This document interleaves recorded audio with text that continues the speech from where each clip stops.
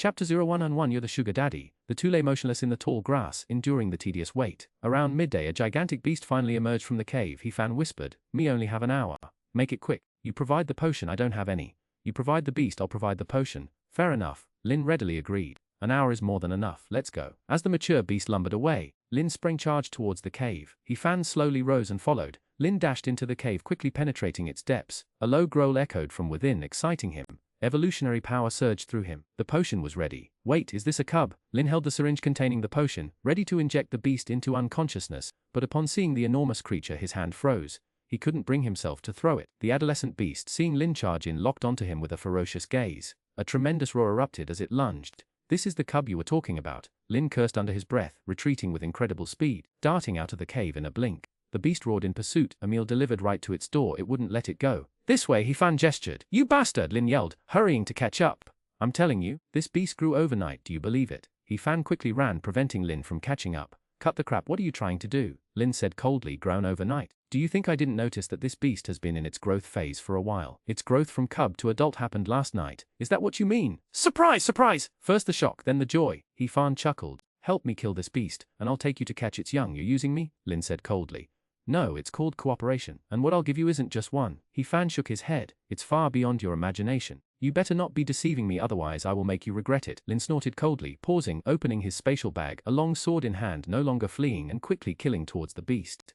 Lin made his move, sword light flashing, the power of evolution shining even brighter under the sun. One sword fell, tearing through the beast's body, spraying a large amount of blood, and inciting the beast's ferocity. Lin's strength was formidable, completely suppressing the growth stage beast. Fan didn't need to make a move at all. That swordsmanship, it's familiar.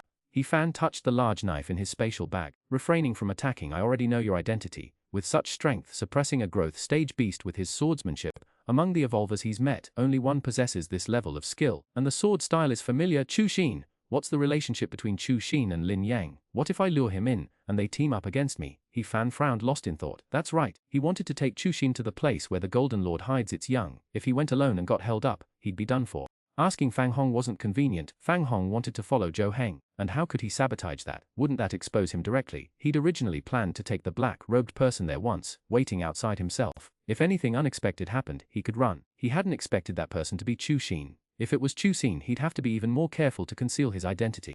Otherwise, once his identity was revealed, Chu Xin would definitely cause him trouble. Wait for Fang Hong to return and get the new scimitar. Fan mused. A higher quality blade would increase his strength by several levels, and coupled with the gene activation method, even if he couldn't win, he could escape. Boom! With a deafening roar, the growth stage beast fell, shaking the ground and sending dust flying. Chu Xin walked over, panting heavily, and said coldly, "When are you taking me to catch the young?" "No rush. The enforcement team closely right now," Fan said calmly. "The enforcement team." Chu Xin was silent for a moment, then said, "Then when?" "Evening," Fan said, pausing before continuing. "You're being watched by the enforcement squad. Do you know that?" "The enforcement squad is watching me." Chu Xin's voice was icy. "Do you know who I am?" "I don't know. I've been in the dense forest for the past few days, haven't gone back, and noted some enforcement squad members searching nearby." Fan said calmly. "The enforcement squad is cracking down hard. Some financiers are being targeted." Chu Xin spoke, sitting down beside him. "So what? I just capture and sell the young ones. As long as I don't get exposed, it's fine. I've only just started. I don't even know who the financiers are. What use is there in arresting me?" "You will be exposed." Fan chuckled softly. "Do you think there aren't enforcement squad members sleeping in the wooden house? Can you guarantee you won't be discovered every time you go back?" "I can," Chu Xin said coldly. "After getting involved in this, I also worried about this problem, so I'm very careful when I go back. Even the most careful person will make mistakes," Fan said coldly. "I know the enforcement squathards better than you do. Once exposed, you'll be dead for sure, so you don't plan on going back." Chu Xin frowned. "Your idea is good. Earn enough enhancement potions as soon as possible, then take off this black robe, return to my previous life. No one will have any evidence." "What if you encounter enforcement squad members?" Fan asked. "Then I'll just get away," Chu Xin said. "Not kill them," Fan said calmly. "Could it be that the enforcement team stole your beast cub?" Chu Xin's voice trembled. "You wouldn't be taking me to fight the enforcement team, would you?" "No, I was just saying," Fan said. "The enforcement team can't be killed, otherwise it will cause enormous trouble. The Eastern Alliance will have no place for you," Chu Xin said gravely. "If you were to make me attack the enforcement team, that's impossible." "I won't and I wouldn't dare," Fan chuckled dryly. "Wait for my message. Let's leave here first." Fan dragged the growing beast corpse away. "I have something to do. If you don't come," Chu Xin looked at him coldly. "You don't trust me?" Fan snorted coldly, emitting a strange whistling sound. "You're the sponsor?" Chu Xin was dumbfounded. He clearly remembered the sponsor's whistle. The sponsor frequently changed their whistle, and the whistle He Fan had just blown was the new contact method the sponsor had told him. Believe me now, He Fan said indifferently. How could you? Chu Xin was stunned. The investor and I were staking out this place. What kind of game is this? I'll explain everything when I come to see you tonight, He Fan said in a low voice. Okay. Chu Xin nodded, watching He Fan drag away the juvenile beast. He Fan moved far away from Chu Xin, took out pots and pans and began to cook. He hadn't eaten for several days. If he didn't eat something soon he would starve to death. He stewed the juvenile beast over the adult beast meat, totaling 2.2 units. The gene activation method successfully reached play 4. After quickly eating, He Fan was still hungry. His body's data reached 7%, so he stewed the rest of meat. Finally he reached 79%, barely half full. It's time to fool Chun. He Fan contentedly put away his pots and pans and went to meet Chu Xin. Chu Xin had been waiting for a long time. Seeing him arrive, he raised an eyebrow and said, "You can tell me now, of course, let's talk as we walk," He Fan said in a low voice. Chu Xin was puzzled, but thinking of the juvenile beast, he could only follow. Chapter 01 and 2 Put it on. These are our uniforms.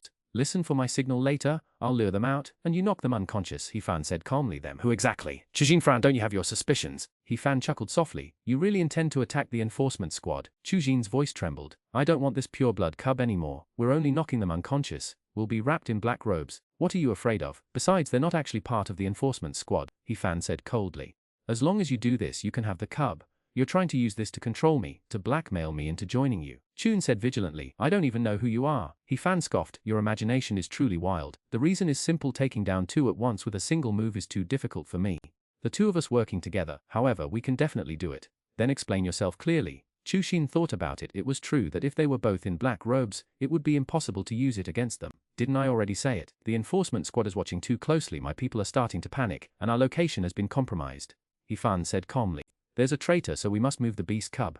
What will you give me? Chu Xin sneered. Why wouldn't I? I'm no ordinary backer. I've been secretly observing them, sent by the higher-ups to monitor them. I'll take action the moment anything unusual happens, He Fan said coldly. If I weren't lacking in strength, I wouldn't need your help. Don't ask why I chose you. I would choose anyone, provided they have the strength and desire to earn enhancement potions. Only people like you wouldn't actively leak secrets, He Fan said. Chu Xin didn't ask any further. In any case, neither of them knew who the other was. All that mattered was pulling off this job. Even if he leaked information, how could he? A secret observer. Who is that person? He Fan led Chu Xin to a location not far from where the young beasts were kept, telling Chu Xin to wait while he went to observe the situation. Once the backer left, He Fan quickly went to find Chu Xin. Let's go. Once we're inside, you act swiftly. Remember, we can't let them escape. Okay, just knock them out, Chu Xin said in a low voice. He Fan nodded slightly, leading him to a thicket. He guided Chu Xin around the traps. Follow me. Seeing He Fan's familiarity with the area, Chu Xin's suspicions lessened somewhat. The covering was lifted, revealing a massive pit. He Fan jumped in without hesitation. Chu Xin closed behind. The pit was tens of meters deep, 10 meters wide, extended over 50 meters. Two figures in black robes guarded an iron cage. He Fan emitted a strange whistle. The two black-robed figures instantly moved. Big brother, you're back so soon. Chu Xin, no longer hesitant, saw the returning pair and instantly moved, blurring into a series of afterimages as he charged forward.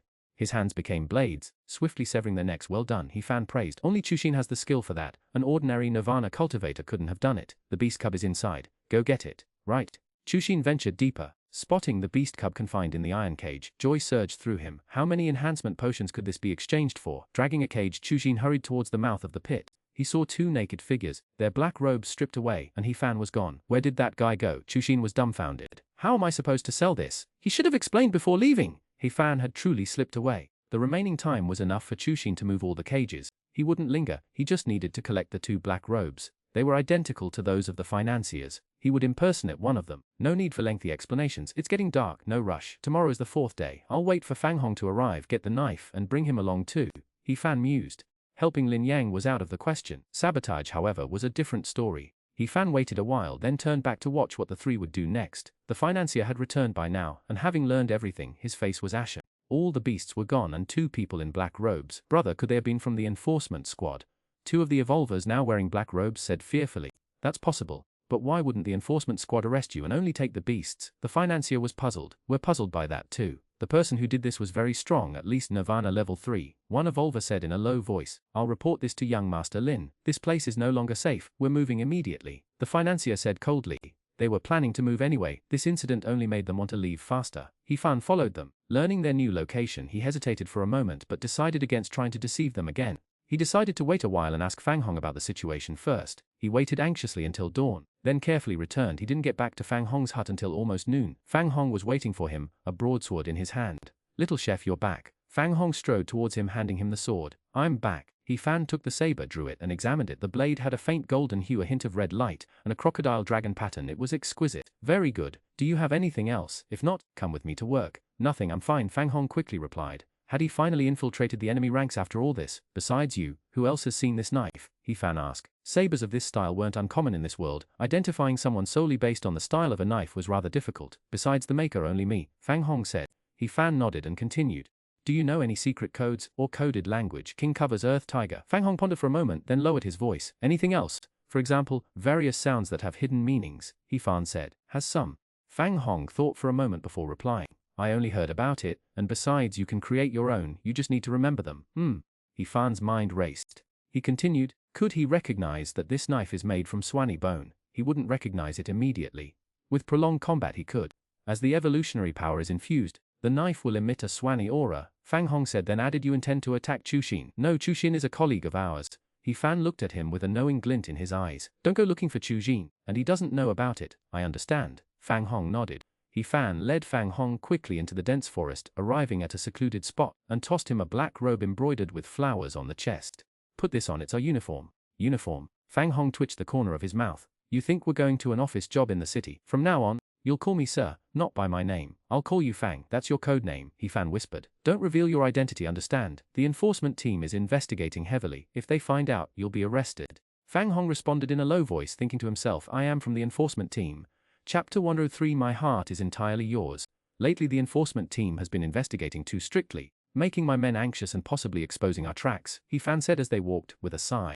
Our mission is to secretly observe and find those people, and kill them after we find them. Fang Hong asked softly. No, we're only responsible for finding them. As for how to deal with them, young Master Lin will make the arrangements.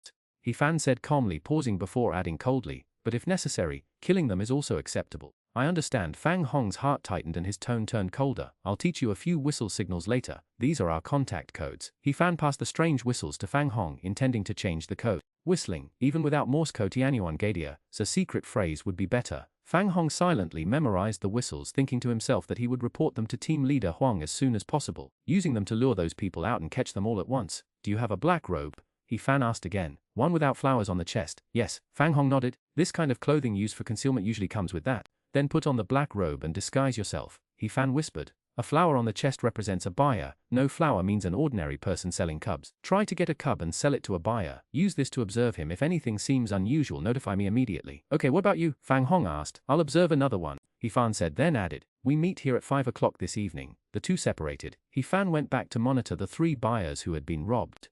The 3 were not hiding in the cave but were watching the dense forest as if waiting for something. Brothers, number 3 just sent a message. Someone sold the beast we lost to him, the buyer said with a grim face. Sold to number 3. Both evolvers were stunned. Who was this person so brazenly disregarding the rules, snatching what was ours and then selling it back to us? I don't know. Number 3 didn't know it belonged to us at the time. He just took it, didn't even pay attention to who it was from.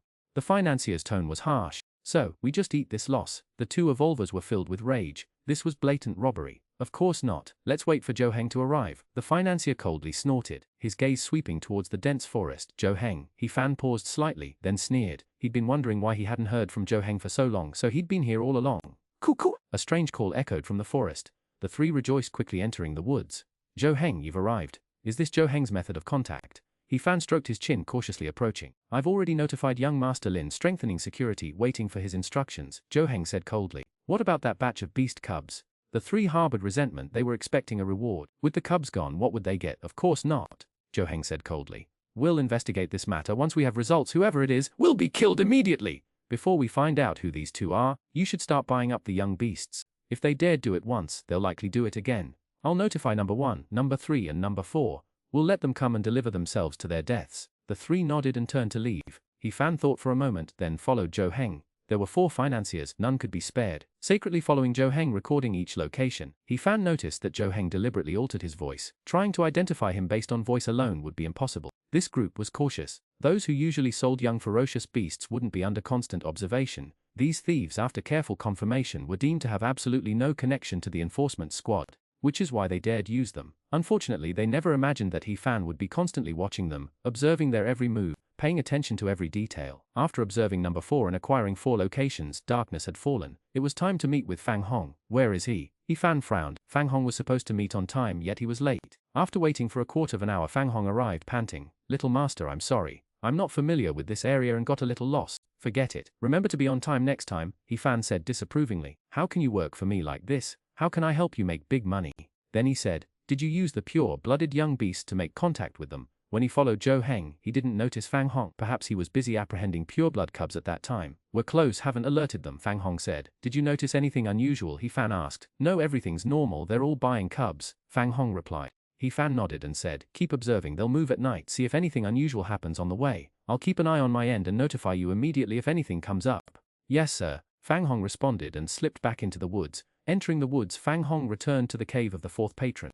As night fell, the fourth patron began to move, and Fang Hong quickly made a mark. "Thank goodness little boss said they would move and asked me to keep watch, otherwise Huang's team would have missed them this time." After making a mark, Fang Hong followed secretly, estimating the time. Huang's team should be arriving soon. He left the marks, they should be able to find them. Not long after Fang Hong left, He Fan followed. He wasn't there to monitor others but to monitor Fang Hong. This was the guy's first time, and he was thinking about working with Zhou Heng. He needed to keep an eye on him and make sure he didn't mess things up. "What's he doing making marks?" He Fan frowned in confusion. Night deepened. 3 figures in black robes transported the beast, Fang Hong following behind to mark their trail. He Fan watched from afar. Aside from the marking, nothing seemed amiss. Wait, was that Lao Hong? He Fan froze. In the distance, in the dense woods, Lao Hong and his men were following the trail. Fang Hong was Lao Hong's man. "Damn it! I trusted you implicitly, and you were an undercover agent! How incredibly coincidental!" I pick a secluded spot to inquire about information, and I run into an undercover agent. Good thing I was cautious and kept my wits about me. Otherwise he'd have sold me out by now.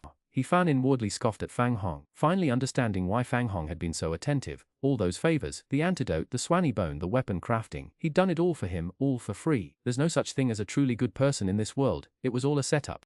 But sending an undercover agent to my side, is the enforcement team out of their minds? He Fan twitched his lips and turned to leave. He was afraid Lao Huang might discover him and arrest him as well. Whether he remained undercover or revealed his identity, Lao Huang wouldn't let him stay here long. Better to leave sooner rather than later. Fang Hong was from the enforcement team. Their sudden raid, could this be an opportunity to stir up some trouble? Should I call Chuxin? He Fan stroked his chin.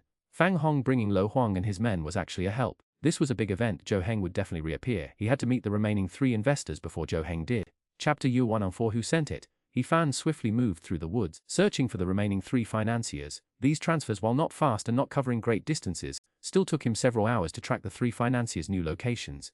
Waiting until the following day. Recalling the time Zhou Heng had arrived the previous day, He Fan went to see the second financier at noon. "Cuckoo!" He activated his evolutionary power mimicking Zhou Heng's voice. The second financier, accompanied by 2 other evolvers, quickly emerged from the cave saying, "Zhou Heng, what brings you here?" "Number 4 has been captured," He Fan said gravely. "What?" The second financier exclaimed in disbelief. "We were so careful, how could we be caught? The code was compromised." He Fan's voice was icy. "And I suspect our own people weren't thoroughly vetted. We need a new code now." "The code," the 2 evolvers said indignantly. "The intruders last time used the code to lure and ambush us. Here are some new codes. Memorize them carefully," He Fan whispered. "The Emperor covers the earth. The chick stews the mushroom. Golden fried rice. 10,000 worth 30,000. Hen stews turtle. This cannot be done. Boiled grey. 1,000 miles of diarrhea. 3 people. This code sounds like a menu!" Boiled little grey supposed to mean, "From now on, our code phrase will be spicy crayfish," He Fan said gravely. "So the code phrase is food?" The 3 of them stared blankly. "What kind of ridiculous code is this? Just how hungry is Lin Xiao? It is food, we'll just use dishes, who's going to pay attention?" The old code was too conspicuous. Remember this, the old code was leaked. The enforcement squad might use it to get close to us. "Lure us out, if you hear it move immediately," He Fan said gravely. "As a chef, if my code phrase isn't a dish, I'd be insulting my profession." "Understood." The 3 of them took a deep breath and replied. "I'll go find number 1 and number 3. He Fan turned and left. Number 4 is captured, but things haven't escalated yet. If it had, Zhou Heng would have already arrived. He Fan pondered. Now that I've updated my information, I'll see what happens when Zhou Heng shows up. Having updated number 1 and number 3, He Fan then went to find Fang Hong. Fang Hong lay hidden in the weeds. He Fan stepped down, his brow furrowing. Something was beneath his feet, a powder like dirt. If not for his heightened senses, he would have mistaken it for crumbled earth. He Fan pointed in a direction, stepping onto the soil. "That's where 3 is located. Go find them. They plan to move during the day this time. Keep a close eye on them and don't lose them." "You can count on me, sir," Fang Hong quickly assured him. 4 was apprehended. "Did you discover anything last night?" He Fan asked. "One of them leaked information. They were very well hidden. I didn't notice them before." Fang Hong said apologetically. "My apologies, sir. I failed to do my job properly. If they want to know about that, let them go ask Huang and the other 3. Fang Hong sneered inwardly. "I'll just let them take the fall. Keep up the good work," He Fan said, patting him on the shoulder before turning and leaving. He'd only asked casually, he wasn't genuinely pressing for answers. As soon as He Fan left, Fang Hong pulled out a small vial. A tiny, rice grain-sized robotic insect emerged, spreading its wings to follow He Fan. Arriving near the second financier's hideout, he used his evolved power to shake off the loose dirt, revealing the rice grain-sized robotic insect as a tracking device. Hide it first and see if the enforcement team shows up. He Fan quickly disappeared into the dense forest. If it were Fang Hong, he wouldn't let the third sponsor get hurt either. Otherwise, letting him see one after another getting hurt would be like telling him there's a problem with himself. He Fan watched from a distance until around 3 or 4 in the afternoon when the enforcement team finally arrived. Old Huang and his 3 familiar colleagues. It cuts off here. Did they discover something? Old Huang picked up the machine insect, his brows furrowed. Team leader Huang, what do we do now? Xiao Lu asked. It cuts off here, but the machine insect wasn't destroyed. Did the other party not discover the tracking? Old Huang's brow remained furrowed. After a moment of thought, he said, let's try using their code first. Ku. As soon as Old Huang finished speaking, Xiao Lu sent out the contact code. Silence descended on the surroundings. The faces of the 3 hidden in the underground pit changed. The enforcement team. I'm wondering if the person who contacted us before might be a problem, one of the evolvers said in a low voice. Let's change the code. If it's the person who robbed the beast cubs, he should know it too. Should we go out? What do we do now? Another evolver frowned. This is tricky. What if they really changed the code? Why didn't we think of this before? We should have made the other party reveal their face to verify their identity. Ku. The signal came again. The 3 hesitated, Lao Huang and the others disappointed. It seemed the location was wrong, the trail broken. They decided to leave and wait for Fang Hong's message. Lao Huang and the others waited a while longer, but no one emerged. They had to give up and leave. Ku. They hadn't gone far when the signal sounded again from the dense forest. Lo Huang and the other 3 exchanged glances. Who sent it? Chase! The 4 quickly turned and headed towards the source of the sound. It's calling again. Let's go check it out carefully. It shouldn't be a problem, right? If there really is a problem, we immediately retreat. We'll leave the cubs behind, said one of the evolvers. With the potions we have, as long as we're not too close, a full speed escape shouldn't be a problem, another evolver added. Number 2 sponsor gritted his teeth and stepped out. Ku. Outside, the coded signal continued to sound. A figure in a black robe waited, growing increasingly impatient. What was going on? Before, the signal had been answered instantly. Now several calls had been made, yet still no one appeared. He Fan lay hidden in the grass watching Zhou Heng, who was gurgling in the distance, and then glancing at Lao Huang and the other 3 who were hurrying towards them. He silently mourned for him. Finally they emerged. 3 figures appeared. Zhou Heng was overjoyed and hurried towards them. Number 2. Run. The 3 looked up, their eyes filled with panic. The code couldn't be trusted anymore. A new one was needed. They had been foolish to doubt it before. The 3 immediately downed a vial of potion and ran. What are you running for? Zhou Heng didn't finish his sentence. A cold glint flashed, and 3 more figures rapidly gave chase. Stop immediately, or we won't be responsible for any accidental injuries. The enforcement squad. Zhou Heng watched the 3 figures chase after them, then turned abruptly, seeing Lao Wang's sneering face. What? Zhou Heng, how are you here? Zhou Heng was stunned. How are you here? And you were so well hidden I didn't even notice you. Come back to the station with me, and you'll understand. Lao Huang sneered, his long sword flashing with golden light as it descended. Think you can catch me? You're not quite ready. Zhou Heng sneered, his sword flashing as he swept it out. Clang. 2 swords collided. Zhou Heng's arm trembled, his long sword nearly flying from his hand. He staggered back, tossed a potion into his mouth, his speed suddenly surging as he plunged into the dense forest. Seeing this, He Fan leaped, following him into the woods. He intended to deliver a crushing blow to Zhou Heng. You can't escape. Lao Wang roared, his sword flashing in 1,000 beams of light cascading down as he pursued Zhou Heng relentlessly. Chapter 5. You've been abandoned. Long swords clashed, the light of the blades blinding. Surrounding weeds were pulverized into dust by the shockwaves of the sword energy. Zhou Heng, a hardened warrior himself, endured a blow from Lao Huang. Using the force to launch himself deeper into the forest, he swallowed another potion and fled frantically, avoiding direct confrontation with Lao Huang. Blood dripped from his wounds, but Zhou Heng remained silent, his movements swift and desperate through the undergrowth. Lao Huang pursued him relentlessly. Compared to yesterday's trio, Zhou Heng was the true prize. If they captured Zhou Heng this time and managed to pry open his mouth, many of Lin Yang and Chen Shan's secrets would inevitably be revealed. But Zhou Heng's potions clearly exceeded Lao Huang's expectations. He chugged down 3 or 4 bottles without hesitation. Severely wounded. How long can you hold on, Zhou Heng? Come back to the enforcement bureau with me.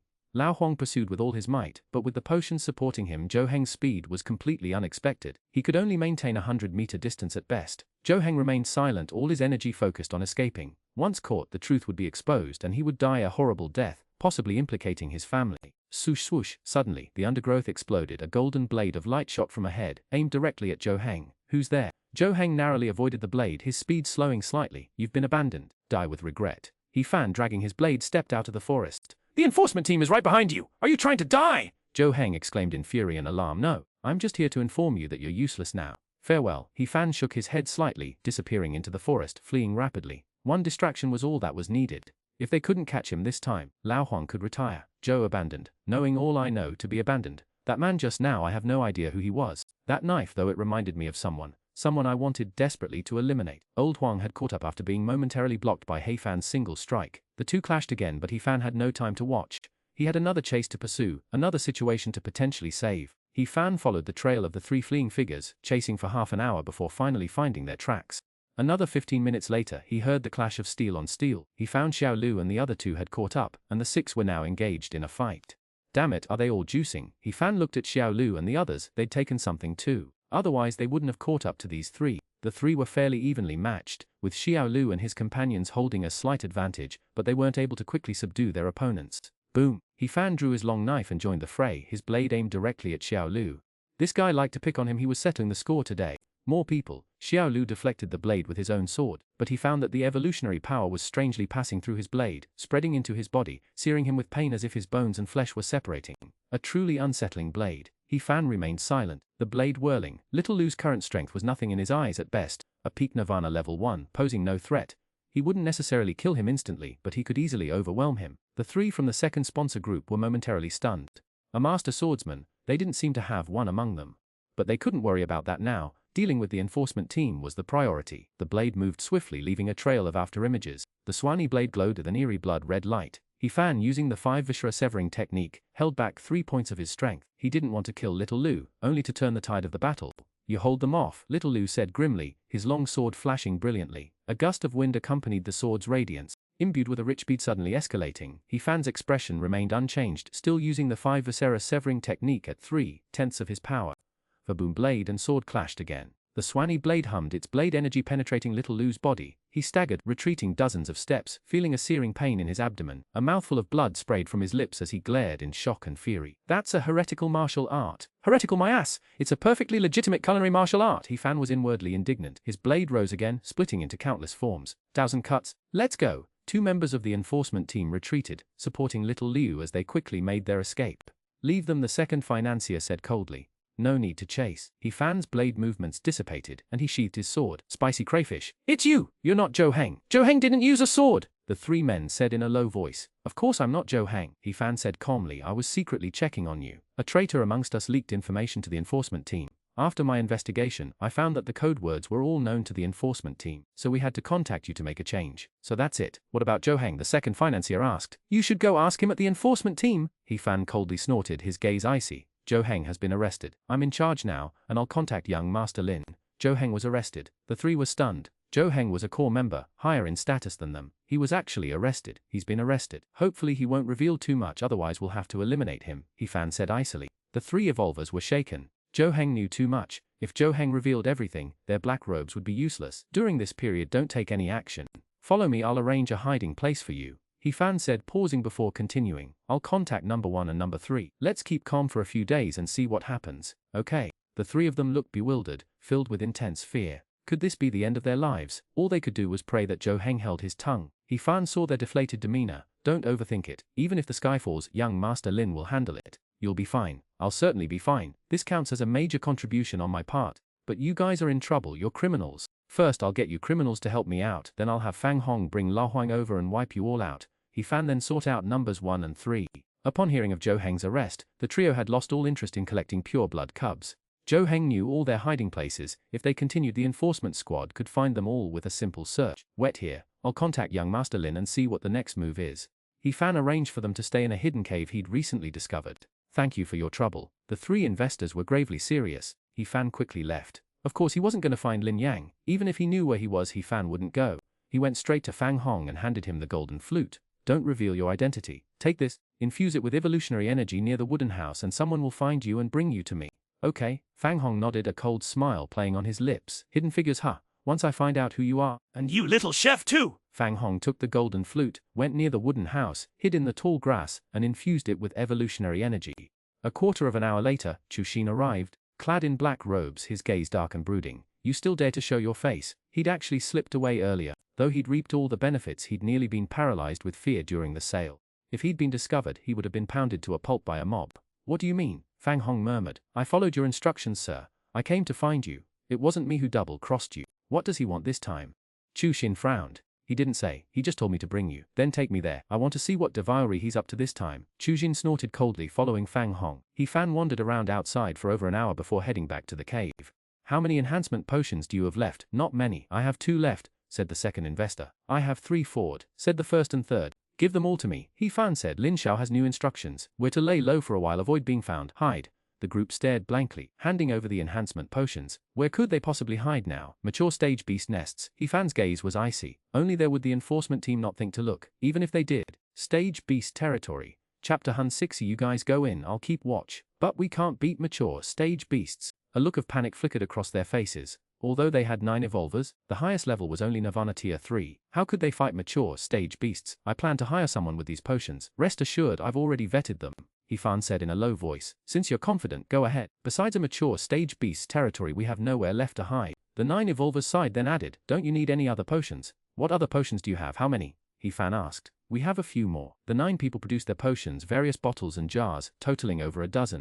They had different effects: healing, speed enhancement, potential boosting, and detoxification. Damn, they're rich, He Fan thought. Looking at the potions, they were mostly plateau gene points while his were all pot for 4. Keep them for now. He Fan pondered, then said, we can't be too greedy. Taking everything at once might be risky. They're already panicked and might have second thoughts. Keeping these potions will give them a better chance of survival. Did young Master Lin not give you any enhancement potions this time? Investor number 1 asked doubtfully.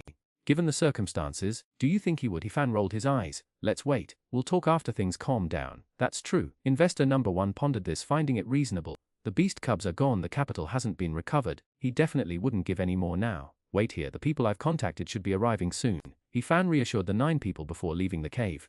Fang Hong had already arrived with Chu Xin. He Fan quickly walked over. We'll meet again. What do you want? More beast cubs? Chu Xin asked coldly. This time we're hunting mature beasts. He Fan said calmly. There was a problem. We didn't discover the traitor in time. And the enforcement squad arrived. We need a new hiding place.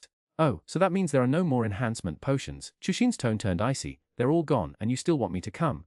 Do you think I work for free? Who says there aren't? 1 bottle. We work together. Kill a mature beast. He Fan produced a vial of enhancement potion. Fang Hong looked at the potion. He already believed He Fan was Lin Yang's man, and now he was even more certain as a big fish as big as Zhou Heng, and absolutely could not be let go. 2 bottles. Chu Xin's gaze was instantly drawn, fixated on the enhancement potions. Framed. I've given you so many benefits and you're still not satisfied. He Fan's tone also turned cold. In business, a steady flow is the key. Today you help us and tomorrow I'll return the favor tenfold. Tomorrow, let the enforcement team have a chat with you. Chu Xin fell silent for a moment, looking at He Fan's unwavering stance before finally saying, 1 bottle then. When do we start? The sooner the better, He Fan said in a low voice. Of course the sooner the better. If we delay, Lin Yang's people will come looking, and who will help me kill the mature ones then? I'll check how many gene points the mature beasts will give. If it's not enough, I'll just take the potion myself. Fang, go to the side for now. He Fan addressed Fang Hong. Okay. Fang Hong obediently moved to the side, keeping an eye on the surroundings. As soon as Fang Hong left, He Fan hurriedly said, several bigwigs are here. Act like nothing happened. Don't mention you're taking the cubs. Chu Xin raised an eyebrow. People's hearts are even more unsettled now. Although they know I'm watching secretly, if they know we did it, their hearts will be completely thrown into chaos, He Fan said. It's best to avoid any more trouble now that we've ruled out any other possibilities. Good, Chu Xin nodded. The previous move was quick. Those financiers don't know who he is, nor do they recognize his martial arts skills. He Fan led Chu Xin into the cave and introduced them to the others. This is someone I've hired. You can call him Lin. This is Fang. This time we're dealing with a mature stage ferocious beast. Its lair is very hidden. Lin will be the main force. We're responsible for containing the beast. He Fan assigned. Good. 9 evolvers nodded. He Fan led them out of the cave towards the mature stage beast's lair. This time he kept a close eye on Fang Hong. This was a hunt for a mature stage beast. He didn't want Lao Hong to come and ruin things. He Fan had long since identified the target mature stage beast. If his team weren't so lacking, he would have even taken them to besiege the peak stage golden peng bird. A beast resembling a Tyrannosaurus rex, its claws razor sharp, its body massive.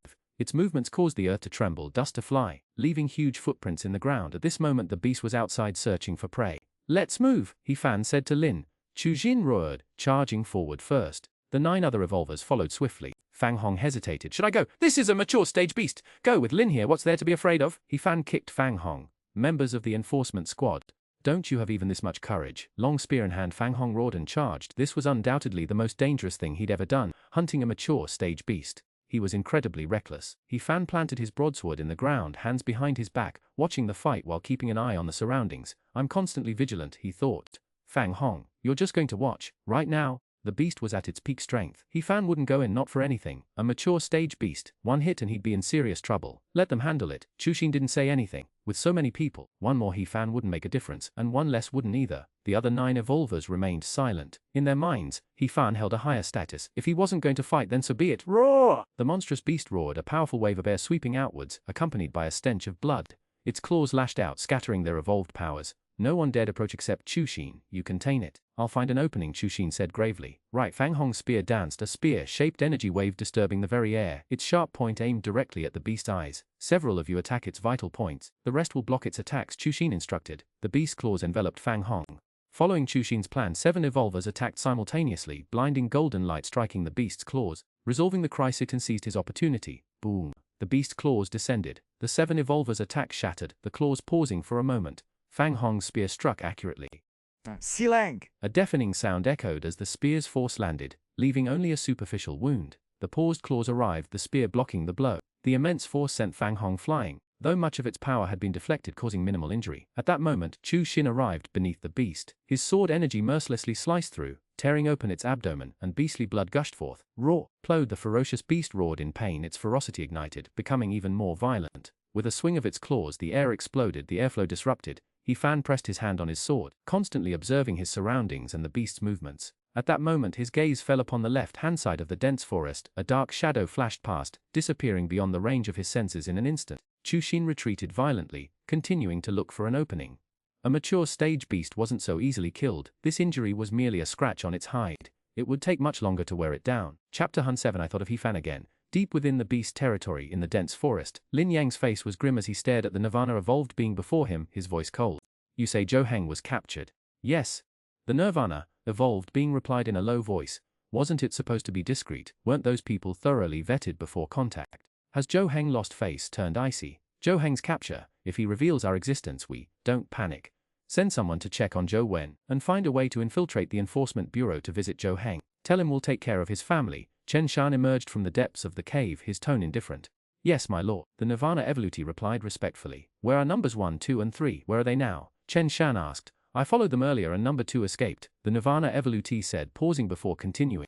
The situation is still under investigation, but I believe we'll have news soon. My lord, we have news of them. A black-robed man ran quickly, panting. My lord, numbers 1, 2 and 3 are currently besieging a mature stage beast. Besieging a mature stage beast. Chen Shan was astonished. With their level of strength, they dare attack a mature stage beast. What are they doing? I don't know yet. There are 3 more people with them. One of them has an extremely keen sense. I couldn't get close. The black-robed man replied. Find out immediately! Contact them using the code words. Instead of properly collecting the young, they're running off to kill mature stage beasts. Who do they think they are? Chen Shan roared. You bunch, a group of Nirvana level 1 and 2, the highest being level 3, going to besiege a mature stage beast. Who the hell gave you the courage? And those 3 extra people, are they numbers 4 and company? Lin Yang asked. 2 are wearing our clothes, 1 is in a regular black robe. We haven't determined their identities yet. The black-robed man was also puzzled. Number 4 was captured, so there should be 3 fewer. Where did these 3 come from? Hurry up and check. Chen Shan waved his hand. What the hell is going on? Number 4 was arrested, and you guys not only didn't collect the cubs but went to ambush mature pureblood ferocious beasts. What were you thinking? On the other side, inside a cave, Xiaolu coughed up blood incessantly. After taking a healing medicine and circulating his evolutionary power, another mouthful of blood spurted out. Xiaolu, take another healing medicine, Old Huang said self-reproachfully, watching Xiaolu, whose face was as pale as paper and constantly vomiting blood. It's my fault. I shouldn't have left you to chase Zhou Heng. Team leader Huang, I'm fine, Xiaolu said, although he had coughed up several mouthfuls of blood. His eyes were bright. That person showed mercy. I only suffered minor injuries, it's just some blood. Don't worry. Who exactly is this person? First they stopped Zhou Heng, a member of the enforcement team said with a gloomy expression, voicing his doubts. This doesn't look like Lin Yang's doing at all. I don't know either. Old Huang was also confused. If it were Lin Yang's people, abandoning Zhou Heng would mean silencing him, but they only stopped him, allowing him to be successfully captured. Then, they stopped Xiaolu and the others, saving the 3 number 2 sponsors. No matter how you look at it, it's abnormal. They severely injured Xiaolu but showed mercy. They could have easily eliminated all 3, yet they showed mercy. Were they afraid to kill members of the enforcement team? Or what? Team leader Huang, Lu Ming is here. A member of the enforcement team walked in from outside leading a young man. Lu Ming, why are you here? Have you checked the special protection area? Old Huang asked. They were monitoring deep inside while Lu Ming was checking near the special protection area.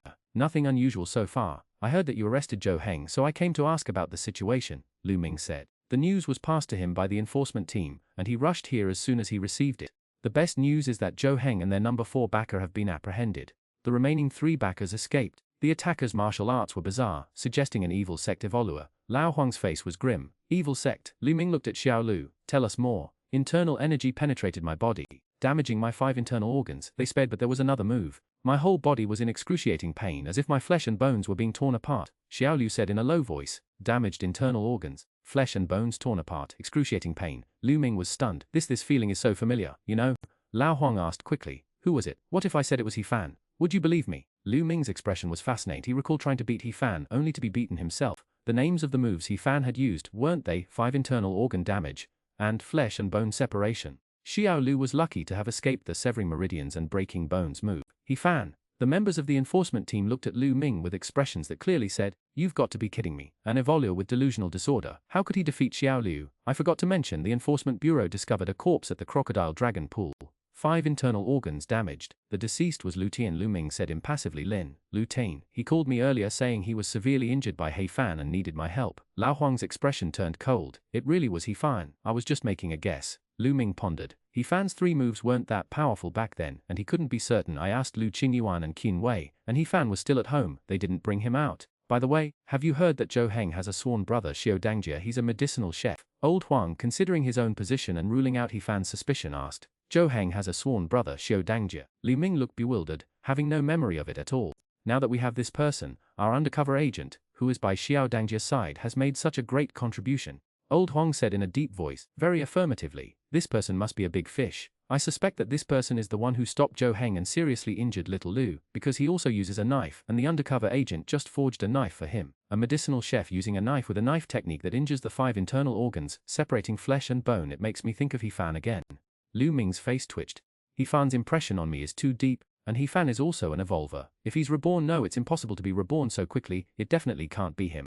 Going round and round, it's He Fan again. Old Huang and the others really want to slap him. What do you keep wanting from He Fan? It absolutely cannot be He Fan, little Lu stated firmly. Who among you doesn't know what He Fan's cooking is like? According to the undercover agent's description, Xiao Dangjie's dishes are praised by everyone and even glow. Don't you have a photo of Xiao Dangjie? A portrait will do. Hearing this, Lu Ming ruled out He Fan's suspicion again. That guy could never make good food. It couldn't be him. No, Xiao Dangjie's sensing ability is very sharp. He can't be approached privately, and it's impossible to secretly take pictures. Old Huang said, then took out a piece of paper. The portrait you wanted. This Lu Ming looked at the portrait on the white paper. What kind of soul artist did they find? Is that even a person on there? Looking at the big nostrils, the big face, the slender body. Not even as big as the head. Your undercover agent, are you sure he wasn't joking with you? Lao Huang and the others turned their heads, too embarrassed to look at the picture. Fang Hong's painting skills were truly appalling, but it was just a strange face. Every other member of the enforcement team recognized it. What could I do? I received a message. Lu Ming was gone, and this portrait. Who am I supposed to find with this? Chapter 1 on AZ.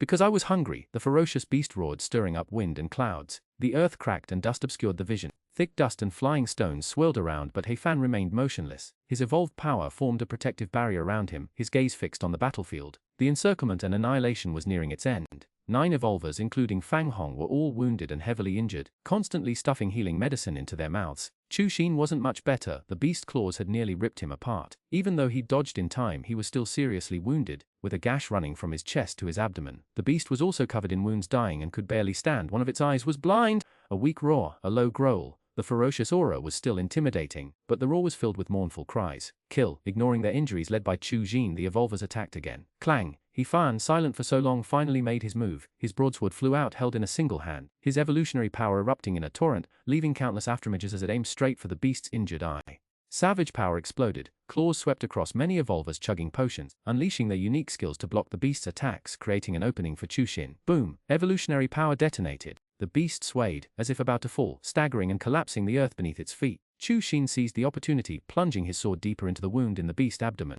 The beast roared again, its strength depleted, its ferocity gone. Peft. He Fan's blade arrived, piercing the beast's body. The power of his evolution, concentrated in a single strike, exploded instantly, transforming into thousands of blade, like energies that drilled into the beast's brain, destroying it.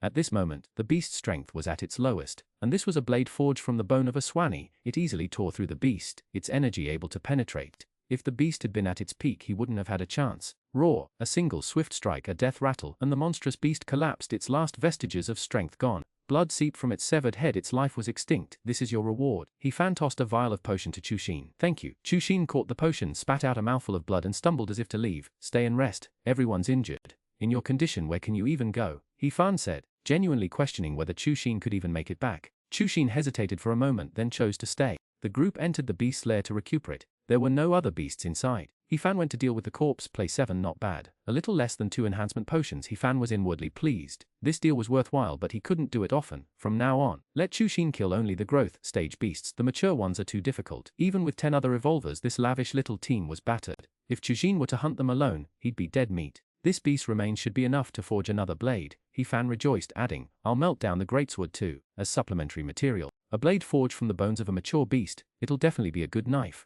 Of course it might not be as good as the Xuanhuan blade. After all, the Xuanhuan is a pure-blooded apex predator. This beast is no comparison. 1 strike to kill, 1 strike to cook. He-Fan mused, a kitchen knife stained with blood, somehow feels off when cooking. With the Xuan Shidao in hand, he quickly dealt with the beast's corpse, taking the opportunity to study its structure and collecting various bones to have Fang Hong forge a weapon for him, a way to earn merit for them both. He cut off a full 3 piece of beast meat, storing the rest. What wouldn't fit was dragged in the cave to be made into jerky. He only started cooking far from the cave. The commotion from his gene activation method was too loud, attracting the beast would reveal his position to Xuanhuan. After the meal was ready, He-Fan returned with the pot. The group of evolvers were famished, and if they hadn't been waiting for him, they would have eaten the beast meat raw. He waited a while after finishing, until the beast shadows from the meat had disappeared, before returning. These shadows persisted for 15 minutes, yielding 5.4 genetic data. Over a dozen people surrounded the food. This was mature beast meat, and after a hard battle everyone was starving. Unfortunately, none ate as fast or with as much appetite as He-Fan, who consumed 2 data points and left, increasing his own data by 1 point, reaching 8%. With the increase in genes, He-Fan's sensing range didn't expand, but its sensitivity within that range increased, becoming much sharper. Let's rest well today. The enforcement team certainly won't expect us here, He-Fan said. Fang Hong sneered inwardly. I'll find an opportunity and let the news out, have Captain Huang bring people here and wipe you all out. Everyone is injured. Those with healing medicine, take it out and treat your wounds, said the second sponsor. Coo. At that moment the call came again from outside. He-Fan's gaze sharpened as he scanned the room. How could this be? How could the enforcement squad have found us? Panic rippled through the group. We've all hidden here, yet the enforcement squad is chasing us. How did they find us? Fang Hong was bewildered. I haven't even notified them. How is this possible? Could there be an informant among us besides myself? Coo. The signal from outside continued. He-Fan calmly said, don't panic, stay calm. I've cleared the battlefield and extinguished the fire. Even the enforcement squad, without knowing the situation, won't dare to enter rashly. The others thought about it. If the enforcement squad saw them surrounding and killing a mature beast, they would have taken advantage of their injuries to subdue them. He-Fan knew they'd been discovered. During the fight, a dark shadow had flashed past. If it was someone from the enforcement squad, Fang Hong was right beside him, and He-Fan had been watching him closely. There was no chance for him to leave a mark. Fang Hong himself was clueless. If it wasn't the enforcement squad, then it had to be Lin Yang's people. Stay calm, I'll go check it out, He-Fan whispered. Don't go! If you go, we'll all be exposed! Several people quickly tried to stop him. Wait here, there's still a sliver of hope. Xuanhuan spoke. He didn't want to be caught either. He just wanted to earn enough for a few enhancement potions. He wasn't part of this group. Waiting here isn't a long-term solution, He-Fan added. We can only buy ourselves some time. I'll go check it out. With my strength and secret techniques, I can hold them off for a while. Furthermore, while they're still unaware that we've changed our signal, we can delay them even longer. Wait for my signal before leaving. But what about you? Several of the second-tier sponsors urged, their hopes now pinned on He-Fan's leadership. I'll be fine, it's just a matter of life or death, as long as you escape. He-Fan said gravely, willing to sacrifice himself for them. The group was moved, wanting to say something, opening their mouths yet falling silent. None of them wanted to die. So let me go with you. Fang Hong spoke up. No need, you were trained by my own hand. I can't let you risk your life! He don't say any more, just wait for my signal. He-Fan stepped out of the cave alone. The coded signal sounded again. A cloaked figure waiting in the dense forest. Stepping into the forest, finding the cloaked figure, before He-Fan could speak, the cloaked figure spoke first. Who are you? Where's number 1 and the others? They're injured, resting in the cave. He-Fan replied, pausing, then adding, I'm someone Zhou Heng secretly cultivated to observe in secret and prevent any problems. Zhou Heng secretly cultivated men, the black rob man questioned. Yes, and it was also me who saved number 2 and the others, He-Fan said. Then who are the other 2, and who are they? Why aren't you collecting pureblood cubs, but instead besieging and killing mature pureblood ferocious beasts here? The black-robed man coldly questioned. Those 2, I invited them to kill ferocious beasts, He-Fan said in a low voice, slowly approaching the black-robed man. As for besieging mature pureblood, it's simply because of what? Because I'm hungry! The moment he got close, He-Fan suddenly exploded. His blade flashed, golden light dazzling, the 5 internal organs severing strike fell. The black-robed man's expression changed drastically, hurriedly raising his sword to block. The bizarre evolutionary power pierced into his body, destroying his internal organs. A mouthful of blood spurted out. Chapter Xuanhuan Nyan Mother Hen Stewed with Soft-Shelled Turtle. Not bad, take another one. 1,000 cuts, 10,000 cuts! He Fan's blade followed closely, the bloody light eerie. His evolved power erupted, but he held back a little. Who are you? The black-robed man's gaze was icy. Severely wounded, now facing imminent danger, He Fan's blade was before him. Pucci, blood sprayed. The black-robed man flew back, his internal energy erupting wildly, as if he were being sliced into pieces, his evolved power frantically working, yet unable to dispel all the energy. Bang! He crashed heavily to the ground. He Fan sheathed his blade and slowly approached the black-robed man, looking down at the dying figure and softly asked, "You?" A mouthful of blood spurted out. The black-robed man's insides were a mess, his entire body aching, his strength gone. He removed his mask, revealing an unfamiliar face. He Fan said calmly, "Zhou Heng has been apprehended, and you are severely wounded. If you tell me, I'll spare your life. If not, you'll have to go first. Kill me then." The cloaked figure spat out blood, his voice icy. "What difference does death make to me now? I can heal you. I have a solution for every technique I know," He Fan said calmly. "Just tell me and I'll help you heal your wounds, and then send me to the Enforcement Bureau." "Who told you I'm from the Enforcement Bureau?" He Fan scoffed, opening his spatial bag and pulling out an ID. "Look at my name. I only have a vendetta against Lin Yang." Good. He Fan crouched down, looking at the cloaked figure like a pile of mud. "Tell me Lin Yang's location. I only have a vendetta against Lin Yang. Your business with the Enforcement Bureau is none of my concern." The cloaked figure remained silent. He Fan continued, "The moment Zhou Heng speaks, Lin Yang is finished. What's the point of clinging to life now? No one will save you. He Fan, you've been following us for so long, you should know the gravity of what we do." "I won't betray young Master Lin," the cloaked figure sneered. "Even if I escape, I'll only live a few more days. If I flee to another city, the Enforcement Bureau will still catch me. So there's no room for negotiation." He Fan's face hardened, thinking of the 9 evolvers in the cave, and to avoid raising suspicion by prolonging this, he struck down with a palm, instantly ending the man's life. He put away his spatial bag, dabbed some blood onto his own cloak and roared, "Mother Hen Stewed Hen and Turtle." Inside the cave, Fang Hong and Xuanhuan were both stunned. What the heck was that? Go! The 3 financiers' eyes flashed. 9 evolvers simultaneously fled. "Why are you running?" Fang Hong and Xuanhuan were dumbfounded. Was this some kind of signal? "It's a code. Stewed hen and turtle. Means this can't be done. Retreat immediately," the second financier explained. The 2 stared blankly. "There's such a bizarre code. When did you guys switch to such a weird code?" No wonder they immediately thought it was the enforcement team when they heard the previous one. "I have to get this information out and figure out their new code." Fang Hong thought, "If I don't figure it out, the next time we exchange codes, it will alert them, giving them time to prepare." A group of people rushed out of the cave, saw He Fan covered in blood, and fled in panic in the opposite direction. "Let's go." The 9 evolvers were moved, even Xuanhuan's eyes were red. He sacrificed himself for them. He Fan watched them escape, secretly following. He couldn't lose these people, his rapid improvement depended on them. As he went, he checked their spatial bags. A total of 3 potions, 1 for healing, 1 for increased speed, and 1 for accelerating evolution. Unfortunately, they hadn't had time to use them before he killed them. He Fan followed them for over 10,000 meters before they finally stopped, secretly watching and waiting without revealing themselves. "If it weren't for the master, we wouldn't have escaped. It's a pity the master Fang Hong sighed, "Little chef, if you'd knelt down, who would I have found to lure out Lin Yang? With the master's strength, he'll be fine." The second financier said in a low voice, "The master's strength is incomparable to ordinary Nirvana-level beings. Only if numerous Nirvana-level beings teamed up. Talking about this is useless now. Let's recover our injuries first," Xuanhuan said indifferently, feeling a pang of annoyance in his heart. "Damn it, I've gotten on a pirate ship. I don't know when I can get off. Now we can only wait," the 3 financiers said in low voices. They didn't know where Lin Yang was. Now that Zhou Heng had been captured and He Fan's fate was unknown, they could only wait for Lin Yang to find them. "Is everyone alright?" After watching for so long, He Fan emerged from the shadows, sat down against a large tree. "Master, you're back!" Fang Hong rejoiced. "You're really the master." The 9 evolvers were now suspicious. "Spicy crayfish?" He Fan said calmly. The 9 evolvers finally relaxed. This password had just been changed and only they knew it.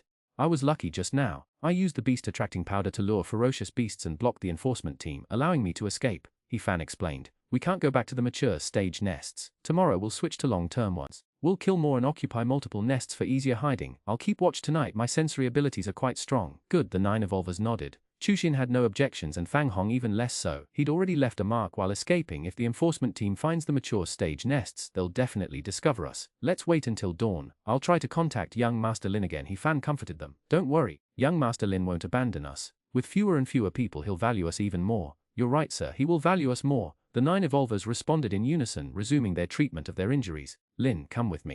Xuanhuan, puzzled, stood up and followed him to the side.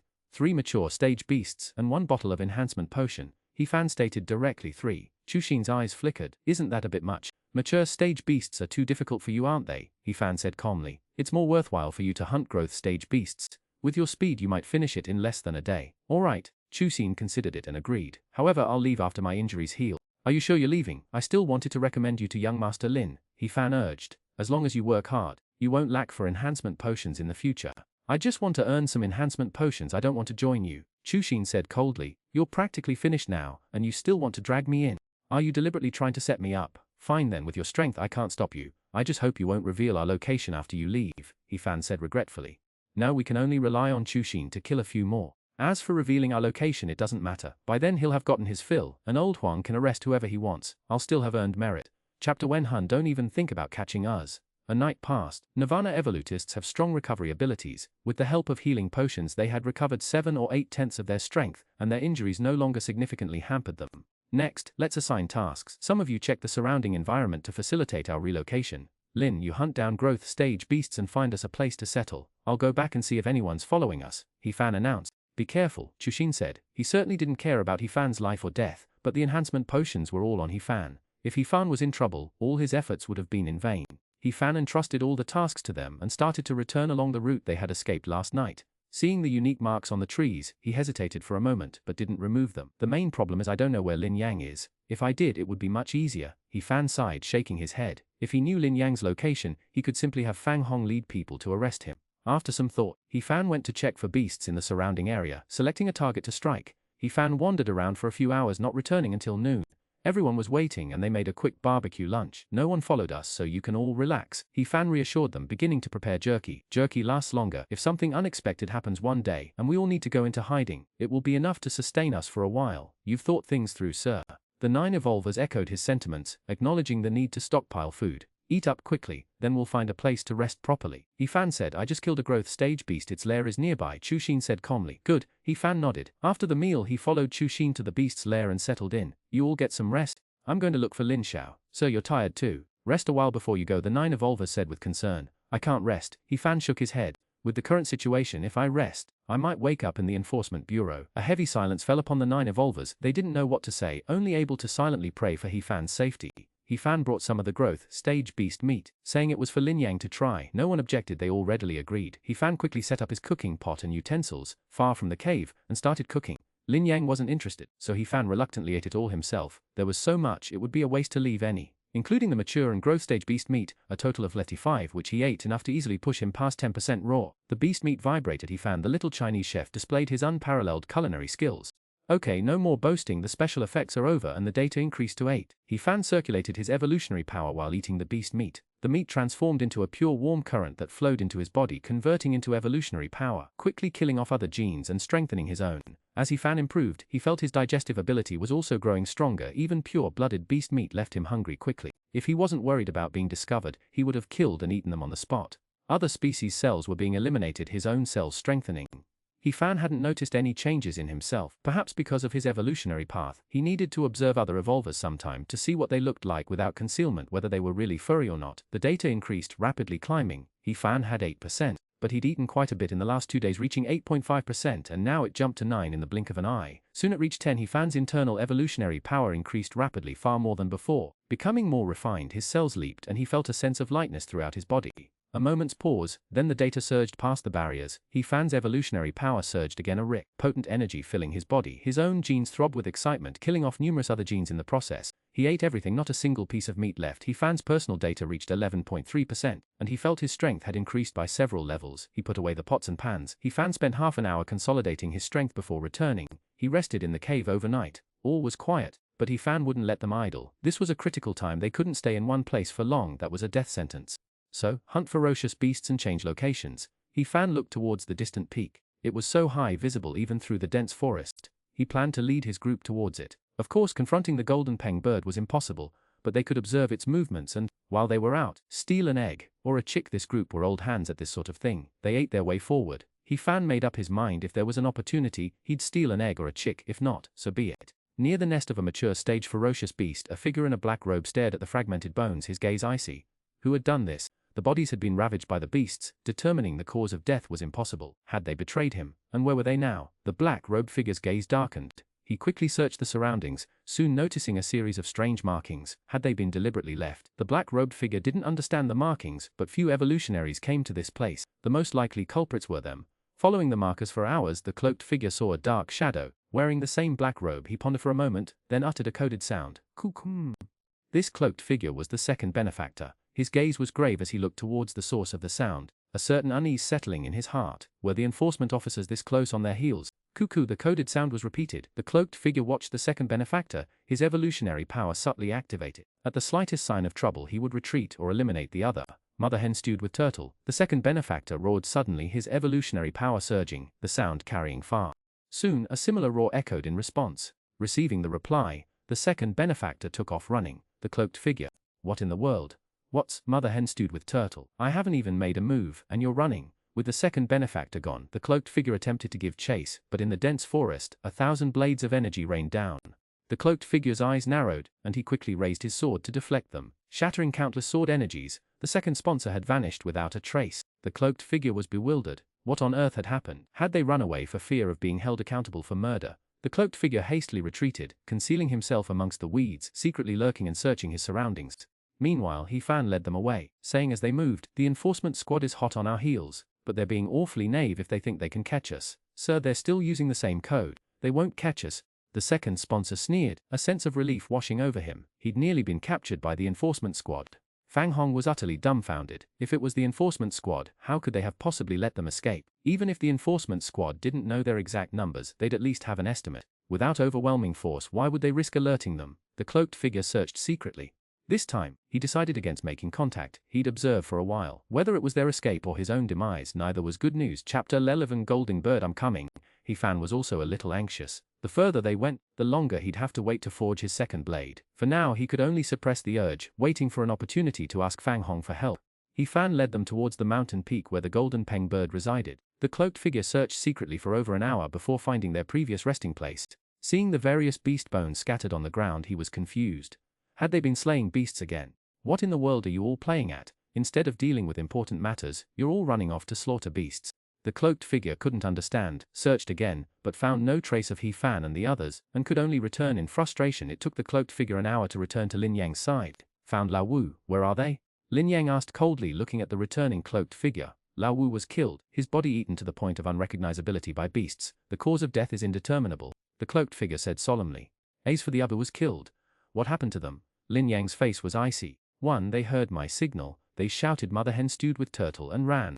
The cloaked figure truthfully replied. Lin Yang, are you sure you're not joking? They heard your signal, shouted Mother hen stewed with turtle and then ran off. What were they doing? Lin Yang took a deep breath, temporarily ignoring the absurdity. I found their previous resting place. Various different beast bones. They killed a lot of beasts. Judging by the hardness of the bones, I suspect they were all purebreds, at least in their growth stages. The cloaked figure was also bewildered. This is what I found. I can't just make things up, can I? Killing another beast. Lin Yang was stunned. What were these people doing? Were they only killing mature or growing beasts? When did they develop such high awareness? Lin Yang was also puzzled and very confused. Do you know where that group of people are? Lin Yang frowned and asked. No, they had already moved when I returned. To find them again we must reinvestigate, and we can't alarm them. The black-robed man replied. This might take some time. Take your time. You must find them. Once you do, don't alarm them. Find a way to send back information, Lin Yang said coldly. I want to see what they're up to. Yes. The black-robed man responded, then added, Master Lin, while searching for them, I discovered a special marking. See if you recognize it. The black-robed man drew the marking on the ground. Lin Yang glanced at it and shook his head, indicating he didn't know it. The enforcement team has many types of markings. This secret mission certainly wouldn't use previously used markings otherwise. Wouldn't that tell outsiders that the enforcement team had arrived? Pay attention to whether it's a route marker or if a new force is involved, Lin Yang said coldly. Yes, I'll go now.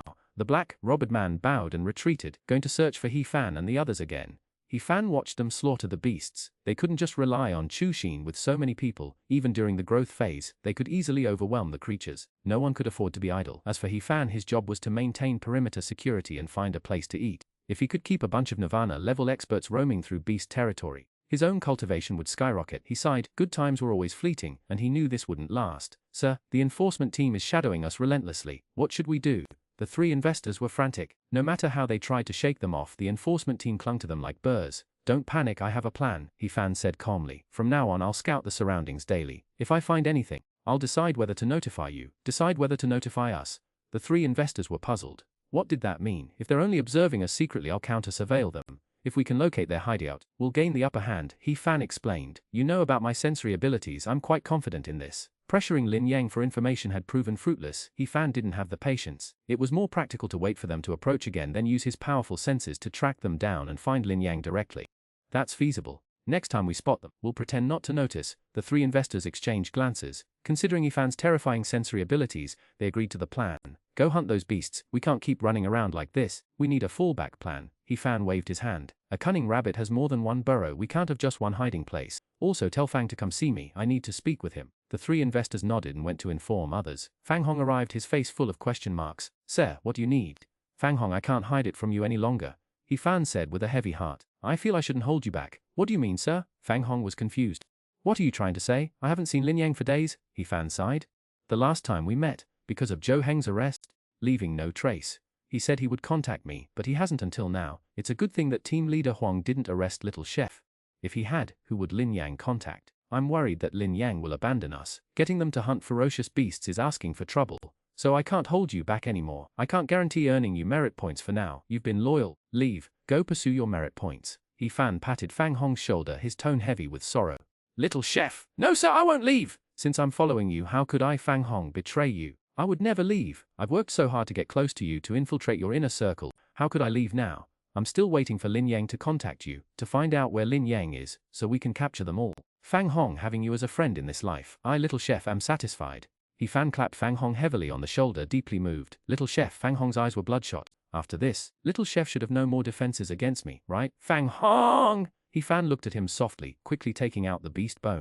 Help me forge another knife, melt this one and add it in. No problem. Fang Hong quickly agreed. This was a good chance to escape and also a chance to report to team leader Huang. Let's hold off for now, wait for Lin Yang to catch up. Let's go immediately. Our contact code is, He Fan whispered. I'll also leave these markings. Follow them to find us. Remember, don't reveal yourselves. He Fan felt it was time to send Fang Hong to send a message. They couldn't stay here forever without contacting old Huang. Otherwise old Huang might think Fang Hong was dead and bring the whole team here, wiping them all out. Lin Yang doesn't know the situation. Let's stabilize older's side first, then take them and go wild. Golden Peng bird, whether it's eggs or chicks, I am here! Fang Hong left with the beast bone to forge the second knife and report the news. He Fan led them to continue their relocation, approaching the Golden Peng bird peak. Chapter Xuanhuan 2. These people have gone mad. With Fang Hong gone, He Fan felt much less constrained and immediately led his team to hunt ferocious beasts, steadily moving towards the mountain peak where the Golden Peng bird resided. The eggs or young of a peak period pure blood dominant beast would certainly be delicious. Every night, He Fan checked the surroundings for any approaching presence. Under the pretext of reconnaissance and visiting Lin Yang, He Fan cooked every day, rapidly increasing his genetic data. In just 3 days it reached 18%, but he himself showed little change. However, his knife skills and secret eye technique improved rapidly. He was responsible for processing the corpses of these pure blood ferocious beasts. He could see the structure of any beast he'd hunted, instantly knowing the best place to strike. For those he hadn't hunted, he could still analyze some suitable cutting points based on his experience. His knife skills honed daily, becoming fiercer and more lethal, his mastery growing more refined. Over 3 days, He Fan occasionally sensed someone watching from afar, but the person was cautious, only glancing once before leaving and no longer using coded signals. He Fan wasn't in a hurry. As long as he detected the observer and prevented them from approaching, he'd move his team, denying them the time to attack. The mountain peak where the Golden Peng bird resided was now in sight. He Fan didn't know the bird's exact location. The mountain was steep, Nirvana evolutionists could climb it without issue, but it wasn't ideal for engaging in combat, and it lacked hiding places, making detection easy. He Fan's gaze was calm as he stared at the distant peak. He still had some enhancement potions left, enough to keep Chushin going for a while. These 3 days of the growth period for the ferocious beasts weren't just Chushin hunting, the other evolvers hadn't been idle either. Night fell. This time He Fan didn't cook. He hid near the cave, his sensory ability spreading out, encompassing a radius of 700 meters. Although his range hadn't increased, his sensitivity within those 700 meters was stronger. Unless someone was significantly more powerful than him, he wouldn't miss a single sound or movement. Finally couldn't hold back, He waited until deep into the night, when a figure cloaked in black appeared within his sensory range. It was cautiously crouching in the tall grass, watching the cave entrance. After watching for a while, the cloaked figure slowly rose, attempting to approach before retreating. He had considered He Fan's sensory abilities too acute. If there was no movement here, any further advance would be instantly detected.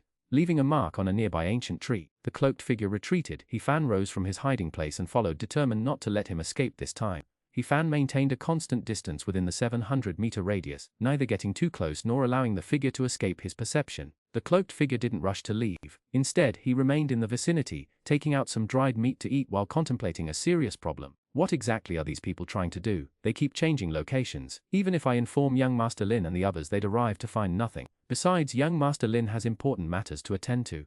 There's no guarantee they can even find that place. The cloakman muttered, chewing on the dried meat, his brow furrowed. Important matters. That place, He Fan spied secretly, his heart filled with confusion. What important matters? Aren't they simply here to hunt ferocious beasts? If we can find that place and get what the evolutionary biologist wants, even if Xuanhuan speaks out, we still have a way out, and we'll have a better life in the future. The cloaked figure muttered to himself. I'll keep watch one more time tomorrow and then report back and see what young Master Lin plans to do. He Fan didn't go back either. He just kept watching until the next morning, when the cloaked figure went to observe again. Seeing them slaughtering ferocious beasts, he went to report the news. The cloaked figures who approached were already scared off by He Fan's sensory abilities and dared not get close. Following secretly, He Fan followed the cloaked figure through the dense forest. It took half a day before the cloaked figure stopped at the foot of a small mountain. Without exchanging passwords, the cloaked figure went straight in. He Fan cautiously followed, his sensory abilities constantly activated. Just as he was about to follow in, several cloaked figures appeared in his senses, and he quickly retreated. Lin Yang should be here, but I don't know if he'll move, He Fan pondered. And what else are they looking for? I'll follow again next time. He Fan didn't wait long before the cloaked figure came out again, returning the same way, still winding around, walking very cautiously. Back at the cave they hadn't moved. The cloaked figure was somewhat bewildered.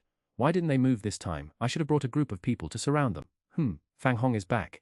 He Fan looked at a tree, where Fang Hong had left a mark. Lao Huang and the others should be arriving soon, right? This time back Fang Hong definitely notified Lao Huang and the others. Now no one knows where Lin Yang is, so we can only keep an eye on him. Besides, even if we knew where Lin Yang was, these people wouldn't let him go. He Fan returned to the cave, where Fang Hong had already returned and was waiting for him inside. Sir. Fang Hong hurried forward. Thank you. Now, let's continue the transfer, He Fan said. I've taken care of one, we can move directly. Chu Xin entered speaking. How long until we stop transferring? Soon, we'll be done transferring very soon. He Fan looked towards the golden peng bird, a flicker of excitement in his eyes.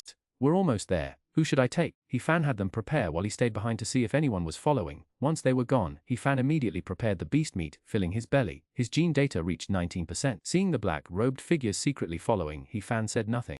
This transfer would take them to the peak near the golden peng bird. He Fan sheathed the Xuanhuan knife. He would use the new knife from now on. The newly forged knife, though slightly inferior to the Xuanhuan knife, was not by much. Its quality was still excellent. He Fan planned to practice dual wielding. A chef who can't wield two knives. What kind of chef is that? The peaks lost in the clouds were too high to see the summit. Upon reaching this place, everyone's expression changed. This was near the golden peng bird's nest. Were we here to be slaughtered? Don't panic, everyone. The golden peng bird is terrifying, but it's terrifying to others as well. As long as we hide ourselves, we'll be fine. He Fan chuckled lightly.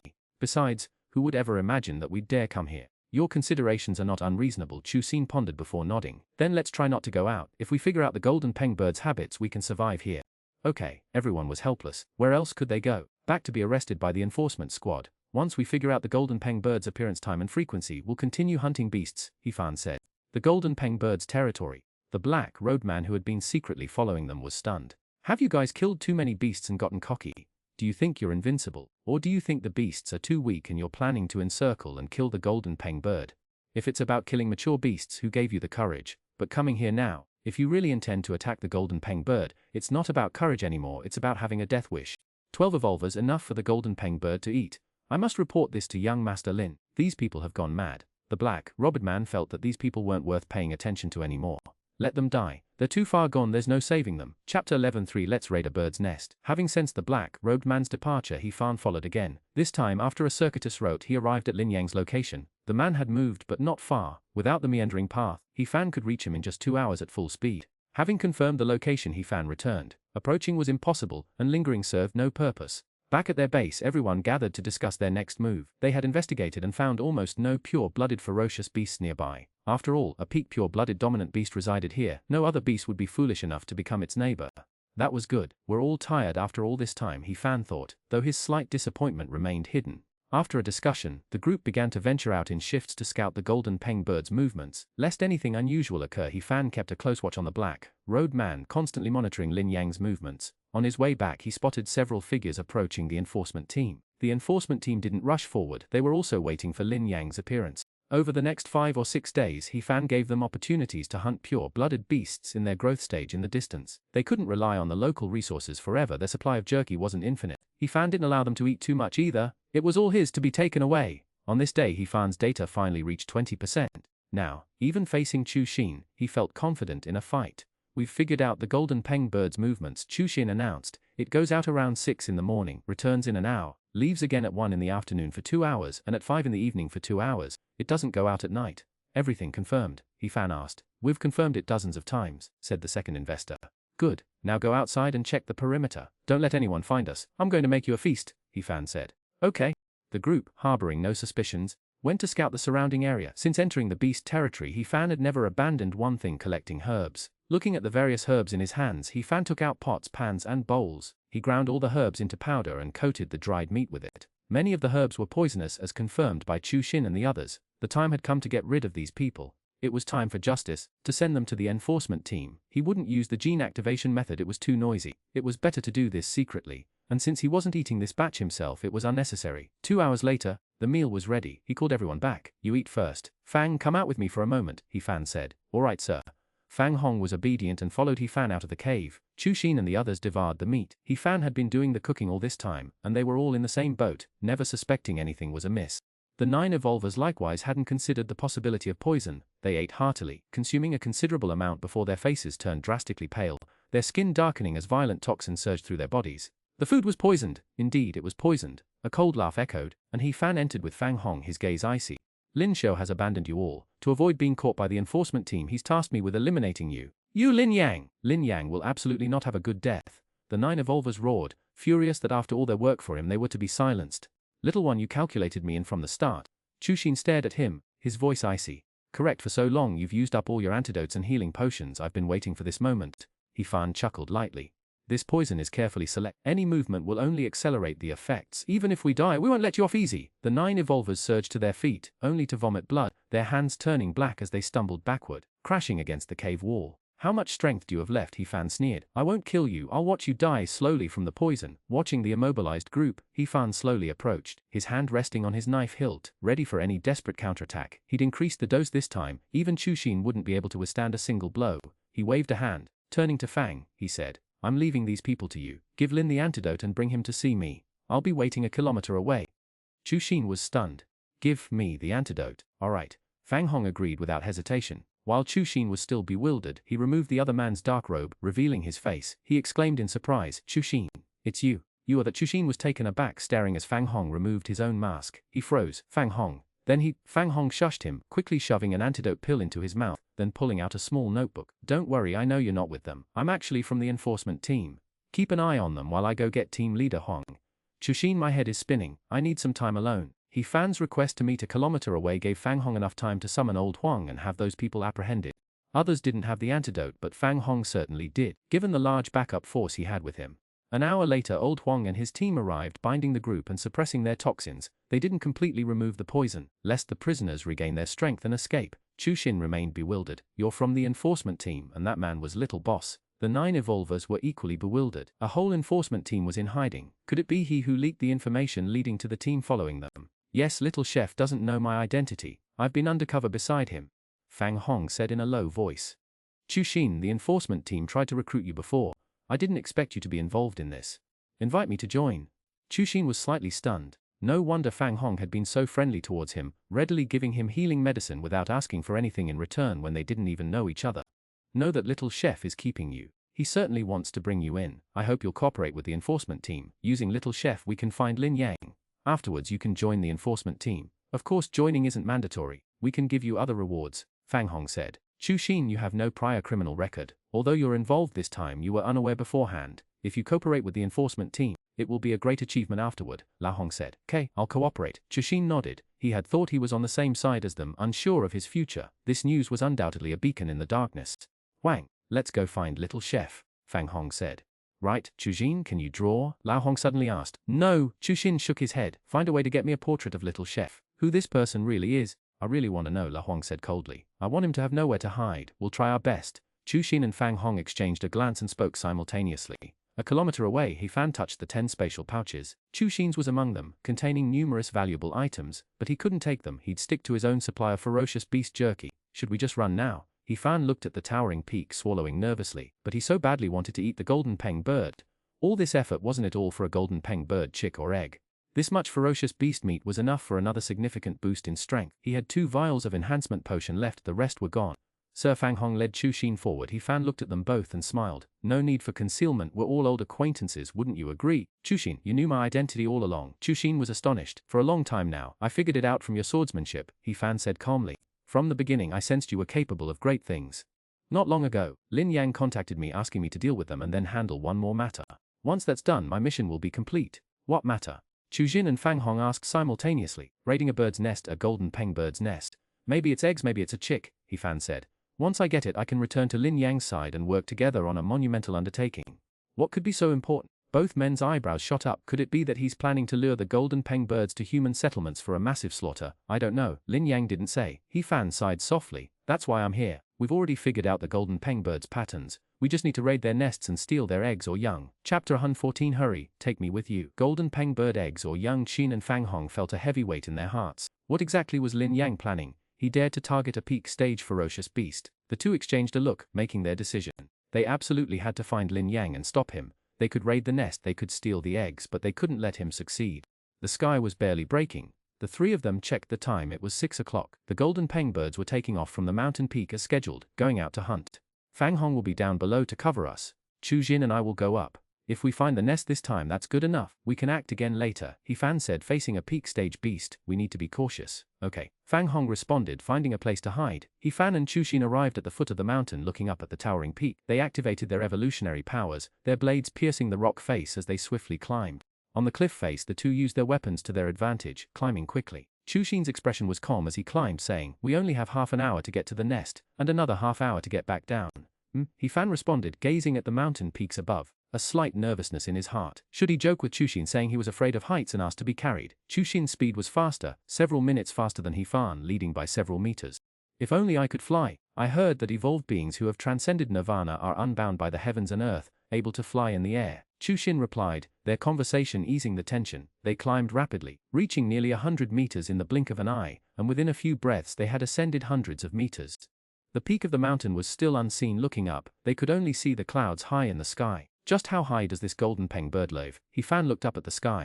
Couldn't this golden peng bird live a little lower? This is such a strenuous effort just to find its nest. After climbing for a quarter of an hour, they didn't know how high they were. The clouds felt within reach. Do you think the golden peng bird's nest might be on the other side of the mountain peak? Chu Xin suddenly said. If that's the case, I'll definitely throw you down. He Fan said fiercely, we've climbed this far, and you tell me that's a possibility. If we can't find it, we'll go down the other side of the mountain peak, Chu Xin said. Good. He Fan nodded and continued climbing. High above, only the wind howled, clouds swirling.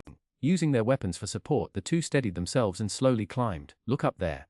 After climbing for a few more minutes, Xin looked up. A 10-meter-long, wide stone platform extended from the cliff face. We still have time, let's go up and take a look. He Fan's heart leaped with joy, and he quickly climbed up. The two accelerated their pace, reaching the bottom of the stone platform in the blink of an eye. After laboriously climbing onto the platform, two oval, golden-yellow eggs half a meter tall appeared in their sight. 2 eggs. He Fan quickly took out his dimensional bag and packed one egg. Chu Xin didn't touch the other one, waiting to pack it himself.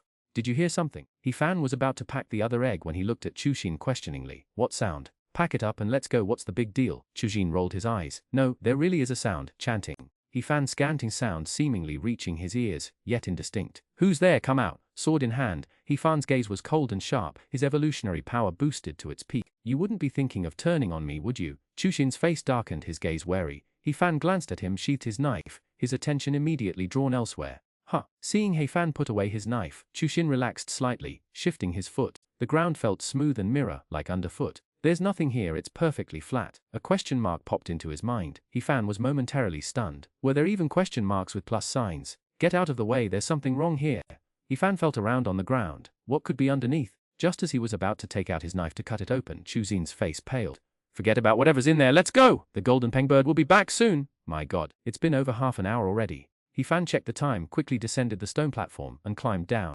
And I forgot about the other egg too. I'll come back for it next time. He Fan felt a pang of regret. What exactly was hidden beneath that stone slab? Let's just run, Chu Xin urged. Do you really have time to worry about what's under that stone slab now? The two of them descended, watching the time. Fang Hong waited below. Lao Hong arrived. He contacted me. What's the big deal? What were they doing? Robbing a bird's nest?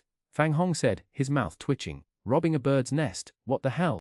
A golden Huang exploded. Damn it, how dare they, going up to rob a golden peng bird's nest? Yes, Fang Hong said expressionlessly, looking at Lao Huang. Team leader Huang, I think following Little Chef is incredibly exciting. First, leading them to encircle and elate a mature stage beast, then leading them to hunt ferocious beasts all the way, and finally coming here to rob a bird's nest. The average person's heart couldn't handle it. I find it thrilling, Lao Hong said hoarsely. I understand. Take care. We're nearby. If the golden peng bird really appears, we'll do our best to save you and Chuxin. Thank you, Team Leader Huang. Judging by the time, they should be coming down soon, Fang Hong said, looking at his watch. Lao Huang nodded and quietly retreated. Li, a cry rang out, piercing the clouds, shining with golden light. Void air and a gigantic golden peng bird appeared in the sky. Hurry, hurry! Chuxin's face changed drastically. The golden peng bird is incredibly fast and has sharp eyes. On this mountain peak, we'll never be able to hide from it. 300 meters left, let's just jump, Chuxin said again, drawing his long sword. Thousands of sword energies erupted, smashing into the mountain wall below, carving out pits. Using Li descended, his sword rapidly piercing the rock face to steady himself. That's a good idea. He fan-wielded both his blades, plunging one into the mountain wall to steady himself, while the other gathered blade energy embedding itself within the rock. Thousands of cuts. The blade energy disappeared into the mountain, everything fell silent. Just as Chuxin felt puzzled, he saw countless sword energies shooting out from the mountain wall beneath He Fan. Parts of the wall turned to dust, revealing numerous protrusions. I'll go first. He Fan stepped onto the protrusions and rapidly descended. Chuxin, what kind of demonic techniques are those? Can you take me with you? Were they specially created for egg stealing? Ali, the cry rose again. The golden peng bird's eyes shone with golden light, locking onto the two. He Fan was descending quickly, but the golden peng bird was even faster. Even with He Fan's eyesight, he could barely see its trajectory. In the blink of an eye, it covered thousands of meters. Hurry, take me with you! Chuxin hurriedly shouted. 1,000 cuts. He Fan made another cut, paving the way for Chuxin's continued progress. The golden peng bird returned. Fang Hong watched the two on the mountain peak, then looked at the approaching golden peng bird in the sky, his heart tightening with worry for their safety. The golden peng bird drew closer, and the two felt a surge of anxiety, their hearts pounding. Caught by that thing, it would be one bite and they'd be gone. The two continued to create footholds. Of the 300-meter distance, only a few dozen meters remained. They glanced at the sky. They could clearly see the golden peng bird's form now, its talons clutching a huge, ferocious beast. 10 meters left, jump, Chuxin said gravely.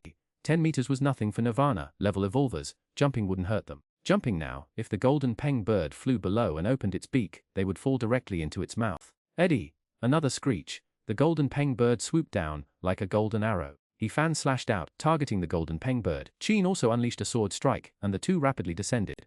Chapter 100 Things I Will Return. A violent explosion rocked the air, dust billowing. Two figures plummeted from the mountain peak. The golden peng bird's beak struck the mountain, which crumbled like tofu, leaving a gaping crater.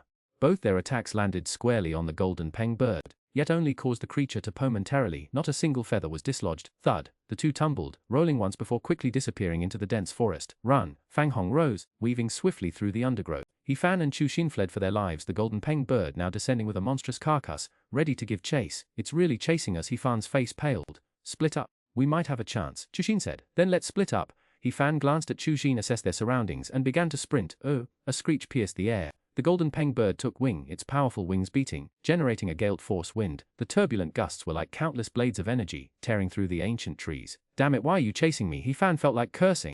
I didn't touch your egg, I swear! You're carrying the scent of a golden peng bird egg, Chuxin shouted in explanation. You set me up, He Fan cursed, realizing why they had split up. The other guy was afraid of being implicated. Chuxin didn't reply, just quickly ran away. The gene activation method, I finally have to use it. He Fan's face darkened. His gene activation method erupted, his genes vibrating violently. From within, his self-gene let out a soul-shaking roar, unleashing a tremendous power that instantly increased his speed several times over. His speed had increased dramatically, but the golden peng bird was too fast. He still couldn't match it. Running like this, he wouldn't escape. The golden peng bird's egg. He Fan thought of the egg, took out his dimensional pouch, and opened it. The golden peng bird egg appeared, and the bird hesitated for a moment, giving him a glimmer of hope. Good thing I kept one, otherwise I'd be done for. He Fan held the egg, the evolutionary power surging within him, causing the golden peng bird's speed to slow considerably. There! He Fan changed course, picking a direction and running for his life. The golden peng bird followed closely behind, but dared not pursue too aggressively, fearing He Fan would destroy. A shrill cry! The cry rang out again, sharp and piercing. He Fan's ears buzzed, and he shook his head, quickly weaving through the trees. His gene activation boosted his speed, but after a while he couldn't maintain it. The genes couldn't provide endless energy. If it lasted too long it would damage his genes, and a single egg wouldn't be enough to compensate. This was a loss. Deep within the forest, in a desperate flight, Chuxin and Fang Hong watched He Fan flee, their faces grave. It's over, the trail is lost. Lin Yang's lead sigh. Fang Hong sighed. That damned Lin Yang! Sending Xiao Dangjia to steal the egg, was it a suicide mission? Chuxin said coldly. Possibly. Let's call it a day and notify Team Huang. Fang Hong shook his head and turned to leave. With the golden peng bird passing overhead, all the ferocious beasts retreated, hiding in their dens, trembling. Facing such a dominant predator, none dared to challenge it. After running for an hour, He Fan's strength was waning, his genes beginning to weaken. He could barely hold on. His senses remained constantly alert, and He Fan felt a growing impatience. Almost there, golden peng bird, if you dare to suddenly accelerate, I'll be taking that egg with me to the grave. Ahead, within a small mountain, several figures in black robes huddled together, conferring. Still haven't found the place. Chen Shan's face was grim. At this rate, if we don't find it soon, none of us will have an easy time of it. My lord, we have a lead, but it's not a good one, a black-robed figure said in a low voice. What lead? Chen Shan pressed. As long as there's a lead, no matter how difficult, we must find that place and obtain what we need. All clues point to the mountain peak where the golden peng bird is located, the black-robed figure replied. The golden peng bird? Lily. At that moment a piercing cry suddenly echoed, sharp as splitting stone. Chen Shan's expression drastically changed. Is that the golden peng bird's cry? My lord, someone has arrived claiming to be an acquaintance of young Master Lin. A black-robed figure quickly approached, whispering. An acquaintance? Lin Yang frowned. I have many acquaintances, but none of them know I'm here. How could take a look? Be careful. That sounded like a golden peng bird. One might have just passed by, Chen Shan said. Lin Yang nodded, rising to his feet and heading outside. Lin Yang quickly exited. Spotting a figure in black robes, he coldly asked, Who are you? It's all my fault. I took your 3 benefactors. It was wrong of me. I'm here to apologize. He Fan panted. Ha. You're the one behind this. Who are you? Lin Yang's eyes narrowed as figures in black robes swiftly surrounded them. I'm Xiao Dangjia. This apology is extremely precious. Keep it safe. He Fan tossed a spatial bag. The spatial bag exploded midair, revealing a giant golden egg. He Fan himself quickly vanished into the crowd of black-robed figures. You're courting death. Golden peng bird. Lin Yang's face changed. This goddamn thing is a golden peng bird. You call this a gift? This is a funeral offering! The golden peng bird appeared, its powerful wind sweeping everything, crushing the vegetation. It looked at the giant egg and then swooped down. Retreat. Lin Yang and his people panicked. This was a peak-conditioned pure-blood golden peng bird, an utterly untouchable existence. Boom! At that moment, the giant egg exploded, showering golden yolk everywhere, coating him from head to toe. The other people in black robes also got splashed to varying degrees. The evolution school taught you to use others as your sword. Today I'll give you a practical lesson. He Fan sneered, picked up a piece of eggshell and quickly disappeared into the forest. Now the golden peng bird's ferocious eyes burned red. Its egg was shattered, broken into many pieces. Seeing Lin Yang and the black-robed men covered in yolk, the golden peng bird went berserk, charging forward, ready to slaughter them all. He Fan slipped away from the chaotic crowd, disappearing into the forest. A wave of fatigue washed over him, a stabbing pain coursing through his genes. He had to leave immediately. These people wouldn't be enough to satisfy its rage. Lin Yang had no interest in who He Fan was anymore. His only concern was how to survive the golden peng bird's rampage. I'll be back! He Fan recklessly shouted before fleeing. Behind him came violent explosions, the earth shaking, waves of golden light surging. He Fan dared not linger, even after stopping the gene activation method. He continued his frantic flight, retracing his steps along the previously cleared route where the danger from beasts was minimal. After running for over 2 hours, He Fan felt he could barely hold on. He collapsed into a mountain cave occupied by a juvenile beast, slumping to the ground and gasping for breath. His cells were depleted. He's quickly pulled out dried meat, lacking the energy to activate his genes. He shoved the jerky into his mouth, fearing he might faint. Piece after piece of jerky replenished his cells, easing the pain somewhat. Only after consuming an entire spatial pouch of beast meat did He Fan feel somewhat better, stabilizing his condition though still weak. Leave, return to the special protection shelter. I won't stay here for now, He Fan thought. He'd regained the ability to defend himself. Continuing the journey was feasible. Stepping out of the cave, He Fan's gaze suddenly sharpened, focusing on the forest ahead. Your keen senses, what tricks will you pull off this time? A black-robed figure emerged, their eyes cold. Luring the golden peng bird, you've got quite the plan. Remove your hood, let me see who you are. I forgot about you lurking in the shadows. Why didn't you go back to help Lin Yang? Is he already dead? He Fan stared coldly at the black-robed figure, the one who had been watching him. He hadn't expected them to follow. Lin Yang won't die, but you will. The tools I prepared to deal with the enforcement team were used on the golden peng bird because of you. You cannot be left alive! The black-robed figure hissed, their eyes filled with murderous intent. Come on, let's see how much you're worth. Golden crimson intertwined, a streak of gold, a layer of blood, red light. The Xuanhuan blade stood beside him, He Fan's gaze icy. Chapter 116. In the dense forest, a black-robed figure drew his long sword, blocking the severely wounded He Fan. Unlike the golden light of ordinary evolvers, this black-robed figure's evolutionary power was a green glow, yet he wasn't a special type of evolver. The black robe burst, revealing a humanoid creature with a scattering of dark hairs on its body before He Fan. Its aura was chilling. Wind scar. The black-robed figure uttered in a low voice, a flash of green light illuminating the air. Only a faint green trace remained, along with a slight breeze. He Fan's heart was filled with suspicion. He drew his blade, sensing a figure like a wisp of wind, instantly covering several meters, the sword's edge radiating fierce sword energy, aimed directly at his throat. Clang! The blade swept upwards, accurately blocking the long sword. A powerful wave of evolutionary power surged. He Fan's body trembled and he retreated several meters. Your strength, how much is left? A sword fell. He Fan's stance unsteady. The black-robed figure sneered, about to attack, when he felt a sharp pain in his wrist as if it were about to break. He hastily circulated his evolutionary power to dispel the internal force. I underestimated you. Your strength is not as strong as I imagined. Just stepped into Nirvana level 2. He Fan sneered, making his calculations. Killing you is enough! The black-robed man coldly snorted. A green glow flashed and tiny green lights appeared in the void. The black-robed man's long sword pierced the green light. His speed suddenly increased, and his sword energy became even sharper. Severing tendons and breaking bones! The Xuanhuan shone with golden light. The black-robed man's trajectory was completely under his control. He brought the broadsword down, colliding again with the black-robed man's long sword. Boom! The power of evolution collided. Sword energy and blade energy scattered, shattering grass and rocks into dust. A powerful force swept through and he Fan spat out a mouthful of blood, his body flying backward. The black-robed man's body trembled, his sword-holding hand covered in blood, his skin showing several cuts. He gloomily said, very strange sword technique. After killing you, I'm afraid I won't be able to keep my hand. Therefore, us going our separate ways is the best choice. He Fan wiped the blood from the corner of his mouth and said, you don't understand the people behind us, evolutionary scientists. Forget about a hand. Even if an entire arm is gone, it can grow back. The broad man sneered. But you must die! He Fan said nothing more, and didn't run. In his current state, if he fled, he might be chased to an unbearable extent. If he encountered a pure-blooded ferocious beast again, he would surely die. He could only kill the man before him and then leave. His mind made up, He Fan pressed forward, his body shifting and dodging. Thousands of blade energies dispersed, enveloping the black-robed man. He used his perception to grasp the black-robed man's movements, trying to avoid them. Ding. The blades clashed repeatedly. He Fan each time made only fleeting contact, avoiding direct confrontation with the black-robed figure. But the figure's speed was increasing, the surrounding green light growing denser, weaving a net that enveloped him. The black-robed figure sneered, a sword stroke cleaving through the black robe, blood flowing. He Fan stumbled. He Fan remained silent, but with every strike of his blade, he infused his opponent's body with evolutionary power. Your energy is weakening. It seems killing you won't even cripple this hand. The black-robed figure scoffed. Golden light illuminated the surrounding void, radiating faint sword energy, forming a dense rain of swords that descended upon him. He Fan's expression changed. A blade's gleam flashed, the image of a fearsome lion was unleashed. 1,000 cuts and slashes manifesting as countless blade rays resisting the sword rain. Paffed, a sharp green spike pierced through instantly.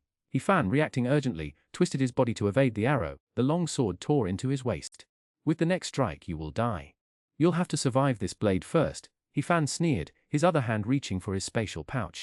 A broadsword appeared, its golden light blinding 3 thin needles hidden within the glow instantly piercing rearward. Yo peft, the blade pierced flesh. The black-robed man startled dodged hastily, only suffering a superficial graze. But 3 thin needles found their mark in the wound. Just as relief washed over him, an unparalleled blade energy surged through his body, targeting his vital organs while a potent poison spread throughout his system. Damn you! He Fan's face darkened, and he spun around, wielding both knives simultaneously. For a chef, proficiency with both hands is a basic requirement. Both blades descended, the 5 vital organs under assault. He Fan's expression was cold. Come on, let's hear some more of your nonsense. The black-robed man's face contorted in horror. He Fan's full-powered strike tore through his vital organs, followed by the 3 poison needles. The black-robed man desperately parried, his internal energy exploding outward in a burst of bloody sputum as the uncanny power of the twin blades pierced him again. Blood sprayed as the black-robed man's vital organs were shredded by the blade energy. His evolutionary power couldn't suppress the force of the 3 strikes. He vomited again, this time expelling a fragment of his shattered internal organs. Evolutionary recovery is powerful, but with your vital organs pulverized and the poison coursing through you, let's see you recover from coldly, his person and blade stained crimson, the Xuanhuan remaining spotless. Those 3 thin needles were Zhou Win's 1-line needles, kept in his collection and never used until now. He'd thought they'd be useless, but he had no choice this time. The black-robed man could no longer speak, his vital organs shattered, his body riddled with poison. Even a level 7 or 8 Nirvana cultivator wouldn't stand a chance. He Fan stood leaning on his blade, now exhausted, his evolutionary power almost depleted, unable to even move. The black-robed man struggled, attempting to open his spatial bag to retrieve healing potions, but the power of the 3 strikes was too bizarre, too brutal, coupled with the potent poison, his evolutionary power couldn't suppress it. Before he could even open the bag, his life ebbed away. He Fan gasped, only relaxing after witnessing the man's death. He circulated his evolutionary technique to recover, stuffing down some dried meat. He admired his own digestive capabilities, what he ate replenished him incredibly quickly. But he couldn't eat much now without a luxurious team to rely on, he had to conserve his supplies. Having recovered some strength, He Fan approached the black-robed man, retrieved the spatial bag, and found several potions including 2 healing potions. He downed them all and continued to circulate his evolutionary technique to heal his wounds. Half an hour later he Fan's injuries stabilized. He then examined the spatial bag, finding within it a sword technique manual, 1 Scar 7 swords. This group actually used a physical book. Did they copy it from the academy? Nowadays who wouldn't download a copy and store it on their wristwatch? This guy used a physical book. Was he afraid some hacker would steal it? I may not know sword techniques, but I can comprehend them and improve my own blade techniques, he Fan thought, knowing his own limitations. His few moves were all self-taught, while brutally effective. Improvement required incorporating more. For instance, the Wind Scar 7 swords involve sensing the power of the wind to enhance speed. If I learn it, my strikes will surely become faster. I need to cultivate speed, precision and power. That's my culinary approach. He Fan collected the spatial bag and left, finding another cave to rest. He only rested for a quarter of an hour before continuing his journey. He dared not linger, fearing pursuit. Until late into the night, He Fan's injuries had healed to about 60%, but the side effects of gene activation hadn't subsided. Coupled with the previous battle and escape, he felt utterly exhausted and ready to sleep. I can't sleep yet. Back to the special permit shelter, get some proper rest. Damn golden peng bird chasing me so relentlessly, he cursed under his breath. This world is far too dangerous for robbing birds' nests. I'll go back again, and get rid of the other egg to get my revenge. Fine. He wanted to know what was hidden in the stone platform. That was a first. Chapter Lesson 7 Swallow Your Pride. He ran continuously, not daring to stop even at night. He knew this area well, and with caution nothing would happen. He returned to the vicinity of the Jiolong River, but didn't dare get close, opting to circle around. Even Fang Hong could infiltrate this place, so there were probably enforcement team members among this group. Carefully bypassing the dense forest, He Fan headed towards the special permit shelter. Once out of the woods, he increased his speed. This was the outer perimeter of the beast territory, populated by mixed blood beasts, a negligible threat to him. Even while heavily injured, he could still stroll through. By the next evening, He Fan reached the vicinity of the special permit shelter. Removing his black robe, he approached the energy shield surrounding the shelter. Boom, the earth trembled, dust billowed, and more than 10 mixed blood beasts charged towards him, their fierce aura causing him to pause. Could the special permit shelter have been breached by beasts? So many beasts daring to come here. Giddy up, giddy up! A crisp voice rang out. He Fan turned his head, his face darkening. A stunningly beautiful woman, wielding a riding crop, sped past on a ferocious beast. If it had been an ordinary beast, there might have been a touch of beauty. But this was anything but beautiful. The wild boar king, Liu Qingyuan. He Fan stared dumbly at the pig-riding beauty. You've got to be kidding me! So many beasts to choose from, and you picked the wild boar king. He Fan, you're back. Liu Qingyuan quickly reined in the wild boar king, her eyes alight with surprise. Seeing the bloodstains and wounds on him, she dismounted. You're injured, get on. He Fan mounted the beast, unable to suppress a sigh. What in the world are you doing? I thought the sanctuary had been overrun by beasts. Didn't you say it yourself? Essential pet care, taking them for a walk, letting them breathe the fresh air, Liu Qingyuan replied. He Fan, so you've been riding the boar king every day, chasing beasts all over the place. I was just joking and you actually believed me!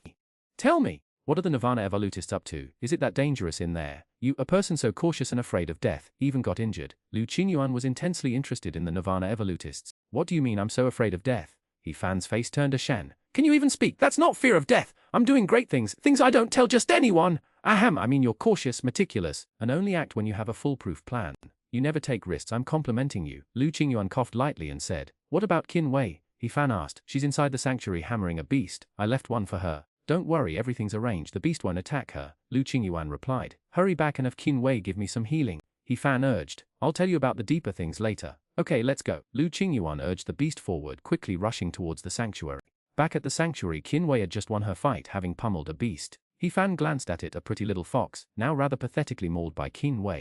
Here's some healing, Qin Wei said. What did you do? You look terrible. I raided a bird's nest, He Fan muttered. Raided a bird's nest. Both women stared, then Liu Qingyuan sighed. Other Nirvana evolved beings, their stories involve slaying pure-blood beasts or at least battling them, win or lose. It's a feat worth mentioning. And you went raiding a bird's nest. I'm so disappointed. With your strength, I could have definitely killed those pure-blood ferocious beasts. Qin Wei looked down on him with disdain. Instead of hunting beasts, you were robbing bird nests. Can you focus on the important points? He Fan rolled his eyes. Don't you think about what kind of bird could injure me like this? I'll sleep for a while and explain everything tomorrow. He Fan asked them to leave, took a shower, and went to bed. He slept until noon the next day, the best sleep he'd had in a long time. He hadn't dared to sleep soundly in the beast territory. Liu Qingyuan and Qin Wei arrived shortly after he woke up. They hadn't gone out that day, curious about the daily activities of Nirvana evolutionists, hoping he would share his experiences. He Fan, you have to tell us about it. Liu Ming came looking for us, asking about your condition. I covered for you. Now that you mention it, I think I should go back. He Fan pondered, then continued. But I can't swallow this.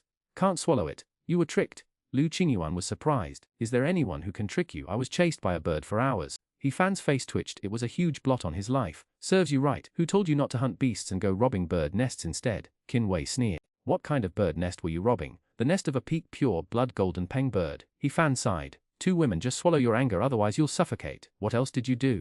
I feel like you did more than that. It's been so long, and with your personality you couldn't have just targeted one bird's nest. Liu Qingyuan's voice trembled slightly. This guy must have caused a huge mess and only ran back because he couldn't stay there anymore. It's no big deal, I just contributed to humanity by killing some pure blood ferocious beasts. He Fan said, then added, I'll cook later. I'll treat you to some pure blood jerky. Killed some pure bloods, and you're treating us. Just how much did you get? Liu Qingyuan asked, surprised by He Fan's unusual generosity, considering his stinginess. I'm in a good mood, He Fan hummed. Being chased by birds and still in a good mood. Liu Qingyuan didn't believe him. Tell me, do you want me to help you? Well, there is a small matter I need your help with, but treating you to pure blood meat is absolutely unrelated. He Fan chuckled dryly. Heh, we're not eating that pure blood meat. Liu Qingyuan and Qin Wei exchanged a glance and shook their heads in unison. 2 meals, He Fan held up 2 fingers, gritting his teeth. Let me think, for someone worth over $1 million, a $2 tip can buy 2 meals. The amount of purebred ferocious beast meat you have is probably terrifying. Liu Qingyuan sneered. Right, just how much did you get?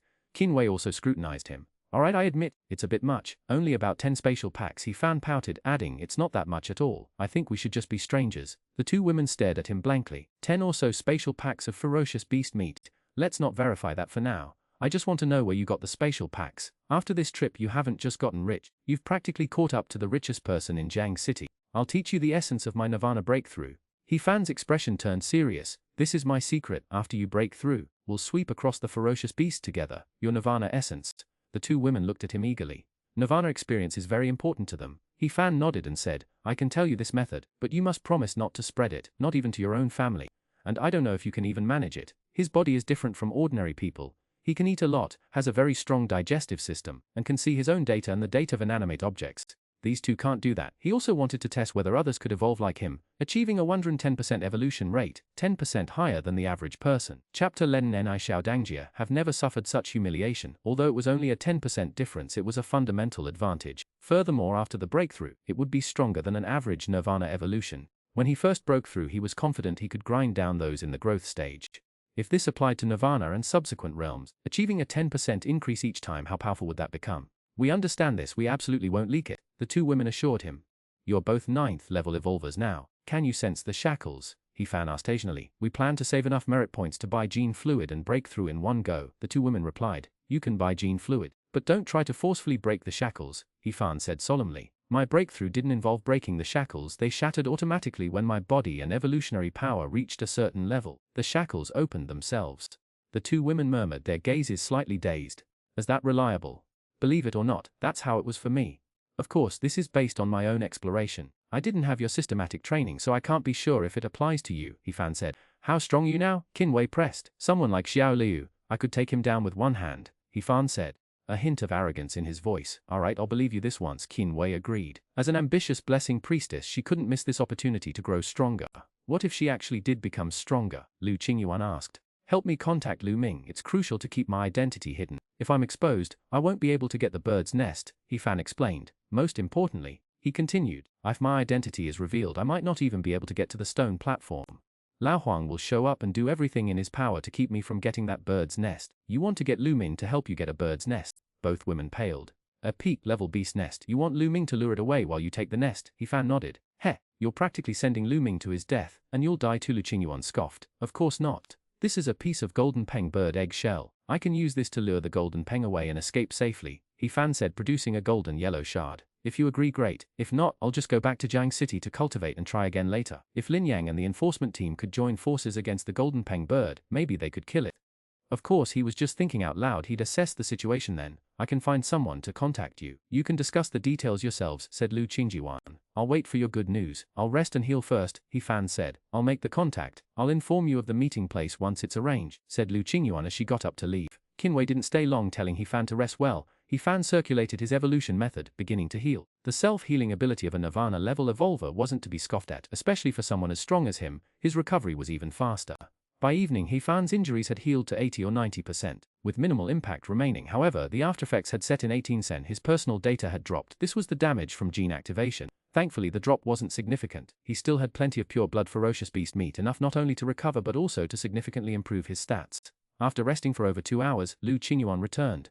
Lu Ming agreed to meet you. I contacted him through a stranger, so he doesn't know it's us. He's arranged to meet at Crocodile Dragon Pond at 5 p.m. this evening. Good, He Fan took out some ferocious beast meat. Here's some for you both to eat. That's all I can spare for now. You can prepare it yourselves. I hope you've improved by the time I get back. I hope you can get back. Liu Qingyuan rolled her eyes.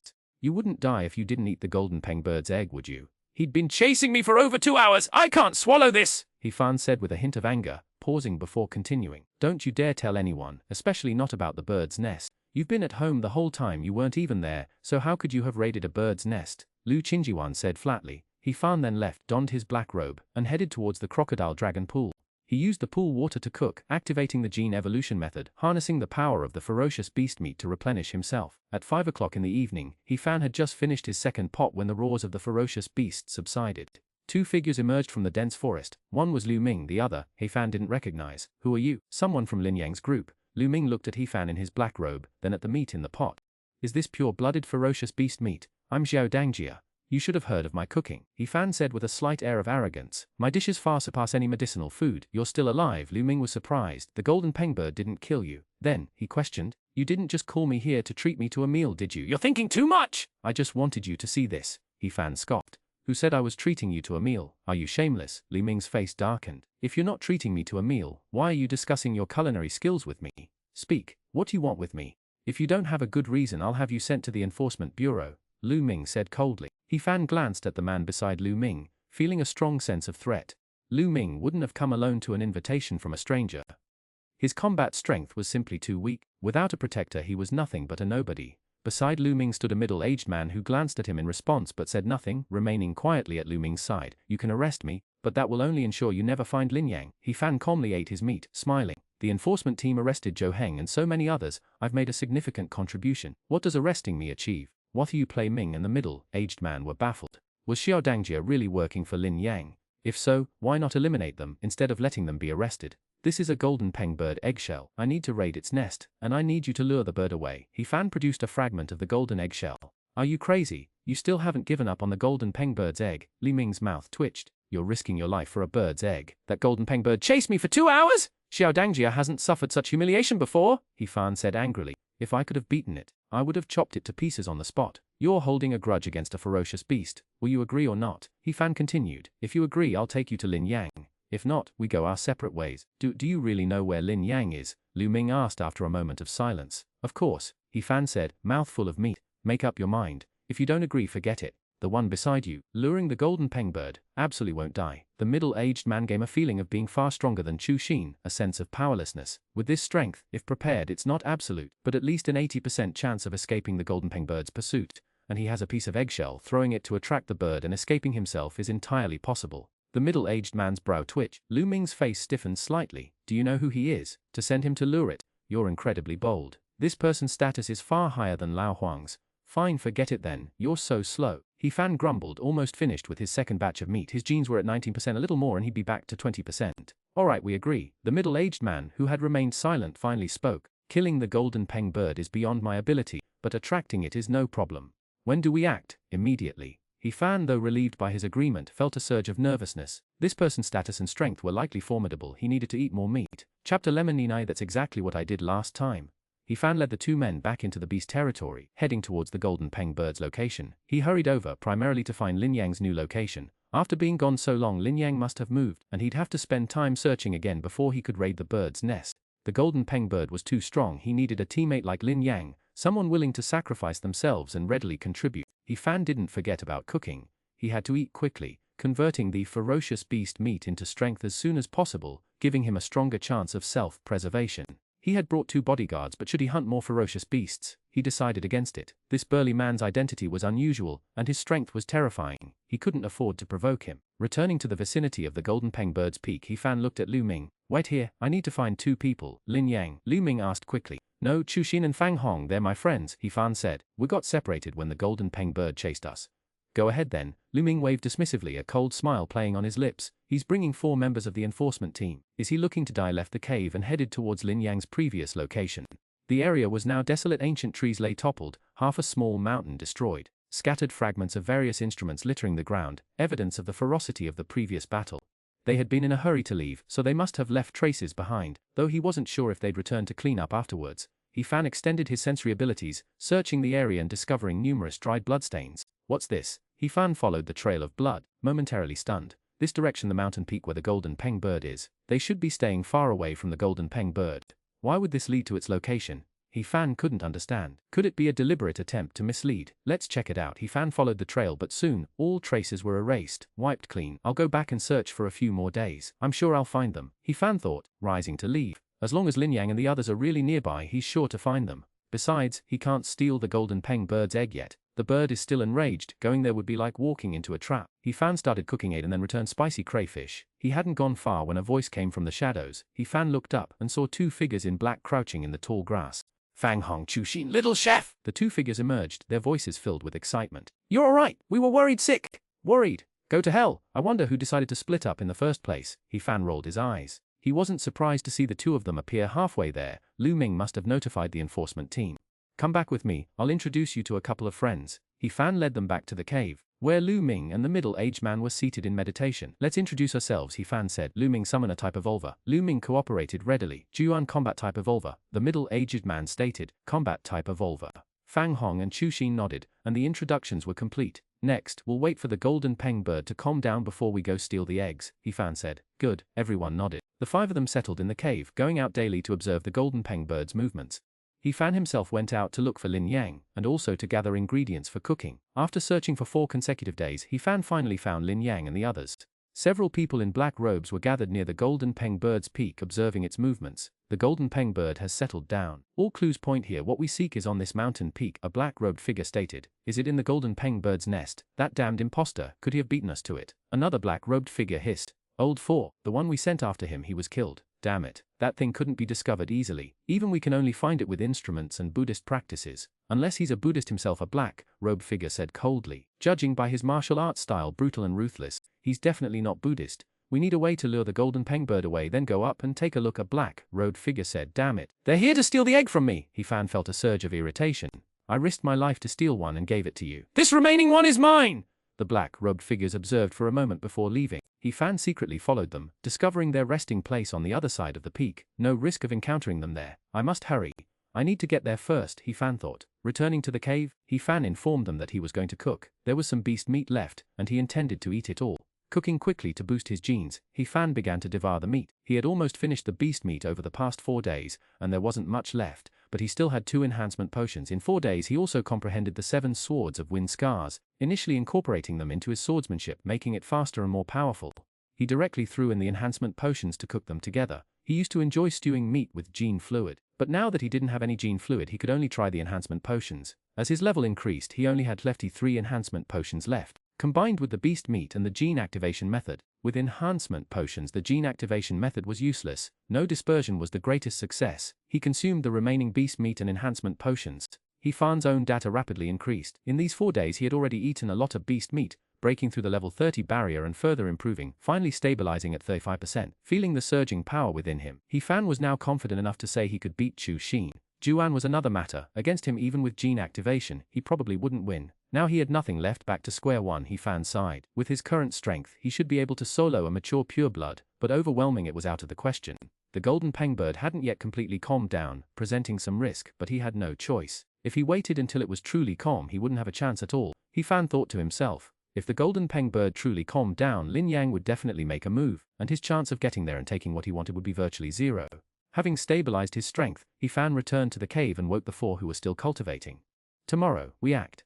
So soon, waiting another 2 days until the golden peng bird is completely calm would be safer. Xuanhuan said. I can't wait any longer. He Fan shook his head. Tomorrow, once the golden peng bird leaves, I'll go up. When it returns, you'll be responsible for luring it away. I'll tell you where Lin Yang is and you'll lead the golden peng bird to him. Using the golden peng bird to get rid of Lin Yang and his group, Lu Ming's eyes lit up. That's a good idea. Creating trouble, eliminating them isn't realistic. He Fan shook his head. That's how I did it last time, otherwise how do you think I escaped? Lin Yang having a friend like you is truly his biggest misfortune. Lu Ming felt genuinely sorry for Lin Yang, a case of bad company. He Fan wanted to spit on his face. Lin Yang and I are enemies, who said I'm his friend. Tomorrow, Chuxin and I will go up together, He Fan stated. Chuxin's face stiffened slightly, he seemed reluctant. Or, you go up by yourself. Fang Hong is not strong enough. Lu Ming's combat ability is terrible. Xuanhuan is the main force. It's only you. Besides, you did it last time. You have experience. He Fan said. If I don't bring someone up and once I tell you where Lin Yang is, what if you abandon me? Regarding Chu Jin, He Fan wasn't entirely sure, but he was certain that he was in cahoots with the enforcement team, otherwise, he would have been imprisoned. How could he still be running around free? Fine. Chu Xin had no choice but to agree. After their discussion, as dusk approached, the five cautiously arrived at the foot of the mountain peak, waiting for the golden peng bird to leave. After I go up, I'll write the location on a stone slab and throw it down. Don't disappoint me. Careful enough. Chu Xin's teeth itched with anger. This guy was stubbornly clinging to him. Chapter 20. I'll go first. This time the golden peng bird didn't leave its nest until 60:30.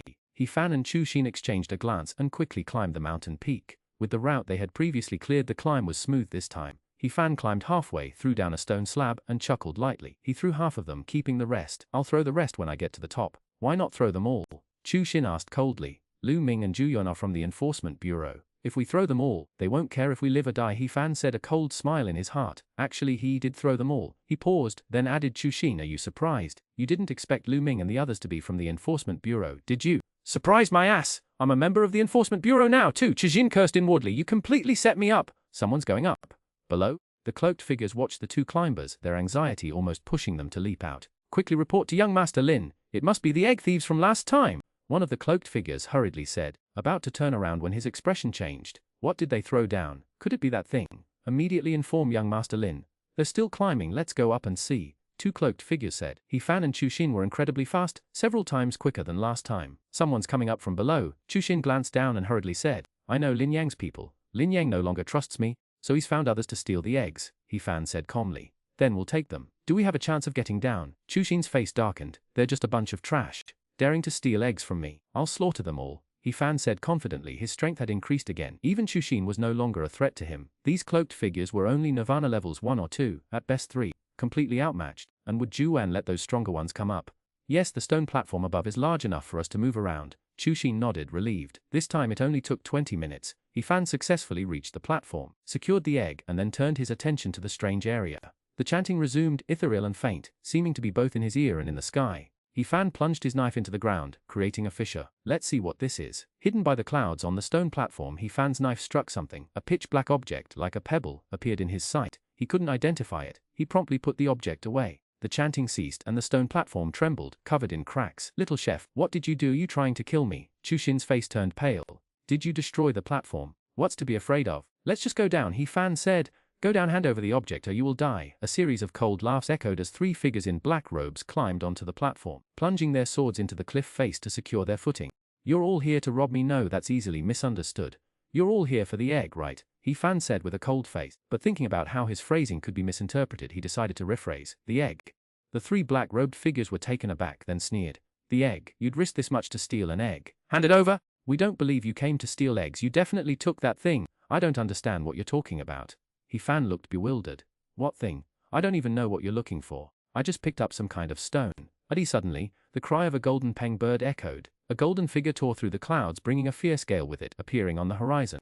The golden peng bird is here. Everyone, I'll be taking my leave. He Fan sneered, his vibrating horizontal sword shattering into countless strands of sword energy as he plunged downwards. Now it's up to those below to draw the golden peng bird away. If the two groups can kill the bird and end up mutually wounded, I can still snatch a bargain and eat a peak condition golden peng bird. You can't run. Bang! A deafening boom. He Fan, just about to descend, crashed into a stone platform, utterly dumbfounded. This stone platform, Chu Xin and the three figures in black robes. Are you kidding us? A Nirvana-level evolutionist can't break this cracked stone platform. He Fan was stunned. According to his plan, he'd smashed the stone platform, cut a fissure with his blade, and slid down quickly, successfully luring away the golden peng bird.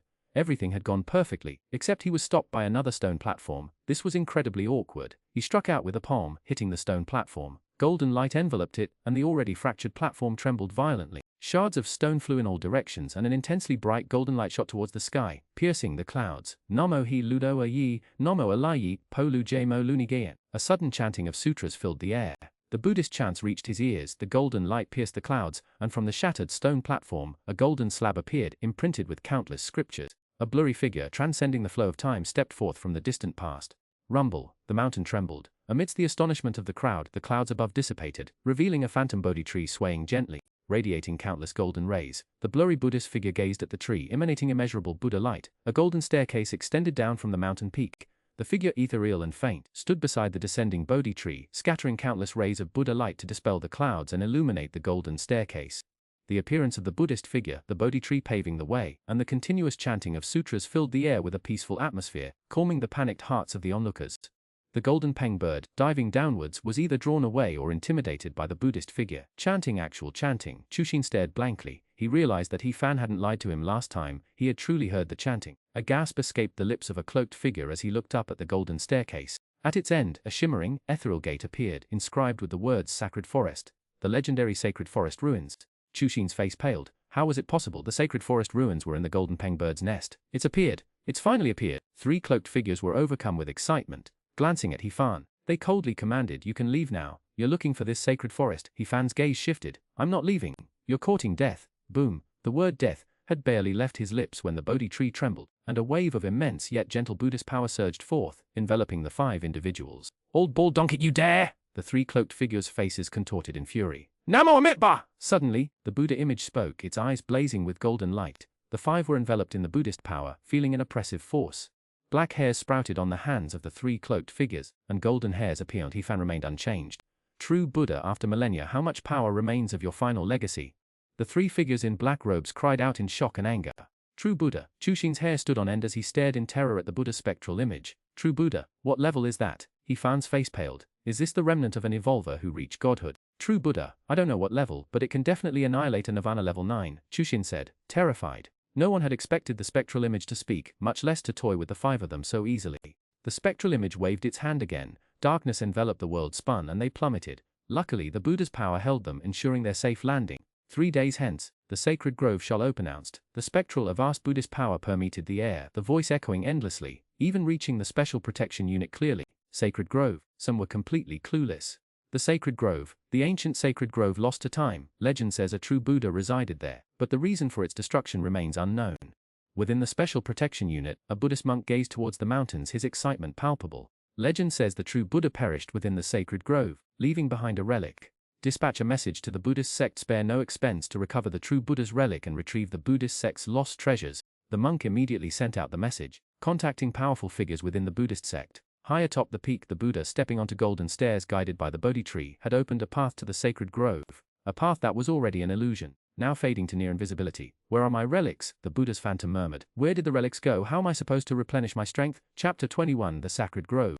Below the peak, the 5 landed, instantly scattering. 3 figures in black robes quickly disappeared into the dense forest. They weren't concerned with He Fan at this moment. Their task was to find the sacred grove, and having found it, they didn't bother with him any further. Chuxin's mind turned, and he followed He Fan into the forest. "Little chef, wait for me," Chuxin called out, following He Fan's progress. "Chuxin, don't follow me. I'll contact you later," He Fan said. "Contact me? I think you're trying to slip away." Chuxin chuckled lightly. "How could you think that? I really do have urgent business." He Fan moved swiftly through the woods. He had just obtained the egg and that strange object, and was eager to return and study them. As for the golden peng bird, after the appearance of the true Buddha, it had vanished without a trace. "Chef, stop! I need to talk to you," Chuxin urged anxiously. "We'll talk later," He Fan said. "Little chef," Chuxin said calmly, his body moving like lightning, his speed suddenly increasing. His long sword hummed, a blade of light rushing towards He Fan. "It seems you have your suspicions. You're attacking me," He Fan countered with a backhand strike, his blade cleaving through the air, colliding with the sword light. The clash of blade and sword energy raged, both men pausing in their tracks. "You're eager to escape. Have you guessed my connection to the enforcement team?" Chuxin said coldly. "It wasn't a guess. I knew from the beginning," He Fan said calmly. "Knew from the beginning." Chuxin was stunned. "Knowing from the beginning, and you still dared to get involved?" "If I hadn't known Fang Hong was with the enforcement team, I would have killed those people directly," He Fan said indifferently. "That's why I left you to Fang Hong. We're on the same side." "Exactly when did you learn my identity?" A figure emerged from the woods, removing his black robe. "It was Fang Hong. The moment you left your mark to have Lao Huang and the others apprehend the 4th financier." He Fan said calmly. "Come to think of it, I did you a huge favor. Why keep pursuing me?" "Huang wanted to know who you were, so we needed a photo," Fang Hong explained. "Just one photo." "Sorry, I prefer to do good deeds anonymously." He Fan resolutely refused. "What if Lao Huang saw? Then we'll just have to subdue you and then go find Team Huang," Chuxin said coldly. "And your martial arts skills need further verification to confirm your true identity and origins. You're not my opponents. Why don't we just go our separate ways?" He Fan was unhappy. What was wrong with his martial arts? It was professional knife work. Why did they have to think so evilly? "Not my opponents. Who gave you that confidence?" Chuxin sneered, sword energy erupting, his black robe shattered, revealing golden fur on his body. Fang Hong held his long spear, its light piercing the air, its domineering energy rushing towards him. With the Xuanhuan knife in hand, its golden blood-like color shone brilliantly. He unleashed a blow without reservation, simultaneously extending his fingers like swords, condensing his evolutionary power to meet the spear's energy. Boom! The clash of blade and spear sent a strange wave of energy outwards. Chuxin's face darkened slightly. He quickly retreated, his evolutionary power already prepared, rapidly suppressing the blade energy. In contrast, Fang Hong's spear trembled, the immense evolutionary power impacting it, causing it to fly from his hand instantly. He spat blood and flew backward. How could you be this strong? Fang Hong spat out a mouthful of blood, staring in shock at He Fan. Chuxin also looked astonished. The former, little chef, had never possessed such strength. Had he been hiding it all along? Don't follow. He Fan sheathed his knife and turned to leave. He had only used his powerful evolved strength to severely injure Fang Hong. No blade energy had entered his body, otherwise, he would have killed him with one strike. Chuxin glanced at He Fan, then at Fang Hong before finally sheathing his sword and helping Fang Hong up. Let's leave. This time He Fan went straight back to the research institute. Things were a bit chaotic there now. The sacred forest would open in 3 days. He would decide then whether or not to go. He wasn't injured this time, so he returned quickly, arriving at the special protection shelter in just half a day. He Fan, you're back! Liu Qingyuan was strolling around the special protection shelter when they received his call. They hurried over, asking eagerly, what happened inside? Did the sacred forest appear? We'll talk later, He Fan said. Back at the hotel, Lin Pangzi and Naiyun had also arrived, curious about what had happened. Let Lin Pangzi tell you about the sacred forest, he knows more about it, Qinwei said. Fatty Lin opened his wristwatch, a video appearing on the screen. He tapped to play. It was a video of the Sacred Forest Temple. This was a reconstruction based on historical records, likely with some degree of accuracy. The group watched the video. The imposing mountain gate, inscribed with the characters, Sacred Forest, was shown, along with dozens of halls. The Great Hero Hall reminded He Fan of the ancient and famous temples of his past life. There was also a Sutra Pavilion, 1,000 Buddhas Hall and so on. Behind the temple were a statue of the Buddha and a 9-story pagoda. Legend had it that a true Buddha resided in the pagoda, and after their passing, their relics would remain on the 9th floor. Legend held that Shenglin Temple endured through the ages, producing a true Buddha in each generation. Some of these Buddhas would cultivate their Buddhist practices within the pagoda, while others would leave Shenglin and travel the mountains and rivers, spreading their teachings. Fatty Lin continued. And whenever Shenglin Temple faced danger, a true Buddha would emerge from the pagoda, turning the tide and protecting Shenglin, ensuring its survival for millennia. But for some reason Shenglin still fell, and quite rapidly. A true Buddha, real Buddha, evolved into a Buddha. They should be immortal, right? He Fan mused. That's a true Buddha, a mythical being, immortal. I don't know how powerful a true Buddha actually is, or whether they're immortal. No one can say for sure. However, there's a note in a historical record that says Shenglin has no true Buddha. That's from a fragment of a Buddhist text. Fatty Lin shrugged. Perhaps those true Buddhas hadn't yet reached the true Buddha level. They were merely close, and that is incredible, the others said. Even approaching the level of a true Buddha would mean unimaginable power. He Fan had experienced this firsthand. A mere remnant of power had sent the 5 of them into nirvana, easily pushing them off the peak without harming them, while leaving them utterly defenseless. This reappearance of Shenglin will attract countless powerful individuals. Fatty Lin's chubby face quivered. Some powerful figures might not arrive within 3 days, but the nearby Buddhist sects will definitely make a move. Forget the true Buddha relics. If we can get our hands on some Buddhist scriptures, we'll strike it rich. True Buddha relics. Relics, He Fan said. Those should all be in the 9-story pagoda. Not necessarily. Lin Fatty shook his head. According to the records, the destruction of the sacred forest was quite significant at the time. The pagoda collapsed directly and the relics may have flown away. Then, the Sutra Pavilion. Is it gone? Frowned. He still wanted to collect some martial arts manuals. Uncertain. Everything depends on what's left after the sacred forest opens in 3 days. Lin Fatty said. Perhaps the Sutra Pavilion is well preserved, and there are plenty of martial arts manuals, and the 9 returns pill of the sacred forest. Forget it, that's too long ago. I wouldn't dare to eat it now. And the Bodhi tree. In this video, the sacred forest has a Bodhi tree. Enlightenment under the Bodhi tree. If you can get the Bodhi tree's blessing, martial arts and cultivation methods will definitely be accelerated. Naiyun said. Chapter 122 Aim. You've stopped eating eggs and started eating chemists now. The more they discussed, the more excited they became, all fantasizing about entering the sacred forest, obtaining the sacred forest treasures, the true Buddha relic, the Bodhi tree, the Sutra Pavilion, all in their possession. He Fan suddenly said, can you guys even get in? The others, ouch, that stings. They haven't even reached nirvana, they're 9th level evolvers. Just getting there, let alone climbing the peak, would be a monumental task. Even if they did, how could they possibly compete against a group of nirvana level beings? He Fan, little Fanfan. Qinwei smiled sweetly at He Fan. He Fan's skin crawled, a chilling feeling washing over him. Don't do that, I'm afraid I can't protect you. There's also a golden peng bird over there. I wouldn't even be able to save my own life if I went. If you go with this abnormal blessing ceremony, and it decides to attack the golden peng bird, what am I supposed to do? Hey Fan, if you don't take us, I'll tell everyone about your secret. Liu Qingyuan snorted. You haven't been beaten enough, have you? He Fan rubbed his hands, barely suppressing his urge to flee. He Fan, take us there. My father will also go. Several nirvana level beings will team up then. It shouldn't be a big problem. Lin Fatty also wanted to go. Let's be honest, everyone wants to go. What if they're lucky and can get a windfall?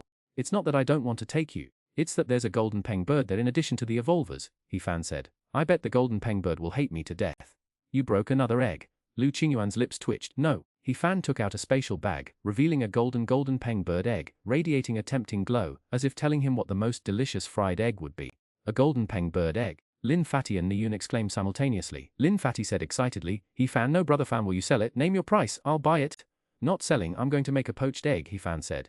No brother Fan, I'll trade you a Nirvana level gene liquid for it. This golden peng bird is a pure-blooded overlord, this egg is priceless. Lin Fatty was almost begging, clinging to He Fan's leg. For He Fan, it was just a poached egg, but for him, it was a priceless treasure.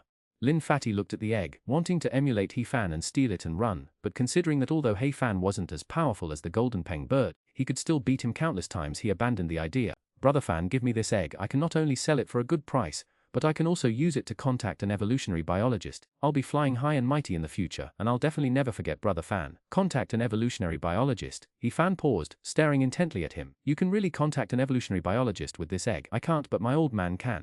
Those evolutionary biologists would absolutely love an egg from a pure-blooded overlord. Once we're connected, if my family gets to be the agent for evolutionary drugs, evolutionary instruments, and so on, my family will make a fortune. Lin Fatty was so excited that his fat trembled. At that time, Brother Fan, whatever you want to do, really. He Fan raised an eyebrow, somewhat interested. Lin Fatty, swear on my ancestors' 18 generations I absolutely will keep my word, Lin Fatty declared solemnly. Don't do that, your ancestors' coffins won't be able to hold down the lids, He Fan said, surprised that Lin Fatty had brought up his entire ancestry. My request is simple, I want to spar with the evolutionary biologist. Lin Fatty was stunned, the others were also dumbfounded. You're not eating the egg anymore, you're eating the evolutionary biologist now. Nonsense, I meant a sparring match in terms of genetic research, He Fan said. No problem. If I can get in touch with them, this request is definitely doable. Lin Pangzi breathed a sigh of relief, fearing He Fan was serious about a sparring match, intending to take a knife to an evolutionary biologist. Winning would be fine, but losing would be disastrous. Then I'll leave it to you. By the way, throw in another bottle of Nirvana gene fluid as you promised, He Fan said. Lin Pangzi. Damn my loose tongue! I should have just said in touch with an evolutionary biologist. Now I'm even losing gene fluid. Let's discuss the Shenglin matter first, Qin Wei said. He Fan, even if you don't take us, we'll follow Lin Pangzi. Since you insist, I can only wish you luck, He Fan said helplessly. However, I can only say I'll do my best to ensure your safety. Oh, and one more thing. A Nirvana Buddha emerged from the Jiang City Temple and will also go to Shenglin. We haven't heard anything from the Taoist sect, Lin Pangzi said. One of them is very strong, possessing a purple gold alms bowl. Don't provoke them. A purple gold alms bowl, He Fan's eyes lit up. This was the pot he most desired for now. He might find something better later. What are you planning? Lin Pangzi's face changed. You wouldn't be thinking of stealing it, would you? You shouldn't have mentioned the purple gold alms bowl. Qin Wei rubbed her temples. He Fan has been looking for a pot that can change size. Give it up. Anyone who can wield the purple gold alms bowl is at least Nirvana level 5, maybe even level 7, Lin Fatty said. Nirvana level 5, He Fan pondered. If it's level 5 I might be able to fight it with my gene activation. Then forget it. I'll figure something out later. I'm going back. Lin Fatty put away the golden peng bird egg and prepared to leave with Nai Yun. Send me a copy of the video. By the way, do you guys know what a Buddhist relic looks like? He Fan thought about the small stone he had collected. It's definitely not an ordinary stone, it's too strange. Could it be a relic? I'll send you some photos, take a look. Lin Fatty sent him several photos. Qin Wei and Liu Qingyuan also left to prepare. He Fan stayed in the room alone looking at the photos of the relics Lin Fatty sent, then took out his own stone for comparison. His was bigger. He wondered if it was a true Buddha relic. Confirmation of a relic is probably easiest through Buddhist channels. I'll try the power of evolution first. He Fan had an idea, left the room, and entered the beast territory. This thing definitely can't be confirmed at the Guardian's office. If it really is a relic, too much commotion will attract a lot of people. Infusing it with the power of evolution, the stone trembled, its surface cracked, revealing a crystalline interior like a jewel emitting a faint golden light. Tiny scriptures were visible on the surface of this crystal. Were these actually relics? He Fan felt the intense golden light, completely stunned. Now that the outer shell had fallen away, what he saw was completely different. 30A! Should I eat it? But considering that relics are supposedly formed after someone dies, maybe I shouldn't eat it. I wonder if I can draw out the Buddhist power within and convert it into my own evolutionary power. He Fan tried, but his evolutionary power couldn't penetrate it, let alone draw anything out. The gene activation method was useless too. Om Mani Padme Hum. He Fan muttered the 6-syllable mantra to no avail. Prajnaparamit, Amitabha Buddha. He Fan recited every Buddhist term he knew, but the relic remained unresponsive. Should I really stew it in a pot? He Fan pondered. I'll figure it out later. Even if I can't, this relic should be enough to trade for a purple gold pot, right? He Fan put the relic away, got up and walked towards the Guardian shelter. Maybe if I go to the sacred forest I'll find a Buddhist evolutionary method that can draw out the Buddhist power. Chapter 23 The Sea of Suffering is Boundless. The eruption of the sacred forest brought a considerable number of evolvers to the specially authorized sanctuaries. These evolvers were mostly Nirvana level, and several were individuals even He Fan wasn't entirely confident of defeating. He hadn't seen any of the Buddhist faction yet, perhaps they had already entered, or perhaps they hadn't arrived. The following day, let's go. He Fan donned his black robe once more. Behind him were Liu Qingyuan, Qinwei Fat Lin Niyun Lin's father, and several of his Nirvana level friends. He Fan led the way. He was most familiar with the paths, having created the sacred forest himself. Lin's father and the others knew little about He Fan, but the golden peng bird egg had earned him their respect and gratitude, leading them to immediately provide him with the gene fluid. With the golden peng bird egg, and the connection to an evolutionary scientist it provided, their ascension to greatness seemed inevitable. Because he was accompanied by several 9th level evolvers, He Fan's pace was significantly slower, forcing them to depart a day early. By evening, as they reached the vicinity of the mountain peak, He Fan realized they weren't early, they were late. At least dozens of individuals were already there. Though not all were Nirvana level, some were 9th level evolvers. With the appearance of the sacred forest, quite a few 9th level evolvers came to take a look just in case there was a chance for opportunity. The sacred forest opens tomorrow. Everyone rest here for a while, He Fan said, leading them into a cave to settle down. He was very familiar with this area, knowing where the caves were and where the best hiding spots were located, something the newly arrived evolvers couldn't compare to. Where's the golden pengbird? Qinwei looked up at the sky, finding no sign of it. I don't know, He Fan speculated. Maybe the true Buddha killed it, or maybe it ran away. The sacred forest is quite a commotion. If the golden pengbird were still here, it would certainly have a feast. There were too many people here, most of whom were unfamiliar with the area, they wouldn't know where to hide. If the golden pengbird appeared, it would surely snatch one after another. On the peak a faint Buddha's light shone like a bright lamp illuminating the night. He Fan had them stay in the cave. Outside many more people arrived, including solitary Nirvana level evolvers and teams like theirs bringing companions, monks.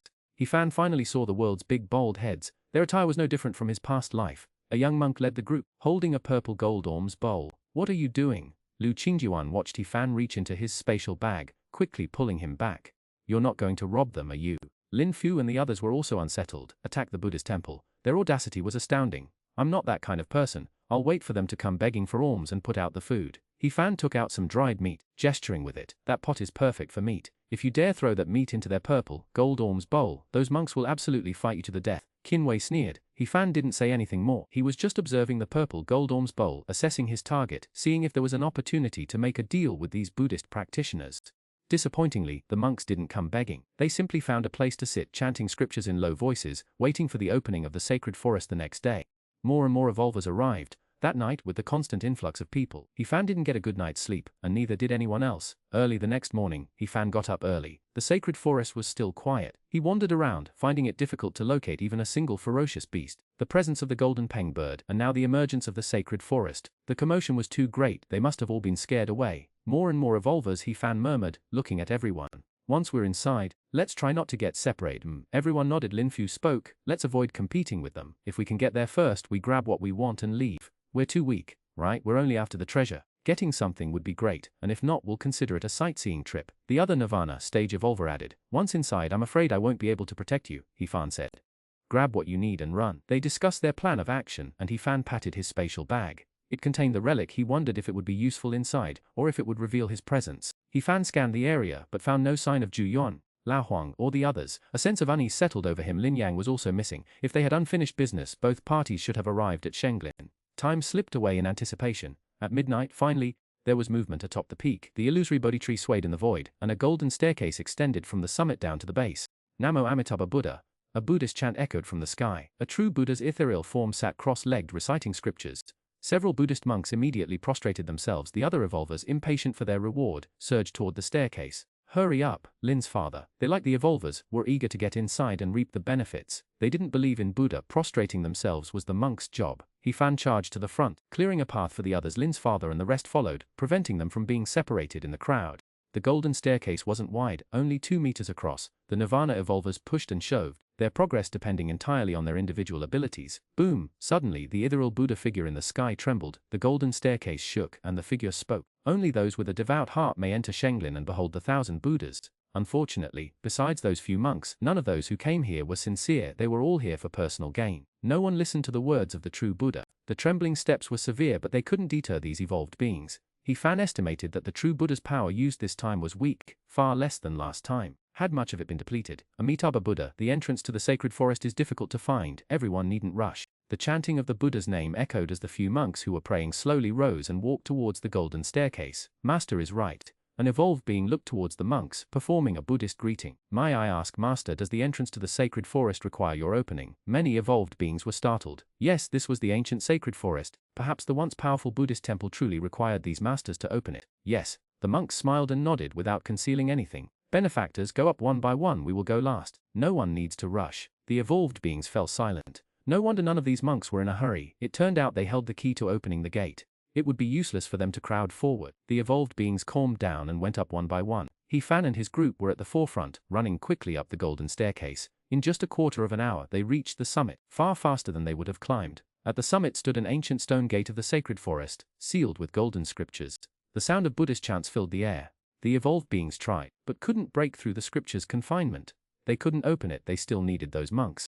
An hour later everyone had arrived, and the monks also reached the top. Looking at the scriptures on the stone gate, and a powerful Buddhist force surged forth, flowing into the scriptures on the gate. Boop! The scriptures vibrated and dissipated rapidly, the stone gate swung open, and the evolvers, unable to contain themselves any longer, shouted as they rushed inside. The sacred forest treasure, here I come! They were fast, but the monks who opened the gate were faster, charging in first. The sea of suffering is boundless. Resonant Buddhist chant echoed from within the stone gate. Fan also plunged inside. Darkness enveloped him, followed by the crashing of waves. He found himself within a vast, black sea. Such pure intentions exist in this world. Beyond the stone gate of the sacred forest lay not the ruins themselves, but a sea of suffering. A small, flat boat appeared beneath the feet of everyone, adrift on the merciless waves. Huge waves crashed against them, the inky black water pushing the boat along in aimless drift. The evolvers hurriedly channeled their evolutionary power to steady their vessel.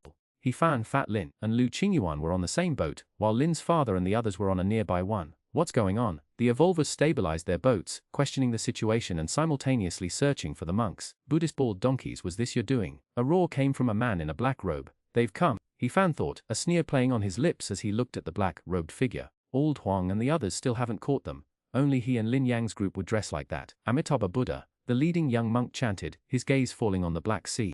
The Buddha says the sea of suffering is boundless, but turning back is the shore. Perhaps this is a sign for us to return, to cease disturbing the serene Buddhas of the sacred forest. If we retreat, Master, you must tell us how. The black-robed man sneered. Besides, if we retreat, will you? Amitabha Buddha, I came only to retrieve the true Buddha relic, the young monk said devoutly. Everyone, why don't we all go and see what's ahead? Retreating is impossible. If we really did that, they wouldn't have come. Evolver power surged, creating waves that propelled their small boat forward. But the sea stirred strangely and the boat spun in place, unable to advance a single step. Little bald donkey? A roar echoed, and a black-robed man's cold shout followed. Everyone looked towards the monk's boat, which was now slowly moving forward. Master, that's not fair. The evolver's faces darkened.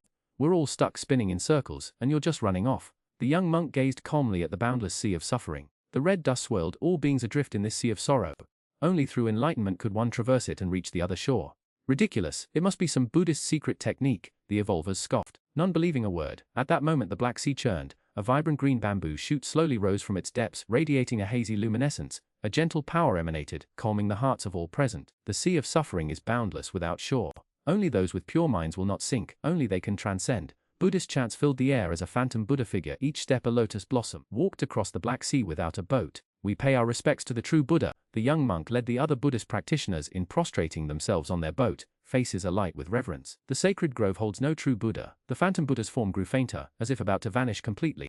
The old monk humbly declined such a title. Millennia ago the true Buddha disappeared, and I have been searching ever since. True Buddha, did you not take that final step? The young monk gazed at the phantom figure with both excitement and a hint of disappointment, realizing this was not the true Buddha. Namo Amitabha Buddha. The phantom Buddha uttered a single Buddhist invocation, offering no answer. Its gaze swept across the evolvers, finally settling on Fan's spatial bag, his relic. What the heck are you looking at me for? Carry on. Guys. Fan awkwardly turned his head, feeling a little uneasy. The illusory image of the true Buddha trembled, as if about to approach him when someone spoke. Old monk, the sacred forest is open, and let us enter. Audacious! The young monk roared in fury. To desecrate the true Buddha is a grievous sin, deserving of immediate damnation to AFC hell. The true Buddha, he admitted himself that he is not a Buddha. Besides, does he even have the power anymore? The cloaked figure sneered, producing a clay pot which he hurled violently towards the illusory image of the Buddha. Desecrating the true Buddha, come with me to the Buddhist temple to repent. The young monk was enraged. Leaping from the sampan, a golden palm print stirred the Black Sea as it blasted towards the cloaked figure.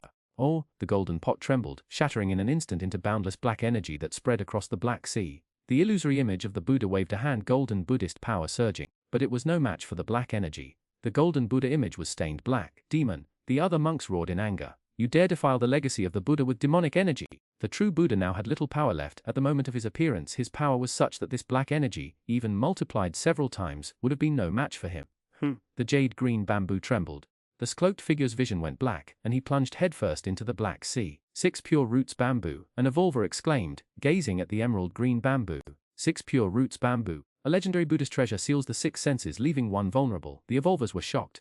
Bum! The golden palm print descended, striking the small boat. The boat shattered, its countless fragments sinking into the sea of suffering. The dark and true Buddha phantom dissipated into specks of light. With the true Buddha phantom gone, this place will be broken, someone said. Foolish, the young monk exclaimed, furious.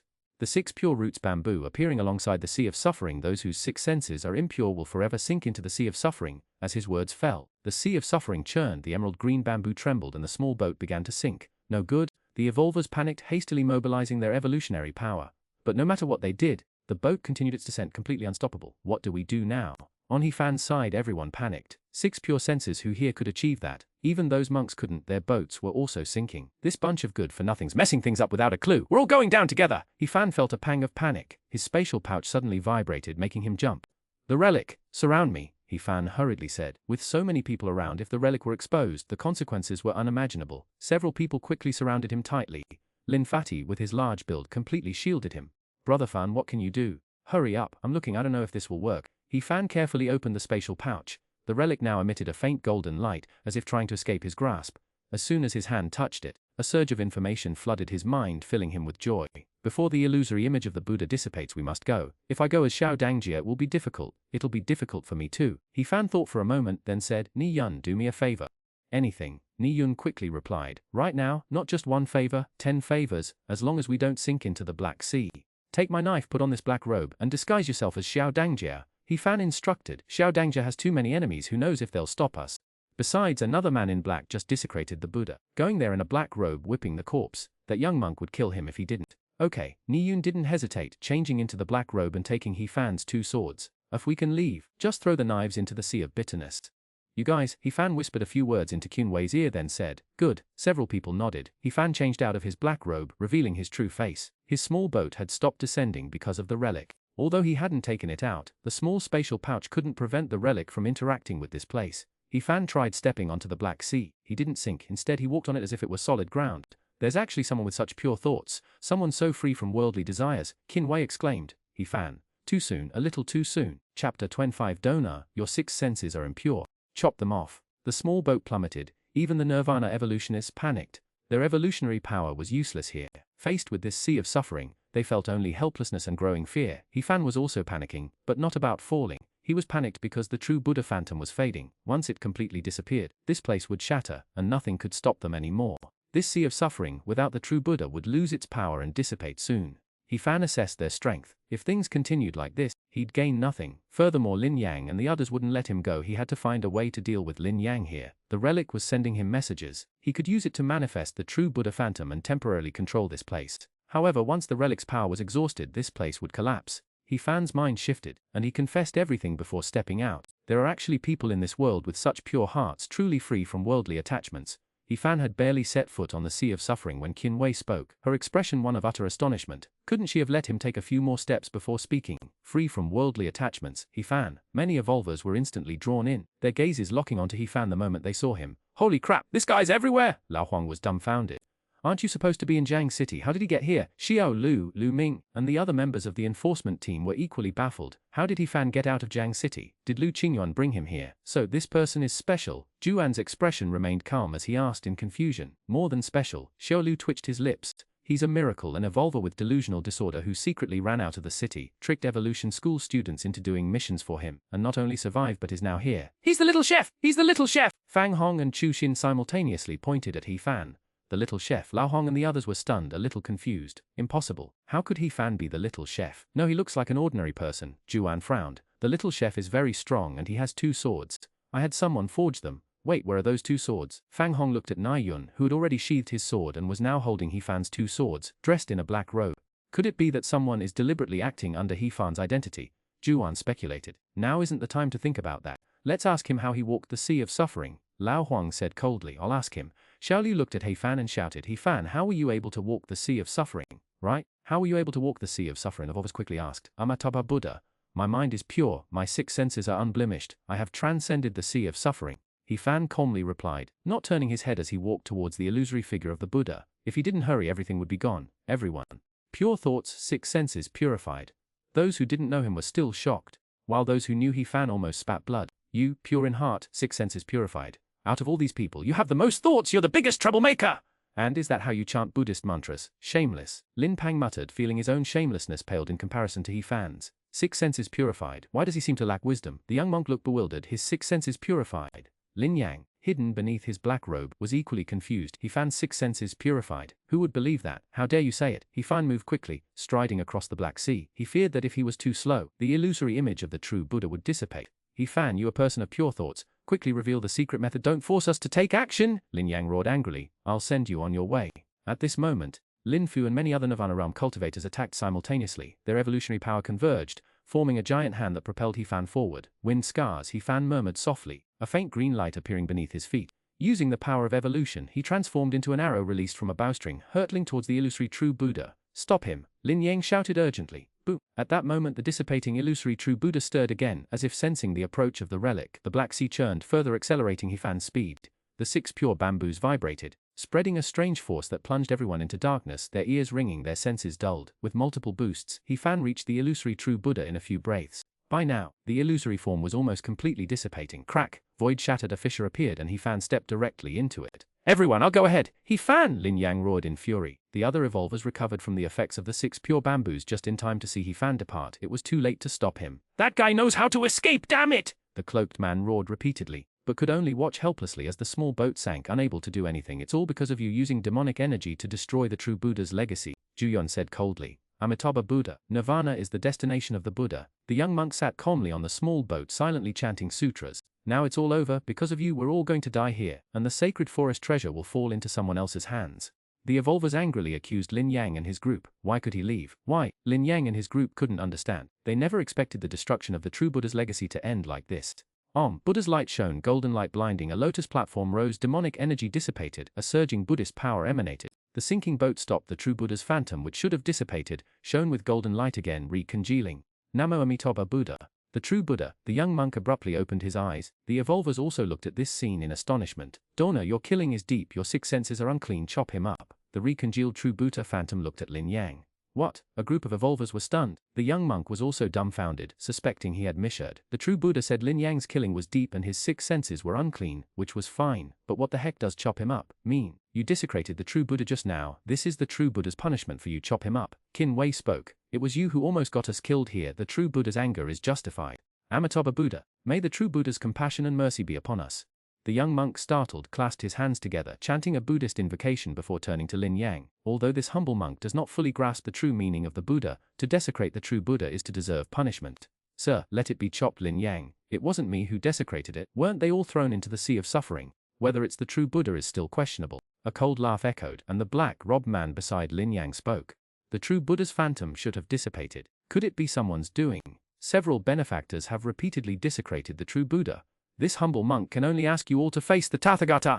The young monk's face suddenly turned cold. The purple gold orm's bowl vibrated, a powerful Buddhist force resisting, and behind him a phantom of the Tathagata appeared. You, the black-robed man, angrily pointed at the young monk, then after a long moment, coward. Anyone who can wield a purple, gold orm's bowl is definitely a top-tier arhat. He wasn't confident he could win against this monk. Chapter Otelo 6. This is definitely a false Buddha. Chopping it off is impossible. Even a fool wouldn't cut themselves. Beneath the black robes, Lin Yang and the others' faces were grim. They desperately wanted to attack the true Buddha's phantom again, but remembering what happened before, he dared not act recklessly. If the true Buddha's phantom dissipated again and the small boat sank, he wouldn't be sure he could survive.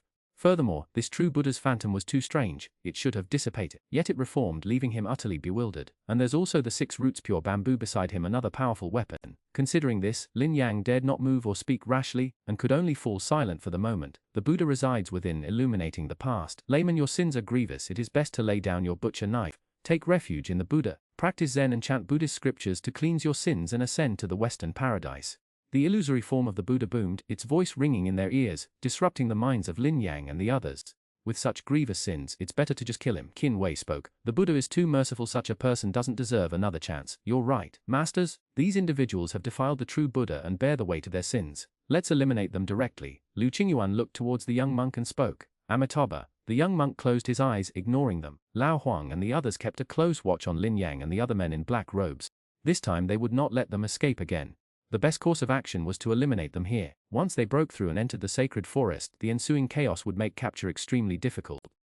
At this moment the black sea rippled again, followed by a radiant Buddha light that condensed into an illusory scene. In the image, Lin Yang, clad in black robes, led Zhou Heng and others into the beast territory to capture young beasts. Lin Yang could no longer remain silent. He stared at the image in shock and anger, his mind further disturbed by the Buddha's incantations, his heart filled with panic.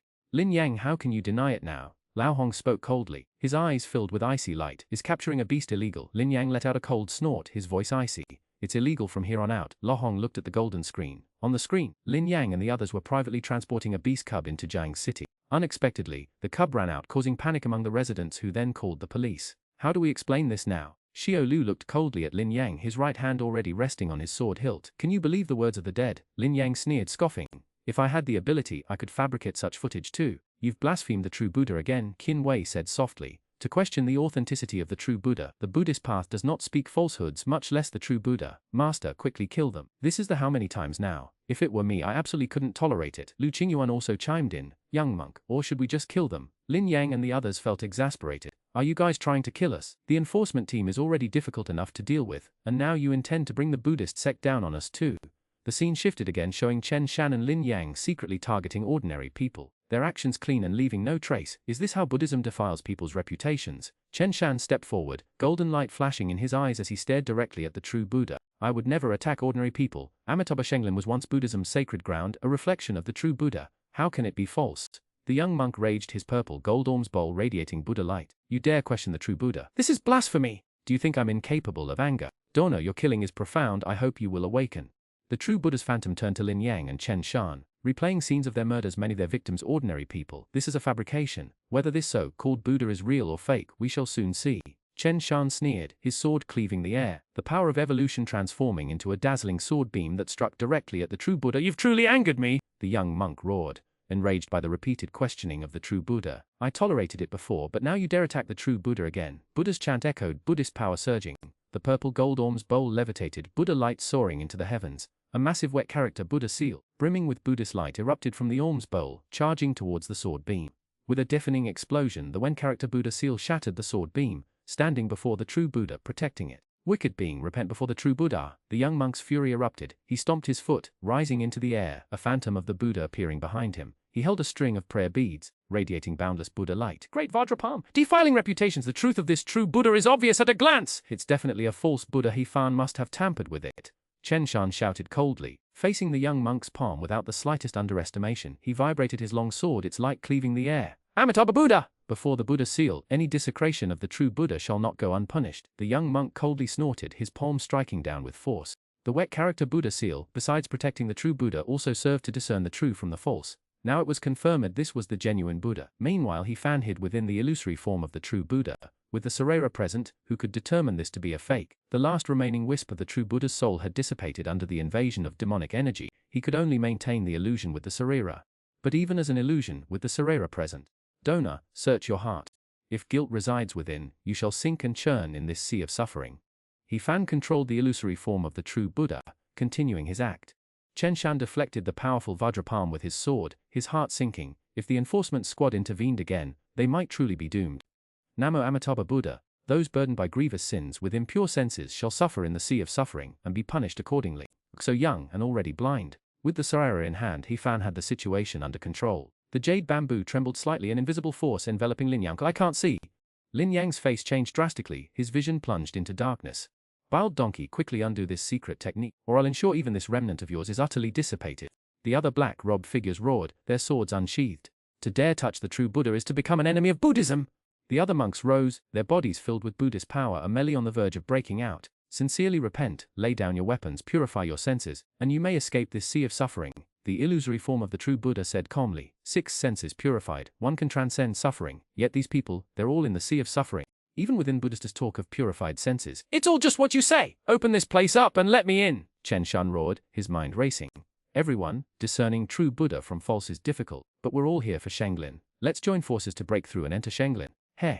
Liu Qingyuan let out a cold, crisp laugh, planning to use us to help you against the Buddhist sect, against the true Buddha, and then we'll all sink into the sea of suffering together. Hearing this, many of the evolved beings sneered. Liu Qingyuan was right. To sink further into this mire. Can't you all just shut up? Chen Shan almost spat blood. Liu Qingyuan and Qin Wei were truly masters at drawing his hate. Because our 6 senses are impure, our cultivation insufficient, a Buddhist monk said shamefacedly, looking enviously at Lin Yang. You've received guidance from the true Buddha. With enlightenment, your 6 senses will naturally purify. Old bald donkey, quickly cure my eyes! Chapter 2070, what use is this thing to me? Mute again, your sin's too heavy. You can only drift in the sea of suffering. The phantom of the true Buddha said faintly. Before Lin Yang could finish his sentence, he was unable to speak, his mouth moving but no sound coming out. Everyone, if you don't act quickly and deal with us, you'll be next! Chen Shan shouted, his long sword whirling, using the small boat to continuously exchange blows with the young monk. The golden orm's bowl blazed with Buddhist light, conjuring forth Buddha seals that bombarded Chen Shan. He fan-watched with envious eyes. The monk was truly powerful, completely dominating Chen Shan. His favored golden orm's bowl was a particularly devastating weapon, leaving Chen Shan utterly helpless. Drowned in suffering, those with 6 unclean senses sever your 6 senses, achieve great annihilation.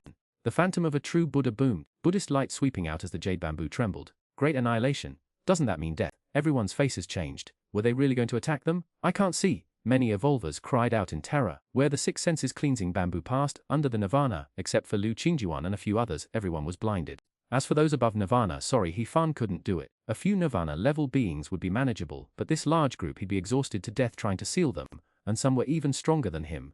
Within the golden light, other scenes began to appear, such as Liu Qingyuan and Qin Wei, but their images showed them diligently cultivating and striving to improve absolutely no illegal activities. Now you understand, this so-called true Buddha will undoubtedly attack us. While those monks are unharmed, they must know how to escape. Rather than wait for death, why not unite the power of all of us, capture these monks and… Chen Shan spoke opportunely, hoping these nirvana-level beings would lend a hand against the monks and help them overcome this immediate crisis. But before he finished, Qin Wei stepped out of the sampan, standing on the sea of suffering without sinking. Fatty Lin exclaimed. 6 roots purified. The evolvers were dumbfounded. Another, 6 roots purified. What use do I have for these starstones and materials? Qin Wei, with an expression of enlightenment, tossed her spatial bag into the Black Sea, clasped her hands together, and devoutly declared, 6 roots purified, a pure self, only then can one see the Tathagata. What does this mean? She threw everything away. Boom! The Black Sea trembled, the void tore open and a passage appeared. Qin Wei stepped inside and vanished. Gone? A group of people were bewildered. Did she leave the sea of suffering and enter the sacred forest? What use do I have for these starstones? What use are these herbs and ores? Fatty Lin also had an epiphany, tossed some starstones, a few herbs, and some ore, a symbolic gesture, and the passage opened. He took his leave. Xuanhuan Liu Qingyuan, clad in black robes, directly threw He Fan's 2 swords down, and the passage opened. A group of evolvers were dumbfounded. What the hell is this 6 roots of purity? Should they try it? What if they don't and everything gets taken? Lao Huang and the others were baffled. Several monks were equally stunned.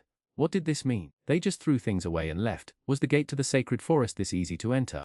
As for those few who had attained enlightenment, what a joke. They had been practicing Buddhism for years and hadn't achieved enlightenment, yet these guys just figured it out. What use do I have for these star tokens? Lin Fu's side also began. Holy crap, they really left. They left fine, but now another group is coming. What use do I have for these star tokens? One evolver tried throwing some star tokens. No reaction. Why doesn't mine work? What does this mean? They won't take my money. Amitabha Buddha, I have achieved enlightenment. 6 roots of purity, abandon worldly possessions, achieve inner peace. One evolver clasped his hands together and tossed his spatial bag, causing a collective everything. Boom, the passage opened. The evolvers reverently stepped inside, to meet no, to go to the sacred forest. Damn it, was that not enough? The evolver gritted his teeth, throwing a large sum of star-yuan, several bottles of medicine, and some precious items he couldn't bear to part with. Just as he was agonizing over it, the passage opened. I've also enlightened. You guys continue. The evolver left a sentence and ran inside. The true Buddha phantom was calm but dimmer than before. After controlling it for so long, the power of the relic was constantly dwindling. He Fan dared not act recklessly. He had to hurry, to get the things he needed quickly. Otherwise, if the relic's power was exhausted, the true Buddha phantom would dissipate as well, and then these people could enter the sacred forest themselves. The young monk couldn't fight any longer. Why wasn't this true Buddha playing by the rules? Or had they truly attained enlightenment? I'm leaving too. Another evoluer paid the price and left the Black Sea. Team Hong, Xiao Lu and the others looked at Lao Hong. No rush, let's wait and see. Our main task is to take down Chen Shan and the others, Lao Hong said. Did you record the image of the true Buddha's manifestation? Yes, we did. Xiao Lu now, not yet. Zhu Yuan's face was calm. This bitter sea is not as solid as before, it can't restrain me. Let the other evoluers leave to prevent any accidents. Everyone understood and looked at the true Buddha, a hint of understanding in their eyes. Perhaps the true Buddha couldn't stop them anymore and deliberately let them go. More and more evolvers were leaving. Chen Shan's mind raced, and he threw a pile of Star Yuan into the void. The void remained unresponsive, refusing to open for him. I've thrown all my Star Yuan in, true Buddha! Chen Shan's face darkened. Amita Buddha, Donna, your sins are heavy, and you have yet to let go. The true Buddha said calmly. Why not remain here, chant scriptures for 30 years, and attain ultimate bliss? Good, it seems you're deliberately targeting me. Chen Shan sneered coldly. In that case, let's see if your sea of suffering truly is boundless. Chen Shan, don't struggle. Xuanhuan spoke, his expression cold. You've committed countless crimes. Come with us back to the Enforcement Bureau. Crimes. Dead men's words can be used as evidence. Chen Shan scoffed. Is this how the enforcement team operates? Zhou Heng has already spoken. We know about your ledgers and transaction locations. Lao Hong said calmly, gesturing towards Xuanhuan. This gentleman is from Tianyan City. Zhou Heng, Chen Shan trembled. The contact he'd made was indeed from Tianyan City. The matter was extremely secretive, known only to Zhou Heng and himself. The arrival of someone from Tianyan City proved Zhou Heng had betrayed him. Take them down. Lao Huang waved his hand, looking at the Buddhist monks. We ask for the assistance of these masters in apprehending these criminals. Amitabha Buddha, smuggling ferocious beasts is a grave sin. This man has desecrated the true Buddha. The Buddhist order must act. The young monk chanted a Buddhist invocation, raised his golden alms bowl again, and unleashed a devastating blow against Chen Shan. For the sake of eliminating evil, Xuanhuan could only act before the true Buddha. Xuanhuan bowed slightly in a courteous gesture, then let out a low growl. Hair sprouted on his body, his black hair now streaked with white. Kill. Chen Shan growled, knowing that further arguments were useless. He had to fight with all his might. The battle erupted. A flash of Buddhist light illuminated the scene, solidifying the Black Sea. The illusory true Buddha calmly stated, the Buddhist order must also punish the wicked and eliminate evil. My Buddhist power is almost exhausted. I am about to completely perish, so I can only offer some assistance. Thank you, true Buddha. The young monk expressed his gratitude, stepped onto the sea of suffering and advanced towards Chen Shan and the others. Chapter 28. Throw your golden alms bowl down. Xuanhuan made his move. Stronger than the young monk, he strode across the sea of suffering, spear in hand, stirring the imprisoned Black Sea. Cracks appeared in the void. This place could no longer contain him. He fan watched silently. This Black Sea was merely an illusion, not real space. The power of the relic was nearly depleted. Once it was gone, he too would have to leave. Zhu and Lao Huang and several monks joined forces, shattering the confinement of the Black Sea, causing it to flow again. Yet they did not sink. The true Buddha's phantom has run out of power? Chen Shan trod the turbulent sea of suffering. Not sinking, yet his heart was. Now he realized it was too late. The combined forces were insurmountable, and none of the robed figures beside him was stronger. Boom! Xuanhuan smashed down with his spear, the immense power of evolution unleashing a devastating blow. Chen Yuan spat blood and flew backward. The other members of the enforcement team each chose their opponents. Chu Xin, with his Nirvana level 4 strength, easily dispatched one. Damn, Monk Shan reared, a sphere appearing in his hand radiating an uncanny glow. An evolution weapon! Lao Hong's face contorted, his body recoiling. The young monk hesitated. Uncle. Lin Yang, whose voice should have been gone, suddenly cried out, a panicked shout as he stumbled on the small boat. Xiao Yang. Chen Shan sharply turned, looking at Lin Yang. Die! Zhu Yun's cold shout echoed as his spear like a dragon blazed with an ethereal light, piercing the void, unleashing endless spear light.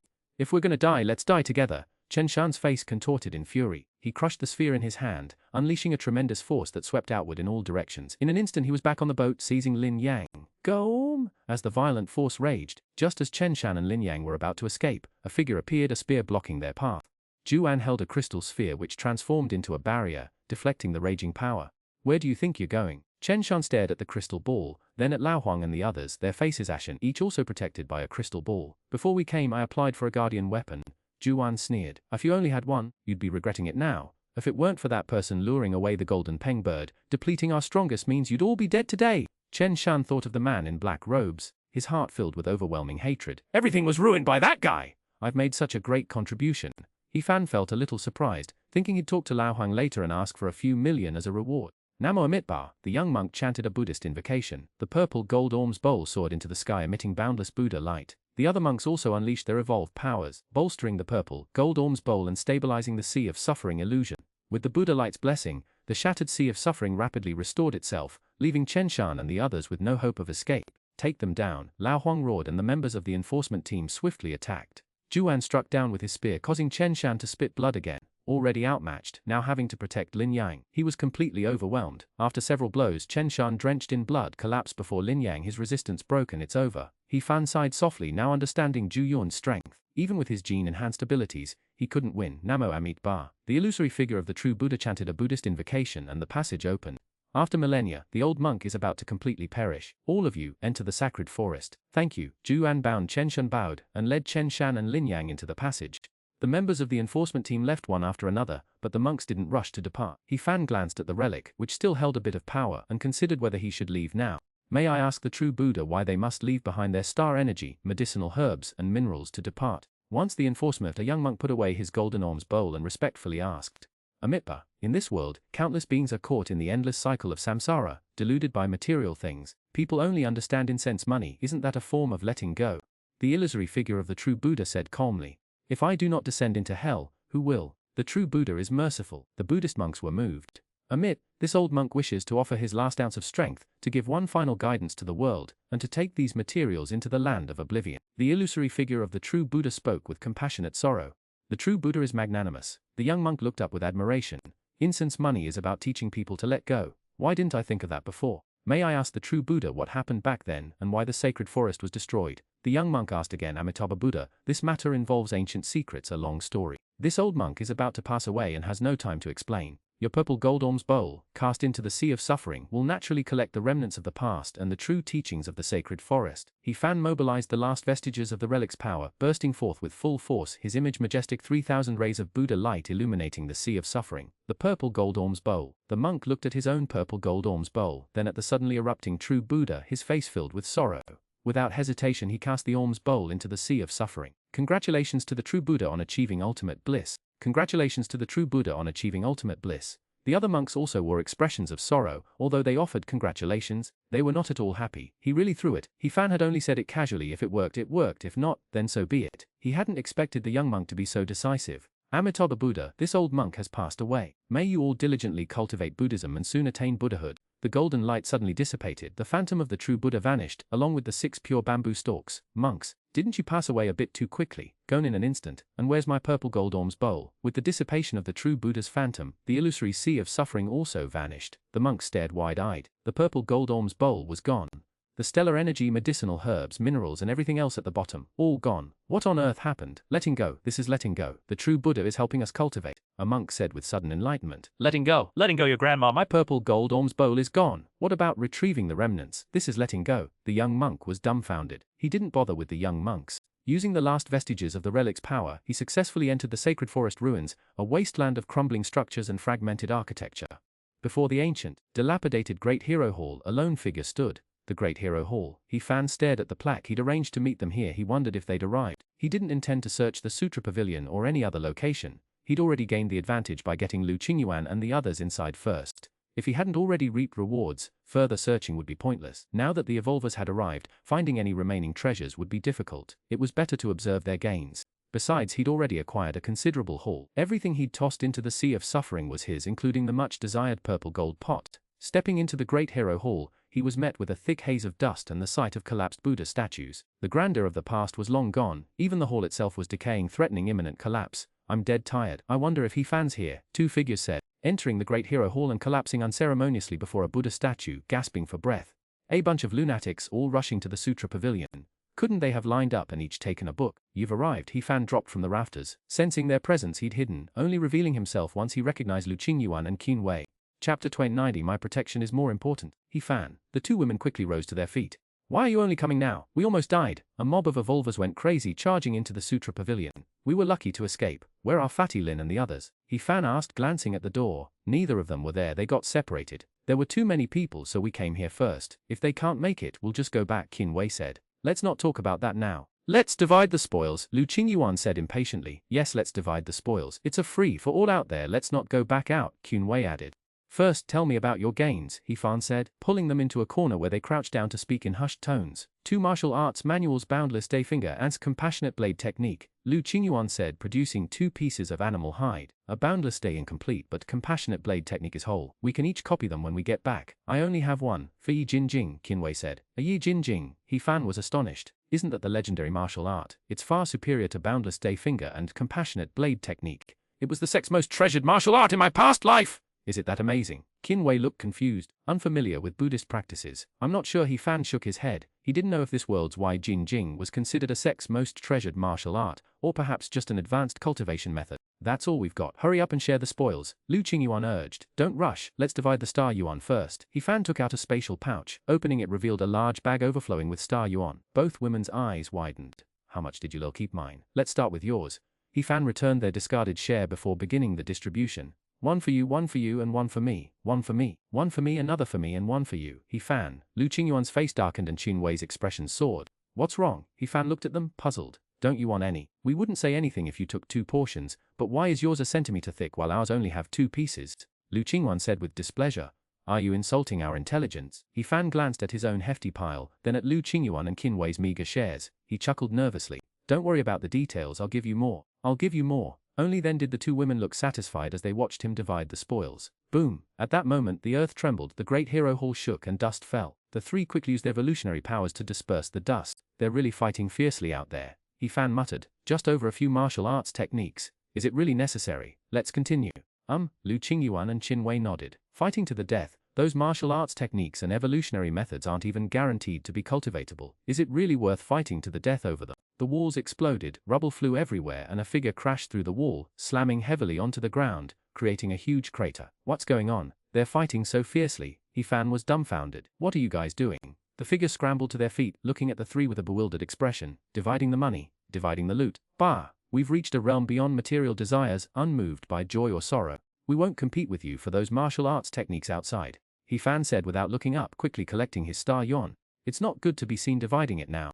We'll divide it later back at our place. Team Yellow. Liu Qingyuan and Qinwei exclaimed. Old Huang. He Fan was startled, quickly looked and his scalp tingled. Old Huang, how did you fly in here? This figure was none other than Old Huang from the enforcement team. Old Huang looked at him, his expression complex. We're fighting tooth and nail out there and you're splitting the money here. Fine. But I just want to know, how did you get here? Liu Qingyuan. He Fan. Aren't you going to give me an explanation? Old Huang gritted his teeth, feeling like he'd been played. Suddenly remembered, I left the stove on at home. Gotta go. He Fan quickly put away his spatial bag and rushed out of the Great Shang treasure hall. Liu Qingyuan and the other woman were stunned, about to follow, when He Fan returned, giving a dry laugh. I still think I'm safer under Captain Huang's protection. Weren't you unmoved by external matters? Why did you come back? Old Huang sneered. If you've got the guts, go back out there. I'm just sitting here. Resolutely refusing to go out, He Fan's head shook like a rattle. Anyone who goes out now is an idiot. What's out there? The 2 women's faces were doubtful, their hearts sinking. There must be something He Fan couldn't handle outside, or he wouldn't have come sneaking back so obediently. A very large bird, a bird with a grudge. He Fan's face was pale. Golden Peng bird. I'd like to see if someone with a pure heart and mind free from worldly desires would be moved by a peak condition pure blood. Lao Hong sneered. You really dare to go anywhere, now explain. Lao Hong at this time. Don't worry about these details, let's run.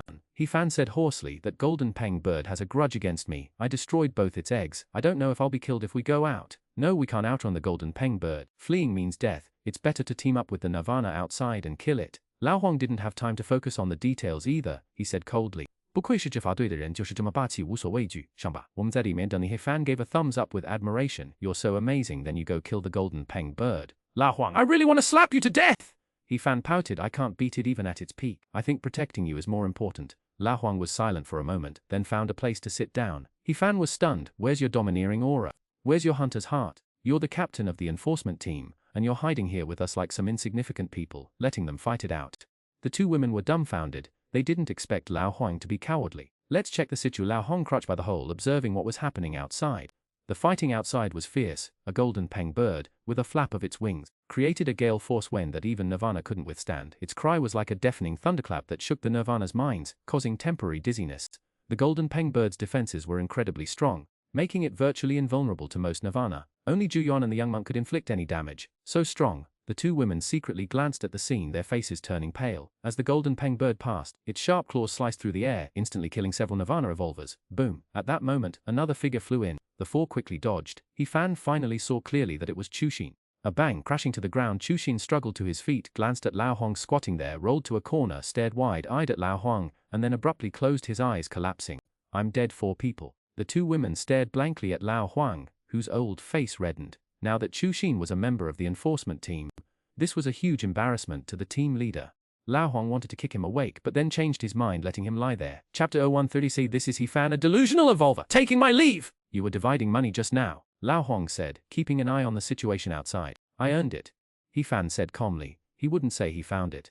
There's a song that goes, I found a penny on the street, and gave it to Old Huang. Thinking of Old Huang who wouldn't let go of a single penny, how could He Fan say he found it? So how did you escape Jiang City? Old Huang asked. I dug a tunnel, He Fan said. I dug a tunnel from Jiang City all the way to the beast's territory. Old Huang's face darkened. Are you insulting my intelligence? Fine, a tunnel, is it? It just so happens the enforcement squad has a tunnel digging mission. Dig a tunnel back from here. Let me see you do it. Old Huang sneered. Okay, He Fan began to dig with his hands. Old Huang, alright, I overestimated your shamelessness. Your mouth is even harder than Zhou Heng's. I'm convinced. When did you achieve nirvana? Old Huang asked coldly. Nirvana? What's nirvana? He Fan looked confused. I'm not admitting anything right now. What if you drag me off to fight a golden peng bird? He Fan, there's no point pretending anymore. Lao Huang said coldly. Chu Jin and Fang Hong have both seen you.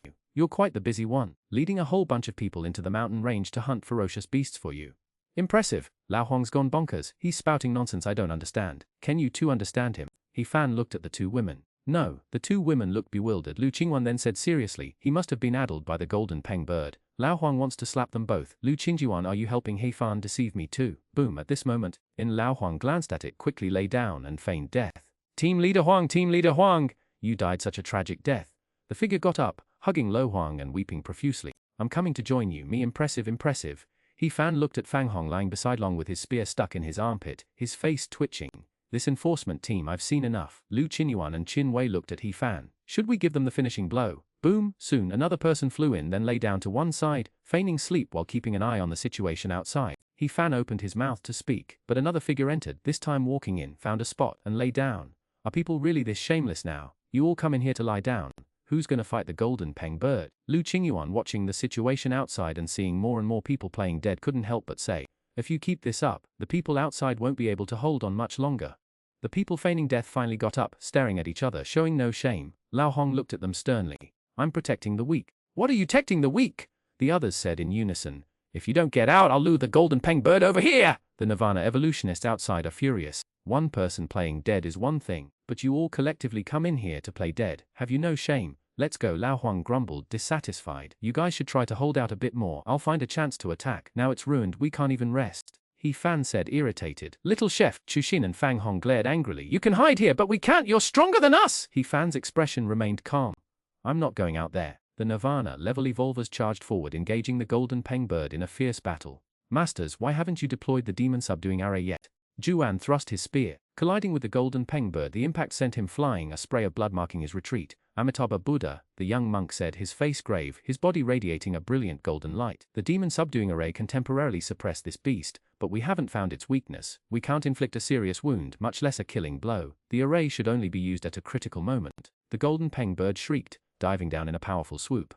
A gale force wind tore at the earth, its wings like divine weapons. Where it passed, the Nirvana level evolvers scattered, their weapons shattering. The terrifying wind sliced through their skin like blades. Masters, we can't wait any longer, Xuan said, his face grim. We're losing too many evolvers. I'll risk serious injury hoping you can find an opening. With those words, Xuan let out a long cry. His hair turned whiter, red fur sprouted at his ankles. Holding nothing back, he vibrated his spear, pouring his immense evolutionary power into it. A searing heat rose, golden yellow flames flickering around him. The earth was scorched for miles. As if sensing danger, the golden peng bird turned towards Xuanhuan, letting out a long cry before taking flight. Its sharp tattered in a deadly strike. Silang boom! A deafening roar shook the earth, a wave of immense power sweeping across the battlefield. The evolvers scattered in panic. The golden peng bird let out a piercing cry, its talons tearing through the golden light, shattering the flames. A tremendous force swept through the air, sending Xuanhuan's spear flying from his grasp as he spat blood and was sent reeling backward. Attack the left wing. There's a wound on the left wing! Xuanhuan screamed, spitting blood. A wound on the left wing. A wave of confusion, quickly replaced by elation, washed over the evolvers. No matter how it appeared, the wound offered a glimmer.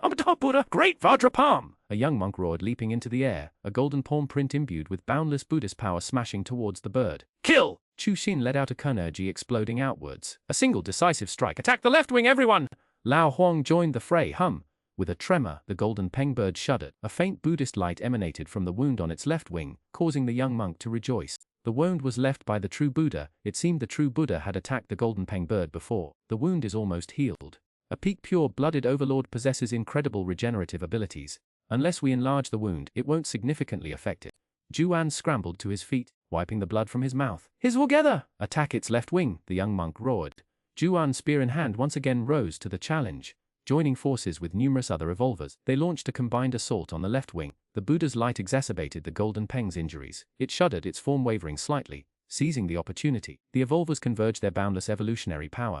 The combined attack collided with the golden peng. Instinctively it retracted its left wing, its strength diminished. Though still formidable, hope was no longer entirely absent. Boom! A tremendous force erupted, sending out a boundless shockwave. The earth cracked, the evolvers were thrown back, spitting blood. Surrounding buildings crumbled. including the Great Hero Hall. The Golden Peng also affected lost control, tumbling through the air towards the ruined hall. No! There are 3 weaklings over there! Lao Hang's face fell. The Golden Peng wouldn't spare them. Suddenly, a flash of blade light erupted, a brilliant green illuminating the sky. A ferocious beast roar followed, the aura of a Xuanhuan filling the air. The blade light descended, cleaving the Great Hero Hall and striking the Golden Peng. Boom! With a deafening crash, the Great Hero Hall collapsed completely. The Golden Peng faltered, recoiling tens of meters. He Fan, single-handedly wielding his blade, stood with Liu Qingyuan and Qin Wei behind him. Looking at the shocked Lao Huang and the others, he clasped his fists. My apologies, He Fan, evolver and sufferer of delusion, taking my leave. Holy shit, He Fan, you bastard. Chapter Thousand Doubt a chef's knife skills. A group of people exploded. You freaking have such strong abilities. Why were you hiding there pretending to be weak? You really are the little boss. Fang Hong and Chu Xin were furious. I could kill you right now. Lao Huang was the most enraged. He genuinely wanted to slaughter He Fan. And you hid it. And you even used those idiotic excuses to fool me. Evolutionary delusion. Juan looked at Xiao Lu and the others. This is the delusion patient you were talking about. His strength is almost catching up to mine. Donor, please don't leave. Let's join forces and kill this demonic beast. The young monk hastily spoke. If you dare leave, I'll break your legs when we get back. Lao Huang exploded. You really think you can just leave? I can't beat that bird either. He Fan was depressed. He knew that once he revealed his strength, Lao Huang would definitely drag him into fighting the Golden Peng bird. We must work together if we want to survive, the young monk urged. We'll use the demon subduing formation. You all find a way to enlarge its wounds. That will severely injure the beast. Once it can no longer fly, its power will be greatly diminished. The screech echoed again. The Golden Peng bird spread its wings, a faint golden light emanating from its left wing. No good. The power of the true Buddha is dissipating. The Golden Peng bird's wounds are healing faster. The young monk's face changed drastically, a string of prayer beads appearing in his hand. He Fan, your blade is crafted from the bone of a Xuanhuan, a pure-blooded overlord. Though only in its mature stage, its quality is undeniably superior. Your blade is best suited to enlarging its wounds, Fang Hong shouted. All right, take care of them for me. He Fan knew he couldn't leave, and with a wave of his hand, a surge of evolutionary power sent the 2 women away. He Fan's swordsmanship is perfect for dealing with the Golden Peng bird, Lao Huang said coldly. This is my self-created culinary Dao swordsmanship, He Fan hastily added, hoping they wouldn't mistake it for some heretical martial art. Amitabha! Fellow disciples, form the formation! The young monk shouted, tossing the prayer beads into the sky. Buddhist power gathered, the beads transforming into a gigantic Wen-character Buddhist seal, suppressing the sky and enveloping the Golden Peng bird. The Golden Peng bird let out a long cry, charging directly at the 10,000-character Buddhist seal and crashing into it with ferocious force. Boom! The Golden Peng bird's impact caused the 10,000-character Buddhist seal to tremble, revealing tiny cracks. The bird tumbled down, but the cracks on the seal vanished instantly as it slowly descended. Aiming to suppress the Golden Peng bird, everyone help quickly, I can't hold on much longer, the young monk urged anxiously. I want 1/3 of the Golden Peng bird afterwards, He Fan declared. It's not over yet. Old Huang coldly retorted, that guy only works for profit. 1/3? I might even end up losing money! He Fan coldly snorted, activating his gene-boosting technique. His internal genes roared. An immense power surged from his cells, instantly boosting his evolutionary power. The other Nirvana-level experts also attacked.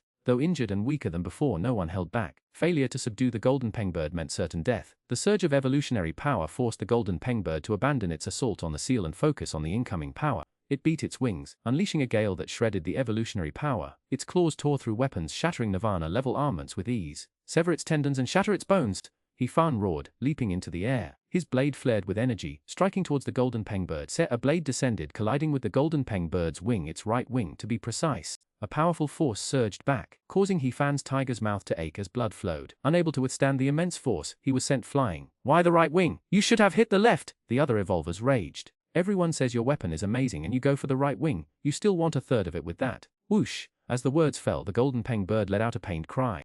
A faint, blade-like energy emanated from its left wing. He Fan's gaze followed the dissipating energy, pinpointing the precise location of the wound. Did I miss something? The evolvers were dumbfounded. He hit the right wing. Don't question a chef's knife skills! He Fan glared at them, a surge of power coursing through him. Speed it up, create an opening for me. His first strike had been a casual one. While it wasted most of his power, pinpointing the wound's location was the biggest gain. Kill! Xuanhuan roared, his long spear poised for another attack, but the young monk interrupted. Don't bother, recover your strength. We'll need you when the Golden Peng bird lands. The other evolvers didn't object. Xuanhuan was the strongest, they were all depleted and wounded. Even if the Golden Peng bird landed, they might not be able to finish it off without Xuanhuan's recovery. Right, Xuanhuan's mind raced. He took a healing potion and began to recover, retreating to stand beside Liu Qingyuan and Qin Wei. Kill! The power of evolution surged once more, and many evolvers joined forces. The Golden Peng bird's wounds were almost healed, but He Fan's blow had widened them, causing excruciating pain in its left wing and making its flight unsteady. The gale force winds it generated were weaker than before. Gale force winds swept around as the golden peng bird retracted its left wing, attempting to soar into the high heavens. A swastika-shaped Buddhist seal descended, several monks pouring all their Buddhist energy into amplifying its power. Severed tendons, broken bones, He Fan attacked again. This time, a faint blue light appeared in the surrounding void, a gentle breeze seemingly carrying him as he instantly ascended into the sky, his blade striking directly at the left wing. The gale force winds scattered. Seeing the incoming blade, the golden peng bird executed a swift turn, using its right wing to block He Fan's attack. Dang! Wing against blade, a tremendous force swept outwards. He Fan was sent flying back, and blade energy erupted from the golden peng bird's already wounded left wing, igniting its ferocity. Ignoring the searing pain, it shrieked and charged towards He Fan. Careful! The evolver's expressions changed drastically. The young monk rapidly accelerated the descent of the swastika seal, slamming it into the golden peng bird. A beam of Buddhist light shot out from the seal. He roared, "Everyone disperse!" The seal is about to explode. The golden peng bird will be unconstrained and escape into the high heavens again. Rewind. The evolver's faces changed drastically, and they quickly retreated. Xuanhuan gripped his expression grave, ready to move at any moment. Boom! The golden peng bird charged directly at He Fan. The Buddha's light arrived just in time. After a moment of stalemate, it suddenly burst. Just as He Fan's heart sank, a Buddha seal arrived, the swastika-shaped seal pressing heavily on the golden peng bird. Eddie! A long cry. The golden peng bird howled in pain, its back feathers scorched, blood spreading. Severing tendons and breaking bones. He Fan's eyes narrowed. Ignoring the residual shockwave from the shattered Buddha seal, he suddenly charged in. Raising his horizontal blade again, abundant evolutionary energy poured into the blade, the Susku aura overflowing, causing the golden peng bird's movements to falter. He Fan broke through the Buddha's light and slashed downwards with his blade. This time he accurately struck the golden peng bird's left wing. Although it had injuries from the Buddha seal on its back, only by breaking its wing could he prevent the bird from escaping into the sky. The golden peng bird cried out in pain, violently twisting its head to peck at He Fan. Everyone's hearts trembled. If it were to hit, it would definitely pierce a hole in their body, 1,000 cuts and 10,000 hacks. A soft shout. As if anticipating this, a spatial bag suddenly opened and another horizontal blade flew out, instantly blocking the golden peng bird's attack. Chapter 13. I He Fan am a man of such understated brilliance. A boom! Click! His broadsword blocked the blow, but the immense force shattered his bones. He Fan flew back like a tad sandbag, blood spraying across the sky before crashing into the ruins of the Great Hero Hall. He Fan, Liu Qingyuan and Qin rushed to his side. Air! A long, earth-shattering cry made onlookers' eyes blur. Just then, the golden peng bird plummeted from the sky, the Xuanhuan gleaming menacingly on its left wing, radiating an eerie light. Kill! Xuanhuan roared, charging forward with his spear. The monks, however, retreated swiftly, detonating their Buddha seals. They were severely injured, their inner Buddhist energy depleted, leaving them no strength to fight on. In the ruins, the two women dragged He Fan out, quickly producing healing medicines and helping him consume them.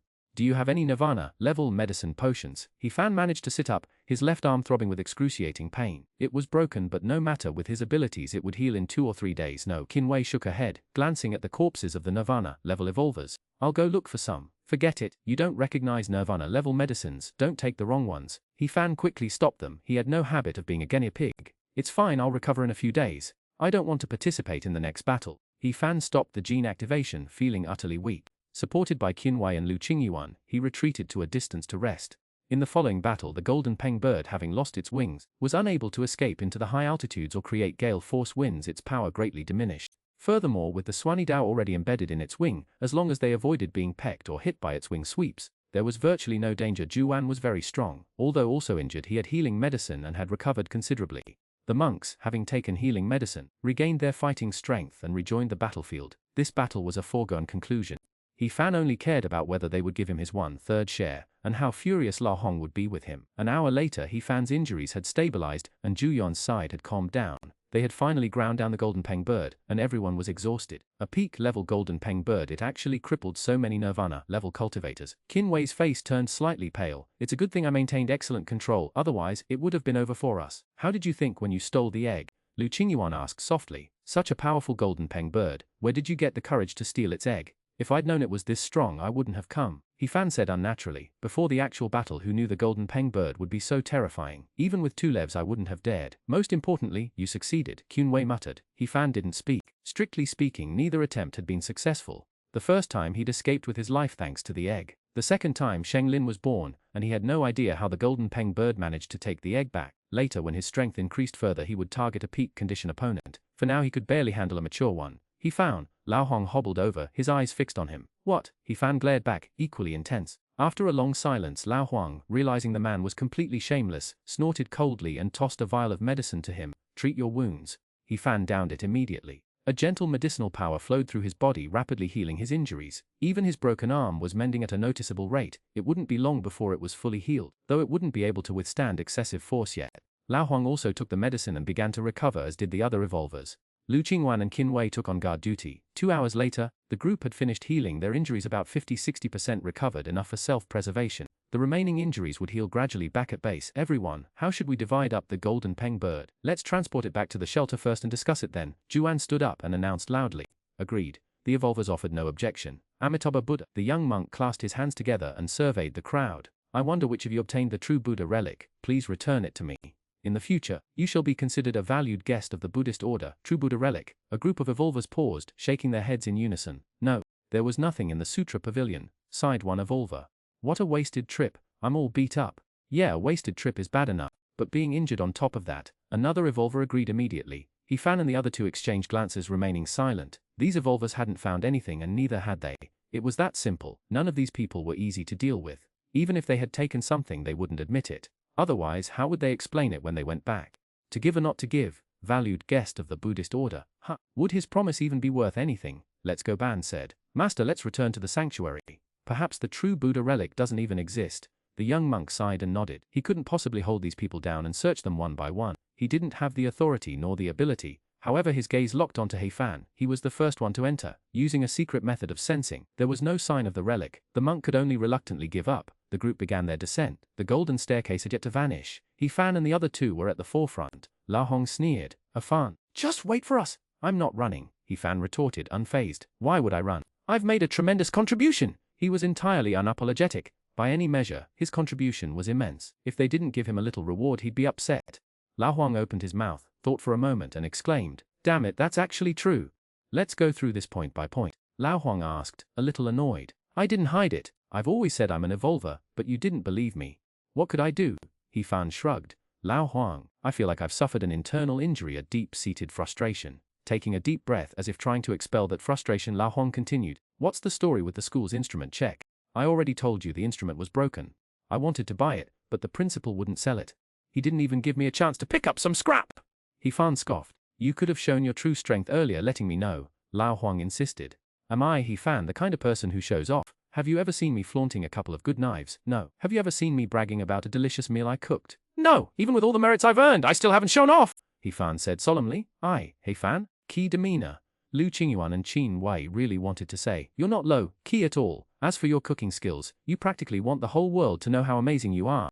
Liu Qingyuan, I told you something before, and you didn't follow instructions at all, did you? Liu Huang glared at Liu Qingyuan with displeasure. But I did. You told me to keep an eye on Fan. But he changed his name to Xiao Dangji at the time, not Fan, so I didn't need to watch him anymore. Liu Qingyuan said with a completely self-righteous expression.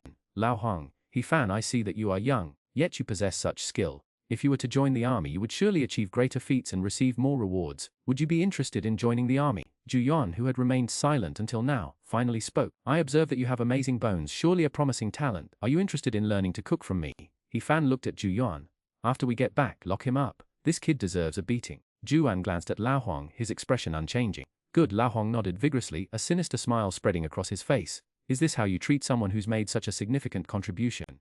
Fan have any shame? Zhu Yuan didn't look at him, but instead at Qin Wei. Tianyan City has made new progress in the study of the blessing sacrifice. You can go take a look. Thank you. Qin Wei was overjoyed and quickly expressed her gratitude. Chapter 1330. What other moves do you have? Special Permission Protective Custody Enforcement Bureau. In a secluded chamber, Fan and Liu Hong sat opposite each other. Liu Huang's face was dark while Fan stared with wide eyes, striking a pose he considered cute, and looked at Liu Huang. After a long while, Liu Huang couldn't take it anymore. Can you narrow your eyes? And can you change your posture? We've been sitting here for half an hour, Liu Huang. We're both real men, let's just get it over with. Fan leaned back in his chair, his eyes calmly fixed on him. Get it over with. Liu Huang was stunned, falling into a deathly silence. Fan was flustered.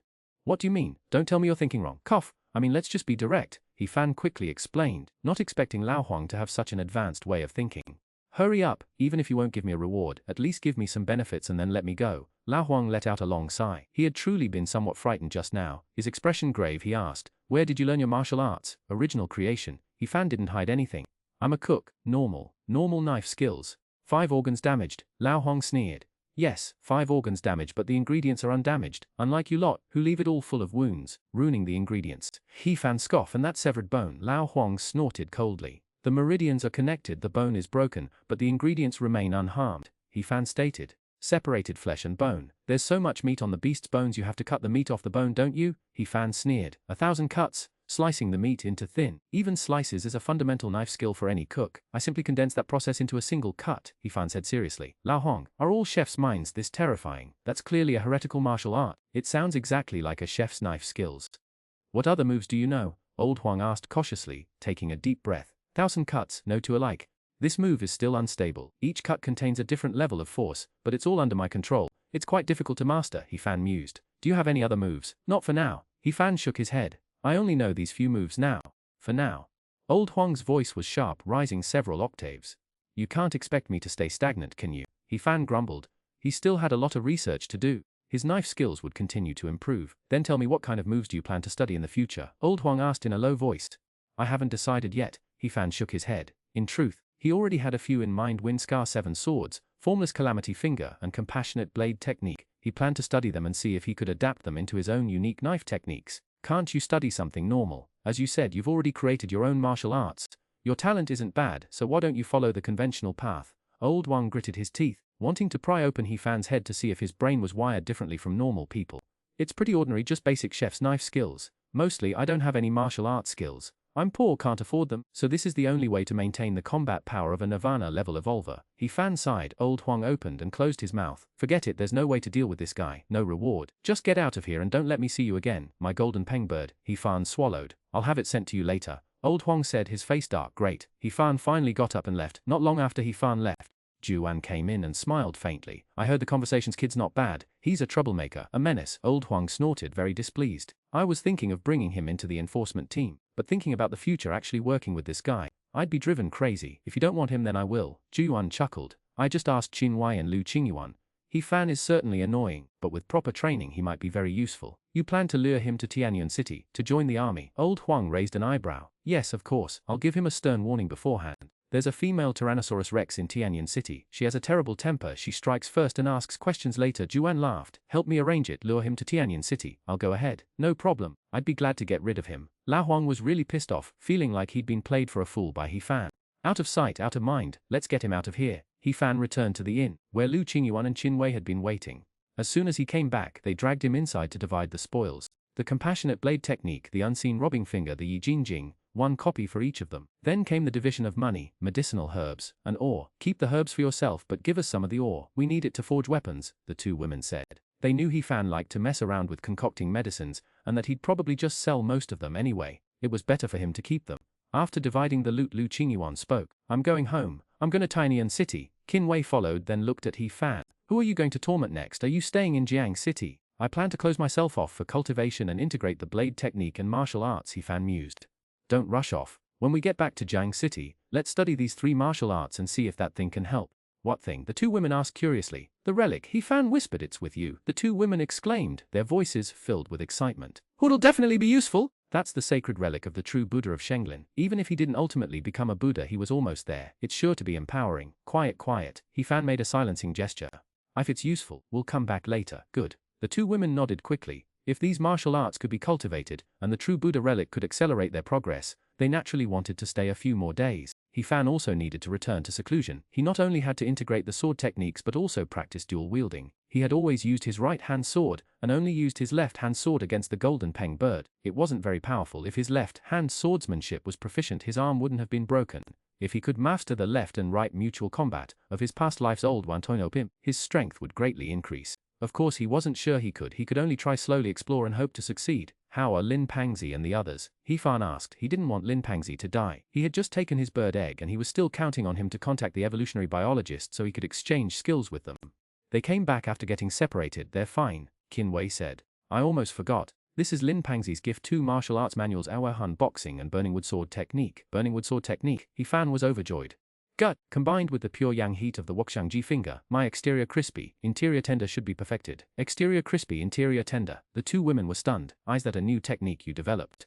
Yes, 1 strike and the ingredients are cooked. He Fan's face was filled with uncontainable joy. His swordsmanship was about to level up. Liu Qingyuan and Qin Wei exchanged a glance, then both stepped back, putting distance between themselves and him. Can't you study some normal martial arts? This exterior crispy, interior tender is more ferocious than a demon, isn't it? Chapter 13 Four Fools with Money, Come Quickly. The golden peng bird's meat arrived, 1/3 of it, but without the feathers. The evolvers had taken those. The golden peng bird was treasure from beak to claw. Its feathers were exceptionally tough. Since he only received 1/3 of the bird, they naturally wouldn't give him the feathers as well per 3. If it were a whole bird, how much would that be? He Fan looked at the golden peng bird meat, then at his harvested herbs. It wasn't just enough to replenish his losses but to improve his abilities as well. I'll eat it when I get back, He Fan thought, suppressing his urge to devour it immediately. Early the next morning, He Fan and the two women took a car back to Jiang City, preparing for another period of seclusion. Upon returning home, the three went straight to the basement and consulted the Buddhist scriptures. The true Buddha relic was taken out. A faint, shimmering Buddha light illuminated the text, revealing a blurry human figure practicing the techniques within. "It really works! I'm so glad I didn't give away the true Buddha relic!" Liu Qingyuan exclaimed joyfully. Let's start with the Yi Jingjing. It says here that the Yi Jingjing refines the body, accelerating the process of evolution. Good. They took out the Li Jingjing, and the Buddha image began to demonstrate the exercises transmitting the Buddhist martial arts. He Fan practiced it, experiencing no resistance. Neither did the two women. They could all cultivate it. As the Buddha image guided their cultivation, the two women's evolutionary power circulated, refining their skin and bones. He Fan furrowed his brow, lost in thought. He was utterly useless, feeling absolutely nothing. Cultivating according to the Yi Jingjing's methods proceeded smoothly. Yet it was ineffective. Could it be because my strength is too great and the effects aren't visible in a short time? He Fan pondered, continuing his cultivation. The three of them secluded themselves. With the support of the relic and the guidance of the Buddha image, the two women progressed rapidly. They successfully entered the realm of the Yi Jingjing, significantly increasing their evolutionary speed, while He Fan still felt nothing. 2 days passed, and He Fan abandoned his cultivation of the Yi Jingjing. It wasn't that his strength was too great for short-term effects. It was that there were absolutely no effects at all. After 2 days of continuous cultivation, there should have been at least some feeling, but he felt nothing. The three of them discussed it. In the mornings, they used the relic to comprehend the Yi Jingjing. In the afternoons, He Fan used the relic to comprehend the burning wood swordsmanship, the Wuxiangji finger and other Buddhist martial arts. In the evenings, they practiced the martial arts together. He Fan, your delivery! Qin Wei's shout echoed from the basement where they were in seclusion. My delivery, He Fan muttered. Who would send me a delivery? He had no family or close relatives. Even his friends were those he'd recently met, like Liu Qingyuan and the others. Lin Fatty and the rest would call directly if they had something. They wouldn't silently send a delivery. Qin Wei casually tossed it over. See for yourself, no sender. Anonymous letters are still allowed. He Fan was taken aback. He opened the letter, which contained only a few short sentences. Qianyan City. Countless beasts, medicinal herbs everywhere. The people there are gullible and rich. Come quickly. He Fan. Who knows me so well? Is this telling me to go to Tianyan City? Qin Wei. Are the people in Tianyan City really gullible and rich? He Fan looked at Qin Wei. I don't know. Qin Wei rolled her eyes. I haven't even been there yet. How could I know? And medicinal herbs everywhere. He Fan looked at her expectantly. If you're going to Tianyan City, you must know something. As for countless beasts, well, where on earth isn't there a countless number of beasts? I'm not sure. But Tianyan City has an army that hunts beasts every day, reportedly killing countless numbers. I heard that those who establish merit are rewarded with beast corpses, potions and things like that. Qin Wei said, pausing before adding, oh, and the evolutionary biologist that Fatty Lin contacted is also in Tianyan City. Wouldn't that be Chen Shan? He Fan twitched his mouth. Xuanhuan came from Tianyan City and came for Chen Shan. Tianyan City is likely their base of operations. No, there are quite a few evolutionary biologists in Tianyan City, Qin Wei said. Then I really should go to Tianyan City. After I build a good relationship with Fatty Lin, I'll go and chat with that evolutionary biologist, He Fan mused. Continue my seclusion, then we'll go to Tianyan City together. How long do you plan to be in seclusion? Qin Wei asked. It'll take about half a month. That should be enough time for me to thoroughly study several martial arts manuals and refine them. He Fan said, at the same time I can also strengthen my internal organs and improve my dual blade skills. Then we'll wait for you. Qin Wei replied, I'm leaving tomorrow. Liu Qingyuan emerged from her room, her luggage already packed. Qingyuan, which city is your home in? We'll go visit you later. Qin Wei quickly said, we can keep in touch by phone. I might join the army and won't be home often. Liu Qingyuan smiled. When you both join the army too, perhaps we'll meet again someday. No way, I won't join the army. I want to go solo. He Fan shook his head. Only by going solo can I properly research culinary arts. Then it'll depend on chance. Liu Qingyuan showed some disappointment. Qin Wei didn't say anything more. He Fan gave them the relic for comprehension, and he went into seclusion to cultivate his swordsmanship. My understanding of the Wind Scar 7 swords is almost complete. The power of the wind can make my blade faster, but unfortunately, the Wind Scar 7 swords only scratches the surface of wind techniques. He Fan reflected on his progress, muttering to himself. Wind Scar techniques can not only be used in swordsmanship but also to enhance my speed. My strength has improved several points compared to before. Next came the unformed Calamity Finger and Burning Wood Blade technique. He Fan hadn't grasped these two martial arts very well. With the relic it was manageable, but without it his progress was excruciatingly slow. As for the Compassionate Blade technique, He Fan had studied it, and it had helped him significantly. His greatest understanding was in how to sheathe his blade, controlling his weapon for better mastery. Once I've digested these gains, I'll go check out Tianyan City, He Fan thought to himself. The next morning, Liu Qingyuan left, and He Fan and Qun Wei continued their seclusion. Time slipped away in seclusion.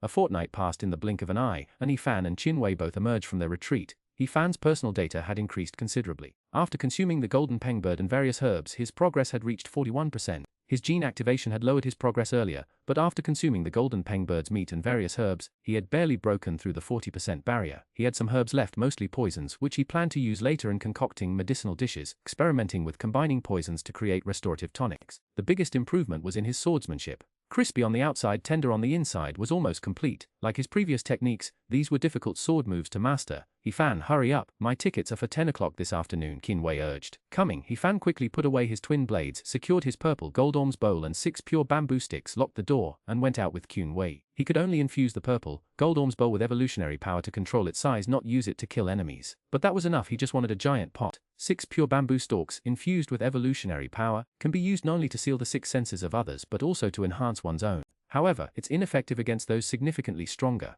The two hurried to the station. This wasn't a house car, it resembled a bus from a previous life, incredibly sturdy, its defenses impenetrable even to most mature purebloods. They traveled along a route established by the Alliance, with energy shields flanking the road for 5 miles on either side. This trip will take a day, Qin Wei said. We should arrive around evening. You get hungry easily, so bring some snacks for the journey. He Fan nodded. It's fine, I can handle a day without food. Let's go, Chap 13 Fifey, why didn't you remind me? Tianyan City, not far from Jiang City, is several times larger and ranks among the most prosperous cities in the Eastern Alliance. Attracting ordinary cities, Tianyan City frequently experiences beast tides. The ferocious beasts attack the city like they've gone mad, forcing the Eastern Alliance to deploy troops to defend against the invasions. Qin Wei, sitting on the bus, recounted the information she'd gathered over the past few days from the evolutionist website. He Fan nodded gently and boarded the bus with Qin Wei taking a seat in the middle. Besides them, 15 other evolutionists, all Nirvana level, were on board. Generally, upon reaching Nirvana, one would go to a big city, where there are better stages, more advanced instruments and better evolutionary drugs. Qin Wei said. Are there any Buddhist ones? He Fan was wary. His purple gold pot and 6 pure bamboos were both Buddhist items. He didn't want to go there and have them snatched away after cooking a few meals. Yes, but few and most are in the cities. Qin Wei said. I heard that Taoist sects frequently appear there, and there are also exchange students from other alliances. Exchange students? He Fan was dumbfounded. Does this world even have exchange students? Yes, mostly from the Western Alliance, but I only saw the news online, Qin Wei said. While the two were discussing, the other Nirvana cultivators were also exchanging information, discussing the news they had found about Tianyan City. Can you drive? Qin Wei suddenly asked, looking out the window with some reluctance. When I was a child, I fantasized about becoming a driver when I grew up. I only drive cars for adults, not for kindergartens. He Fan pondered Qun Wei's line of thought, and mused. Qin Wei's face darkened. I'm talking about the kind of car that picks up passengers? Not that kind of car, I am. He Fan cleared his throat. I didn't expect your thinking to be so peculiar this time. I'm not skilled at driving that kind of car, especially large vehicles. I'm not good at reversing. I've touched one twice while in the corpse carrying team, but I used to want a small car of my own. In his past life, he'd wanted a car but couldn't afford one. Now, after seeing the prices in this world, He Fan knew he was even less likely to buy one. Seeing Qun Wei's softened expression, He Fan added, though you're a skilled driver now. Qin Wei rolled her eyes, too lazy to respond. The large vehicle started, driven by a middle-aged man, also a Nirvana-level evolver. He sped them away from Jiang City. The car was fast. Within a quarter of an hour they were out of Jiang City, traveling a fixed route. The scenery outside was desolate. A vast forest and endless mountains loomed 10 miles away. It's still early to reach Tianyan City. Let's rest. Qin Wei closed her eyes to rest, leaning her head on He Fan's shoulder without ceremony, falling asleep. He Fan scoffed, closing his eyes to cultivate, drawing evolutionary energy into his cells to temper his body, while simultaneously mentally reviewing his sword techniques, never allowing himself to forget. The car sped on. The Nirvana-level evolvers, having exhausted their conversation topics, closed their eyes to rest. Bang! After an unknown amount of time, the entire bus shuddered, startling all the passengers. He Fan opened his eyes and Qin Wei woke as well. Before either could speak, the other Nirvana-level evolvers exclaimed, What's going on? Why are we off course? Sorry, I cut someone off just now and came out too quickly. I'll turn back right away, it won't take long, the driver hurriedly explained. Everyone glanced at the road. It was indeed quite congested. They said nothing more and continued to rest with their eyes closed. The driver was indeed maneuvering back into the lane. He Fan didn't pay much attention and continued to close his eyes and rest. Everyone had their eyes closed. The driver sped up, fumbled at his feet for a moment, then sharply turned the steering wheel, reversing the car's direction. One passenger silently opened their eyes. A fine powder appeared in their hand, dissolving into a wisp of blue smoke that dissipated into the air. The smoke was odorless, and the passengers with their eyes closed didn't notice. He Fan, however, with his sharp senses, suddenly opened his eyes and said coldly, What are you doing? Where is this car going? As soon as he finished speaking, the car's speed suddenly increased like an enraged beast roaring as it surged forward. The car's out of control. The driver's voice was low. Just stay seated, I'll find out what's wrong. Then stop the car. He Fan's face was icy. He patted Chunwei, who sleepily opened her eyes. What's wrong? It's for calming the mind, don't be nervous. The passenger chuckled. He Fan frowned. Had he been overthinking? Boom! Hesitantly the bus screeched to a halt, already deep within a dense forest. The door opened, and the driver and several passengers quickly jumped out. What's going on? The remaining passengers woke up, just in time to see those who had rushed out. We only kill He Fan. 5 people had charged out, making 6 including the driver. One of them spoke coldly. Kill me. He Fan was taken aback. We have no grievances between us. Are you people from that evolutionary biologist? Basically everyone I've offended is in the enforcement bureau, leaving only that evolutionary biologist. It seems you're not stupid after all. You've ruined our plans. So come out and die. An evolutionist sneered, his eyes cold, a long sword in his hand exuding a sharp, menacing aura. Didn't you prepare any traps or anything? He Fan frowned slightly, surprised at the 6 people. Are you so confident you can kill me? You inhaled quite a bit of that smoke just now. At Nirvana level 4 your strength would be reduced by 40%. An evolutionist scoffed. Did you really think it was for meditation? He can't kill you, there are still us! The other passengers snorted coldly, attempting to rise, but their bodies went weak, and they slumped back into their seats. Your strength isn't even at Nirvana level 4, you pose no threat. Laugh. From the moment we attacked we never planned on letting you live. Enough talk, let's do it! A furious roar erupted. From his seat an evolutor leaped up, his sword aimed directly at He Fan's chest. 6 evolutors got back into the vehicle, swords drawn. Their initial exit was merely a distraction, creating an opportunity for their accomplice.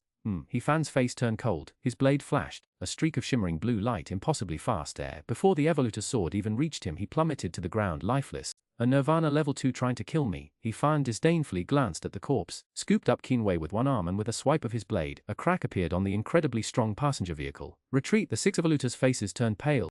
He Fan's strength far exceeded their expectations. Crammed inside the vehicle, their numbers were a hindrance. He Fan pursued them as they disembarked. I still need this car to drive to Tianyan City later. He thought, can't afford to damage it. Kill. As soon as they exited the vehicle, the 6 Evil attacked relentlessly, 6 sword energies pressing down upon him. He Fan spun his blade, unleashing the 1,000 cuts technique. Countless blade energies surged forth. Puffed. A blade fell, the leading Nirvana shuddered, a spray of blood erupted, and a head tumbled. He Fan's blade rose again, severing the 5 internal organs. Spare me, I am, He Fan coldly snorted, cleaving through a sword-like energy with a single stroke. His gaze was icy as he surveyed the remaining few. Several Nirvana level 2 and Thirst. And you dare to kill me? Who's the driver? Step forward. The remaining 4 evolvers froze, glanced at the corpse at He Fan's feet, and fell silent. The one you just killed, Qinwei said softly. He Fan, why didn't you warn me? Chapter 36C. If this car doesn't explode, there's no problem. He Fan hadn't really gotten a good look at the driver. Besides, the driver was just in ordinary clothes, nothing conspicuous. After getting in the car, the driver's back was to him. He wasn't interested in whether the driver was handsome or not, so he chatted with Qinwei for a few sentences before closing his eyes to rest, his mind replaying his knife techniques. Do any of you know how to drive? He Fan looked at the remaining 4 evolvers, a hint of hope in his eyes. The 4 evolvers remained silent, their response only swords. Kill! Run in different directions! It seemed they didn't. He Fan's expression turned cold. A vibrant green jade bamboo appeared, shimmering with intense golden light. The 4 fleeing figures collapsed, their 6 senses sealed. Having this thing is so convenient, it's like slaughtering chickens. He Fan went up and delivered 4 final blows, then got back in the car with Qinwei. The 9 passengers were still limp, their faces filled with terror as they watched him approach with his knife. Why, you're not going to kill us too, are you? We're just ordinary passengers, we even tried to help you against them earlier. I'm sorry. He Fan looked at them with pity, and then unleashed the 1,000 cuts and 10,000 slashes, 9 streaks of sword energy tearing through the air. And terror gripped the 9 passengers. They struggled violently, but their bodies were powerless, left to be slaughtered. Rome. Heem. Just as the 9 passengers closed their eyes, awaiting their deaths, the lethal blade energy vanished at the very last moment. My new sword technique not bad, eh? He Fan chuckled. He'd only been testing, seeing if anyone was hiding. It seemed everyone on board was poisoned. You scared us half to death! The 9 Nirvana masters gasped for breath, their hearts pounding wildly in relief at their narrow escape. Now, we have a problem. He Fan sheathed his blade, spreading his hands. I accidentally dispatched the driver. Any of you know how to drive? Would a bumper car work? One Nirvana master whispered. He Fan glared at him. I drive bumper cars better than you do. Do I need to ask you? Then no. The 9 Nirvana masters shook their heads. Then how about you? Qinwei looked at He Fan. He Fan hesitated. My driving skills aren't the best. I can probably get it moving, but whether or not we flip I can't say. It's alright, we're all Nirvana masters. The car won't explode. It'll be fine. The 9 passengers quickly reassured him. We're in a rush to get to Tianyan City, please help us. Since you put it that way, I'll give it a try. He Fan thought to himself, even if it crashes, it's no big deal, it's all Nirvana, no one will die. Right, let me collect those spatial bags first. Fan remembered something else, hurriedly got out of the car to collect the spatial bags, carefully storing them away. I really wish more of these equipment-giving events would happen. With 6 pure bamboo stalks in hand, forget about these Nirvana level 2 and 3 guys. Even if 3 or 5 chus like Chushin showed up, I could easily chop them down. Fan, you don't seem to be affected. Qinwei slumped in the passenger seat, questioning him. That stuff doesn't work on me. Fan shook his head. His strength could completely beat Chushin. A Nirvana level 4 if they really fought a one-hit kill wasn't impossible. That green smoke is only effective against ordinary Nirvana level 4 cultivators. While I can't be completely immune, it won't have much of an effect on me. Alright everyone, fasten your seatbelts, we're about to go, Fan said, then looked at Qinwei, and finally at the 9 passengers, asking slightly awkwardly, excuse me, or, should we just walk to Tianyan City? With you driving, I suspect this car will explode any second now. Didn't you say you knew a little bit? Qinwei's face stiffened, a bad feeling rising in her heart. Could this little bit also be a boast? It's different, they did the fighting and I'm just driving. Fan explained, then added, but it's fine, it should be around the steering wheel. Let me look. Fan searched around, but couldn't find a keyhole. Instead he found a red button. He pressed it, the car body trembled slightly, and the screen in front of the steering wheel lit up, displaying various incomprehensible symbols. It was completely different from the cars of his past life, and unlike the corpse bearer team's vehicles. Boom! The words had barely left his mouth when the car roared and shot forward, its speed incredibly fast, even faster than a professional driver. Slower! Qinwei's face went pale. You're Nirvana level, I'm only level 9. This car doesn't have a clutch. Fan's mouth twitched. I knew it was the accelerator. This type of car doesn't have one, only a brake and an accelerator, a passenger explained. It's okay, I'll ease off. Fan took a deep breath, gripping the steering wheel and avoiding the trees. Don't worry, I'm still alright at driving. Reversing and turning might still be problematic, but he was fairly confident in driving straight. In his previous life, he'd been incredibly steady driving in a straight line while taking his driving test. Fan drove while studying the vehicle. It was electric without gears, only an accelerator, and incredibly fast. Fan only pressed the accelerator slightly, and it was faster than his full-speed sprint at 50% effort. If he pressed it all the way, he wouldn't even stand a chance. Try to go faster, this speed is too slow, a passenger urged. We all have urgent business in Tianyan City.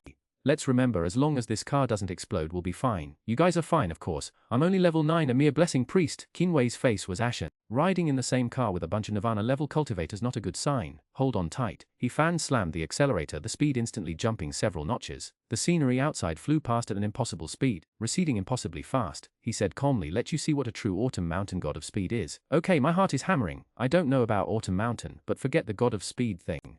Can you please slow down?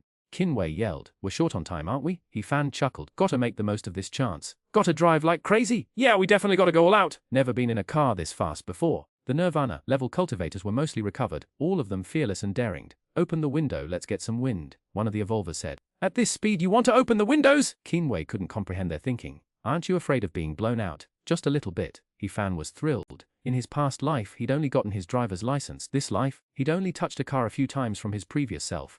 Now that he had the chance, he had to go all out. The enormous vehicle, like a monstrous beast, sped along the road, its direction veering slightly. Unclear how far it was straying from its intended destination. Why did the driver and those guys kill you? What bad things did you do? The passengers, feeling the wind whip past them, wondered aloud, recalling the driver and the men.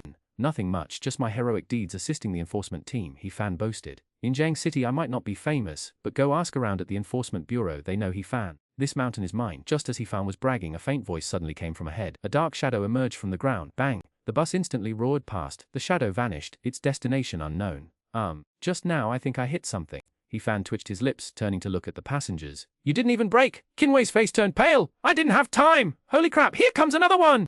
Fan exclaimed, looking ahead as another dark shadow burst from the ground. He slammed on the brakes. Heads up! Emergency stop! Boom! The bus roared like a rocket shooting forward in a blur. Brake! You did this on purpose.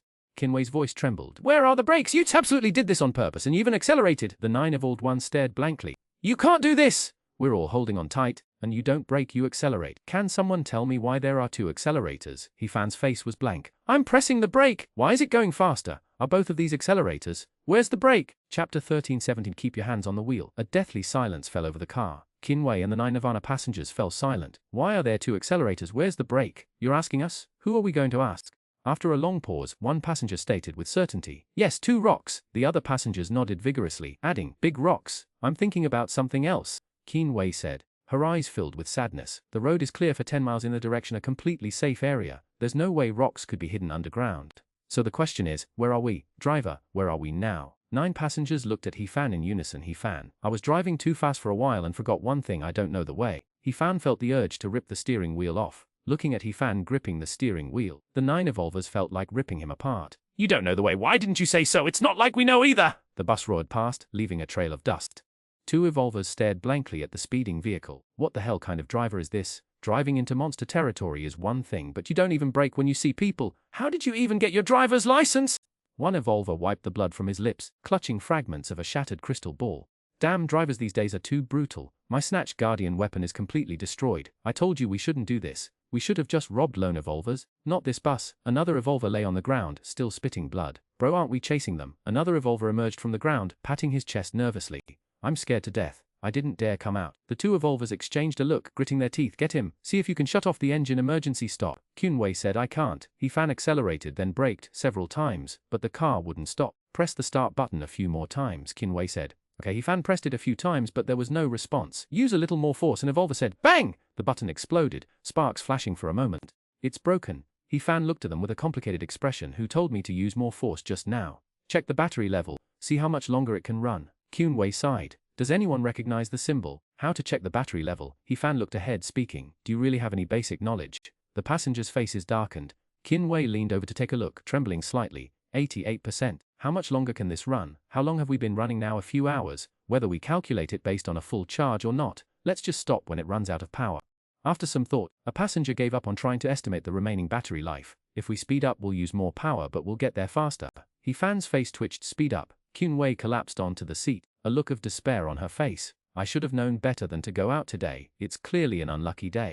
You should have honed your driving skills when you were younger and fulfilled your dream of becoming a driver. Are you 2 the ones who killed the driver, or did the driver kill you? It seems like we're the unlucky ones. 9 passengers grumbled. We haven't even spoken yet, and you 2 are already complaining. Who are we supposed to complain, brothers? Sorry about that. Fan cleared his throat, profusely apologetic. Now's not the time for this. Is anyone among us familiar with this route? A passenger shouted. Fan, slow down. If we were on the right road, I might know, but now we're completely lost. Who'd know where we are? The other passengers rolled their eyes. Let's discuss our direction of travel. We can discuss later, but can you please stop looking away and put your hands back on the steering wheel? A passenger shrieked. If you don't crash this car, that's great, but you're not even looking ahead, and your hands are off the wheel. We can only get a signal within 10 miles of the road. Right now we have no signal at all. We just need to get back within 10 miles of the road.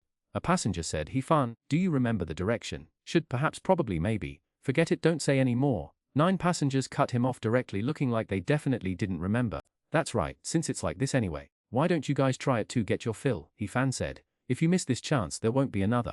That's right, we won't die anyway, so let's have a go. One passenger looked eager to try. No matter what, it'll be better than he finds driving to fulfill my dream of being a driver. Xuanhuan also rubbed her hands. Line up, 100 star yuan each, Fan said. Why are we giving you money? 9 passengers were dumbfounded. Xuanhuan was also stunned. You never forget to make money, do you? Does a driving instructor charge you for lessons? Fan asked. They do. 9 passengers nodded. Then there you have it. While I'm not an instructor, I'm the one who killed the driver, and I'm letting you guys drive a big truck top of the line, and charging only 100 is a steal, Fan said. Besides, we're all Nirvana. Is 100 star yuan money? Not at all! Alright, it's only 100. One of the Nirvana casually tossed a bill at him. 100 star yuan, a pittance really. Xuanhuan, you take the money. Fan eased off the gas, switched places with another to be the driver, and moved to the side. I'll keep an eye on things. Okay. The passenger took control of the steering wheel, slammed the gas pedal to the floor, and went faster than Fan. You're worse than Fan. The other passengers nearly tumbled out, and even the Nirvana were struggling to stay upright. First time for everything, right? The passenger said nonchalantly. The car didn't explode, so it's no big deal. Fan looked at Xuanhuan, considering whether he should just jump out and run, but then he thought about how long it would take to get anywhere on foot, and that he had no idea where he was going, so he decided against it. Although none of them had ever driven before, their abilities were high. They were all Nirvana, and they had a handle on things. They weren't going to flip the car, but it was certainly exciting and a little dangerous. Xuanhuan was still a bit excited about driving, and nearly flipped the vehicle several times.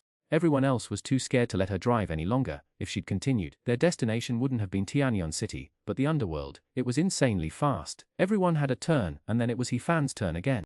Since we're already like this, why don't I show you guys a drift? There aren't even brakes and you want to drift. The 9 passengers were aghast. You really should get out of there. We'll even kneel down for you, okay? It's alright, let's slow down. This car won't explode, Fan said, waving his hand. You're really driving this car as if it's going to blow up. 9 passengers' faces turned pale. It's fine. Later everyone gets a turn. 800 drifts per person, Fan said. 9 passengers glanced at Xuanhuan, their tone firm. Okay, Fan nodded, looking at Xuanhuan's unhappy face. After we get the money, I'll treat you to a big meal. Everyone slow down. Don't actually drift it off the road, He-fan said. He-fan didn't know how to drift either. In his past life he had only heard about it. In this world, since he had the opportunity, he decided to try it. No brakes were a problem. Even if it did, with the car's quality and everyone's strength nothing would happen. Chapter 238 I am a good citizen He-fan. In his past life, drifting happened on curves. He-fan reduced his speed watching ahead. Whenever he saw a curve he'd drift. Now he didn't worry about the direction anymore because no one knew where they were. Things couldn't get much worse. When turning, He-fan violently turned the steering wheel. A standard drift was impossible. He could only emergency brake, instantly accelerate and do it all in one go.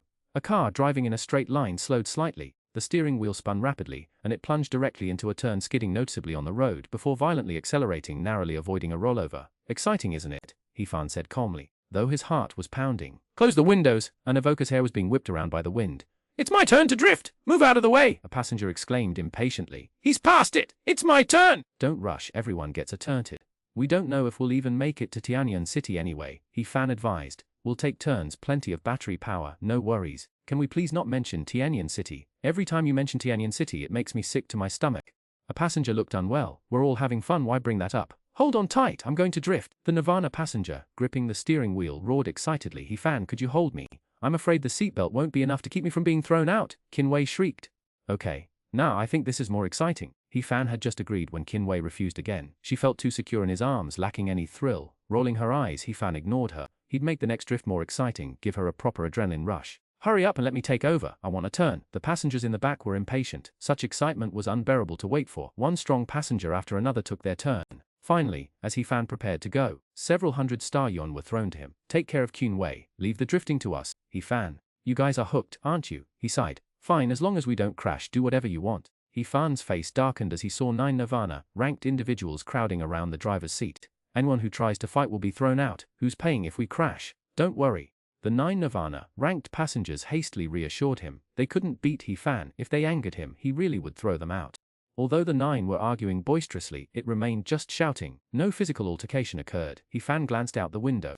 The current speed was such that even he could barely make out the scenery outside. Thankfully, the road was relatively clear of obstacles, otherwise, a collision would be inevitable. 2 hours passed, then a cold voice suddenly echoed in the car. Vehicle 72, where you? Why the deviation? Shut up, I'm drifting! Don't bother me! A passenger excitedly roared. Drift! A chorus of excited shouts erupted. Who are you? Where's the driver of 72? The questioning voice returned, but unlike before, this time it was laced with confusion. Dead. One of the evolved ones, overly excited. Tanisa hijacked. Woo! Successfully drifted, perfect! 9 Nirvana members exclaimed excitedly. By the way, who asked about our driver earlier? He was killed a long time ago, a Nirvana member at the steering wheel questioned, his voice trailing off. Everyone in the car knew the driver was dead, otherwise, they wouldn't have been able to drift. The Ministry of Transport. The other 8 Nirvana members stared blankly. Perfect, Qinhuan sneered. We finally managed to contact the Ministry of Transport, and you just drifted away. Get back there! He-fan, you take over. I remember the direction. The Nirvana members scattered, hastily leaving their driving positions for He-fan. You're a bunch of fair-weather friends, He-fan spat, taking the controls and adjusting the direction back. You killed the driver, the 9 Nirvana members mumbled, then quickly added, don't worry, we'll testify for you, prove your innocence. It was my turn to drift, a disgruntled passenger muttered. He-fan adjusted the direction, drove for 15 minutes, and contacted the Ministry of Transport again. Ministry of Transport, hello, this is good citizen He-fan. I've stabilized 722. What should I do now? A chorus of eye rolls. Good citizen, you brought this on us? You killed the driver? Good citizen, why were you hijacking the vehicle? The Ministry of Transport sneered. A carjacker who's also a good citizen. It wasn't a carjacking, the driver swerved and was eaten by a monstrous beast. He-fan said. Can you tell us where the brake is? You're driving now? Drifting. The Ministry of Transport was dumbfounded. You don't even know where the brake is, and you dare to drive? You're even drifting! We're driving together! Drifting together! He-fan urged. Get to the point, where's the brake? We need to stop, we can't stop at all right now. Driving together, drifting together, how many of you are there? The Ministry of Transport's voice was somewhat panicked. This is a large criminal gang, a carjacking. There are 11 passengers on bus 722, excluding the driver and myself. He-fan said impatiently. Can you just tell me where the brake is? Also, I'm a law-abiding citizen. If you don't believe me, call Liu Qingyuan at the Jiang City Enforcement Bureau and ask him about me. He-fan. The brake is next to the accelerator. The Ministry of Transport said after a moment of silence. You didn't know that? That's the super accelerator, you're kidding me! He-fan said angrily. I stepped on it, and it went even faster. Ministry of Transport. Are you messing with me? Then turn off the engine and stop. It's useless! I've practically smashed the button, but it's doing nothing.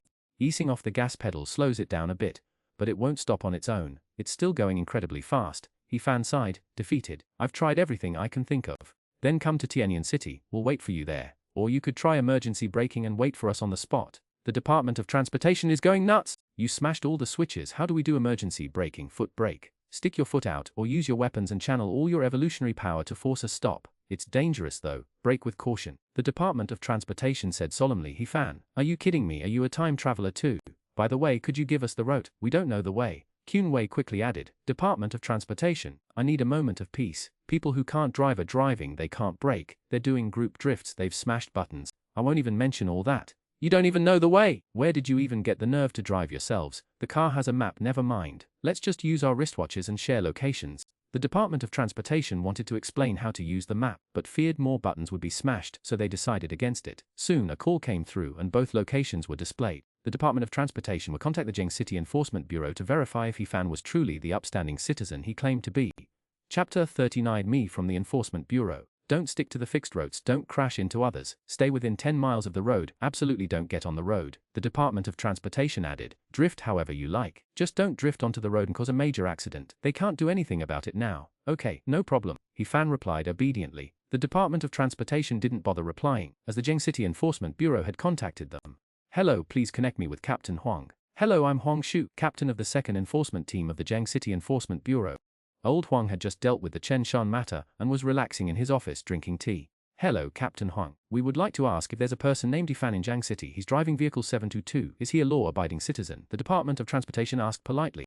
Fan, he's driving vehicle 722. As for being a law-abiding citizen, you're calling to ask about this. What happened? Old Huang's heart skipped a beat and he asked cautiously, calculating the time, Fan shouldn't have reached Tianyan City yet. Could he have gotten into trouble? Fan is currently driving passenger vehicle 702 drifting with 10 passengers. He's broken the start-stop button, has no brakes, and doesn't know the way. The Department of Transportation member blurted it all out, feeling their heart sink. Paffed old Huang, who was drinking tea, spat it out, his eyes widening as he stared blankly at his watch. What did you say? Fan hijacked a vehicle drifting with 10 passengers. Do I need to repeat the rest? The Department of Transportation member trembled. Also, Fan said he's a law-abiding citizen. Captain Huang. What do you think? You think so? Old Huang clutched his chest. Damn it, we haven't even reached Tianyan City yet, and you've already pulled off something so earth-shattering.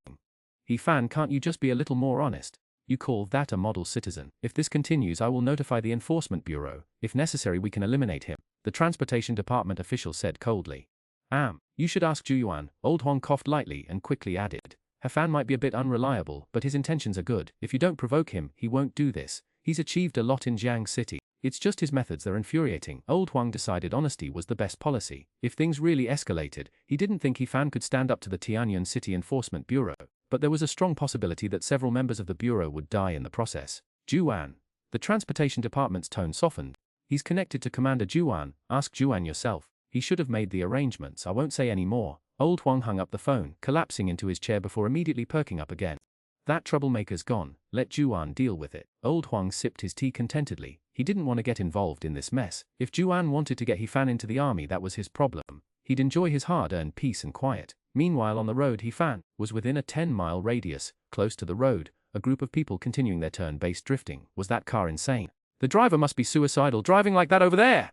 The road was packed, and all the other drivers were dumbfounded. He was drifting, going incredibly fast. That driver's crazy brave. Want to try it yourself? The passengers were ecstatic. It felt like they were flying.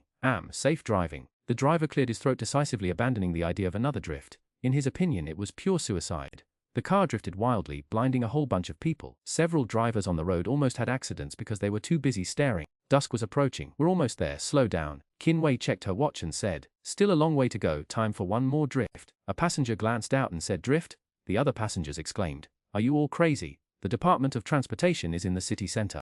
Are you planning on drifting right in front of their building? Qinwei said, her face dark. Fan, why are you still charging us? 9 Nirvana level beings turned to look at Fan. We're almost there. Why are you still taking our money? This is the final leg of the journey. I'm leaving it all to you, Fan said. Heh. The 9 passengers sneered, turning back to their seats. We don't need the money anymore. This last stretch, it's all yours. We're almost at Tianyan City. There's bound to be a large contingent of people there. If they really drift over there, they're going to be in deep trouble. Fan returned to his seat, releasing the accelerator and controlling the steering. The car slowed down. The braking shouldn't be much of a problem now. Everyone prepare for collective braking. Did you hear me? Fan looked at the 9 passengers. No problem. The 9 Nirvana level beings nodded in agreement. Another 15 minutes passed and an energy barrier appeared ahead. A group of evolved beings stood ready armed. A middle-aged man among them, his face grim, looked at the approaching bus 702 and Stop immediately! Brake! He-Fan shouted urgently. At this speed, we're about to hit them! 9 evolved beings simultaneously made their move. Their evolved power surged out like rainbows, plunging into the ground. He-Fan controlled the steering wheel with one hand, while with the other, he unleashed his powerful evolved power, sending it into the ground. Roar! A middle-aged man let out a long roar, his muscles bulging as immense power surged through him. Like a cannonball, he charged at vehicle 702, bracing his hands, forcefully halting the vehicle. Impressive. 9 evolvers watched the middle-aged man with admiration. Screech! The 4 wheels spun, sliding forward more than 10 meters before being brought to a dead stop. One of you shut the car down! The middle-aged man commanded in a low voice. Several evolvers rushed forward, some helping to hold the vehicle in place, others standing guard. One of them quickly charged towards the driver's seat. You get out first, right? He-Fan scooped up Qingyuan in his arms and quickly exited the vehicle, allowing the other to take his place. The evolver climbed in, and after severing some wire or other, the bus sputtered to a halt. Thank you all very much. Are you from the Department of Transportation? He-Fan looked at the group of evolvers, his voice filled with gratitude. The vehicle is yours, we won't disturb you any further. Farewell. Where to? The Ministry of Transportation. We're from the Enforcement Bureau! A cold snort echoed. Several long swords simultaneously pressed against He-Fan's neck. A middle-aged man strode forward with a sneer. You are He-Fan? Yes. He-Fan was surprisingly compliant. Captain Huang has spoken to us, the middle-aged man said calmly. As a law-abiding citizen, I naturally cooperate with the enforcement team, He-Fan declared with a righteous air. But Captain Huang also said you're a troublemaker, the middle-aged man sneered, looking at him with displeasure. That's not right. How can Captain Huang say that about himself, if I'm a troublemaker? He-Fan retorted, pursing his lips. The middle-aged man's face stiffened. That mouth, how can it be so sharp? Take him to the station. The middle-aged man waved his hand. None of your business, He-Fan retorted, unhappy. The driver had a problem, and we risked our lives to recover the vehicle, saving the Ministry of Transport from losses. That should be a major achievement. Now that you mention it, I really do think we deserve credit. The 9 Nirvana members pondered this. Yes, this is clearly a major achievement. An achievement, the middle-aged man's face twitched. Is this your excuse for not knowing how to drive, insisting on driving, and then collectively drifting? The other members of the enforcement team looked awkward, their mouths twitching, barely suppressing laughter. Take them away, the middle-aged man said coldly. This is Tian City, not Jiang City. Captain Huang didn't bother with you, but I'm different. While you're in Tian City, behave yourselves! But you have to be reasonable, He-Fan complained. It's clearly a major achievement, but you're treating us like criminals. The Enforcement Bureau doesn't deal in reason, only the law, the middle-aged man sneered. The other enforcement team members looked solemn, cooperatively fixing He-Fan with their gazes. Then let's talk about the law. By the law, this is then I'll talk to you about reason. The middle-aged man interrupted. In terms of reason and the law, I'd rather you just used your fists. The middle-aged man interrupted again, waving his hand. Take them away, all of them. Don't leave a single one behind, MMP. He-Fan really wanted to spit in his face, but he couldn't. He couldn't beat this guy, so he could only obediently follow. Chapter 100. None of this matters. Li Tian, when we get back to the station, find out what's going on and release everyone else, the middle-aged man said to a member of the enforcement team walking behind him. Also, send Qingyuan to the evolution school. Yes, Li Tian nodded, then asked, what about He-Fan? Lock him up and give him a good beating, the chief sneered. When you get back, talk to the people in the prison. Have those Nirvana stage inmates break him, make him completely submissive. Commander Zhu wants him in the army, but with his attitude, he'll only cause trouble. And it's not just trouble, he'll twist things around and make them into some kind of warped logic. No problem, Li Tian assured him, thumping his chest. Once he's locked up, I'll have them work him over. He'll be docile in 3 days, guaranteed. The chief nodded in satisfaction. I trust you to handle this. Don't worry, chief. Li Tian smiled. Tianyan City Enforcement Bureau. He-Fan entered the small room again, only to find Li Tian sitting there instead of Liu Huang. He thought to himself, how long had it been since his last visit? Was he destined to be a regular at the Enforcement Bureau? He-Fan. Li Tian looked at him and chuckled. Considering you hijacked vehicle 702, killing the driver and 5 passengers even though it was self-defense, driving the vehicle without authorization is still against the law. I was trying to return the car, worried it would be stolen. He-Fan explained. And what about the drifting? Li Tian sneered. Keep it up, keep making things up. Drifting? What drifting? He-Fan looked bewildered. I don't know. I was seriously injured and unconscious. Li Tian, I think anyone who talks to you would be driven crazy. I've seen people lie, but you're the first one who lies so effortlessly. Alright, I'm too lazy to argue with you. The evidence is irrefutable. The transportation department has a recording, Li Tian said, waving it off. Considering your past contributions in Jiang City, we'll be lenient this time. Reflect on your mistakes, okay? Can we make it shorter? An hour would suffice. He-Fan stroked his chin. Bang! Li Tian slammed his fist on the table, roaring. Didn't you ask me? He-Fan retorted, pursing his lips. You asked me first! Take him away! Nirvana Sector Cell 4! Li Tian chuckled angrily, waving his hand. 2 members of the enforcement squad appeared, dragging He-Fan away. This was He-Fan's first time in prison. He'd never been incarcerated in his previous life, yet here he was, experiencing this dubious honor. Nirvana-level prisoners were kept with other Nirvana-level prisoners. Each cell was shielded by a transparent barrier requiring a password to open. Behind the barrier was a cell door of unknown material, with only a small ventilation hole to peek outside. Behave yourself once you're inside. The soundproofing here is excellent. A member of the enforcement squad whispered in his ear before shoving him into the cell. Excellent soundproofing. He-Fan mused. What did it imply? A bad feeling washed over He-Fan. They wouldn't be setting me up, would they? He'd seen this kind of setup countless times in his past life. Inside the cell, a large stone platform was covered with a cotton quilt. At the end of the platform was a toilet. 3 Nirvana-level prisoners sat on the platform, a gaunt prisoner standing beside them. The 3 Nirvana prisoners coldly eyed the newcomer. He-Fan, one, a hulking figure with his torso bare and covered in scars, sneered. What day is it? Another newbie know the rules, do you? Got it. He-Fan chuckled inwardly. These 3 guys were really playing this kind of game. Heard they wanted to pay respects to the mountaintop upon entering. Kids smart, then come on. The 3 Nirvana convicts paused, then sneered. The standing Nirvana glanced at He-Fan without speaking. I only understand a little, know some of the rules but not the details. Could you senior brothers teach me? He-Fan looked expectantly at the 3 convicts. Right? You guys came on the same day, it's fate, you go teach him. The burly man winked, looking towards the thin, standing convict. The thin, standing Nirvana convict quickly nodded, slowly walking towards He-Fan, smiling faintly. Coming to He-Fan's side, the thin Nirvana suddenly raised his hand and pressed down on He-Fan's shoulder. First step, kneel down. A bang! Evolutionary power surged. The palm landed on He-Fan's shoulder. He-Fan's brow furrowed slightly, but he remained motionless. Kneel, huh? I understand. He-Fan remained motionless, a surge of immense evolutionary power spreading along the other's arm. Click! Ah! A shrill scream pierced the air, followed by the sickening sound of breaking bones. The thin Nirvana cultivator dropped to his knees, clutching his knees and screaming in agony. You 3 kneel. He-Fan's gaze was icy as he looked at the remaining 3 Nirvana cultivators. A tough one.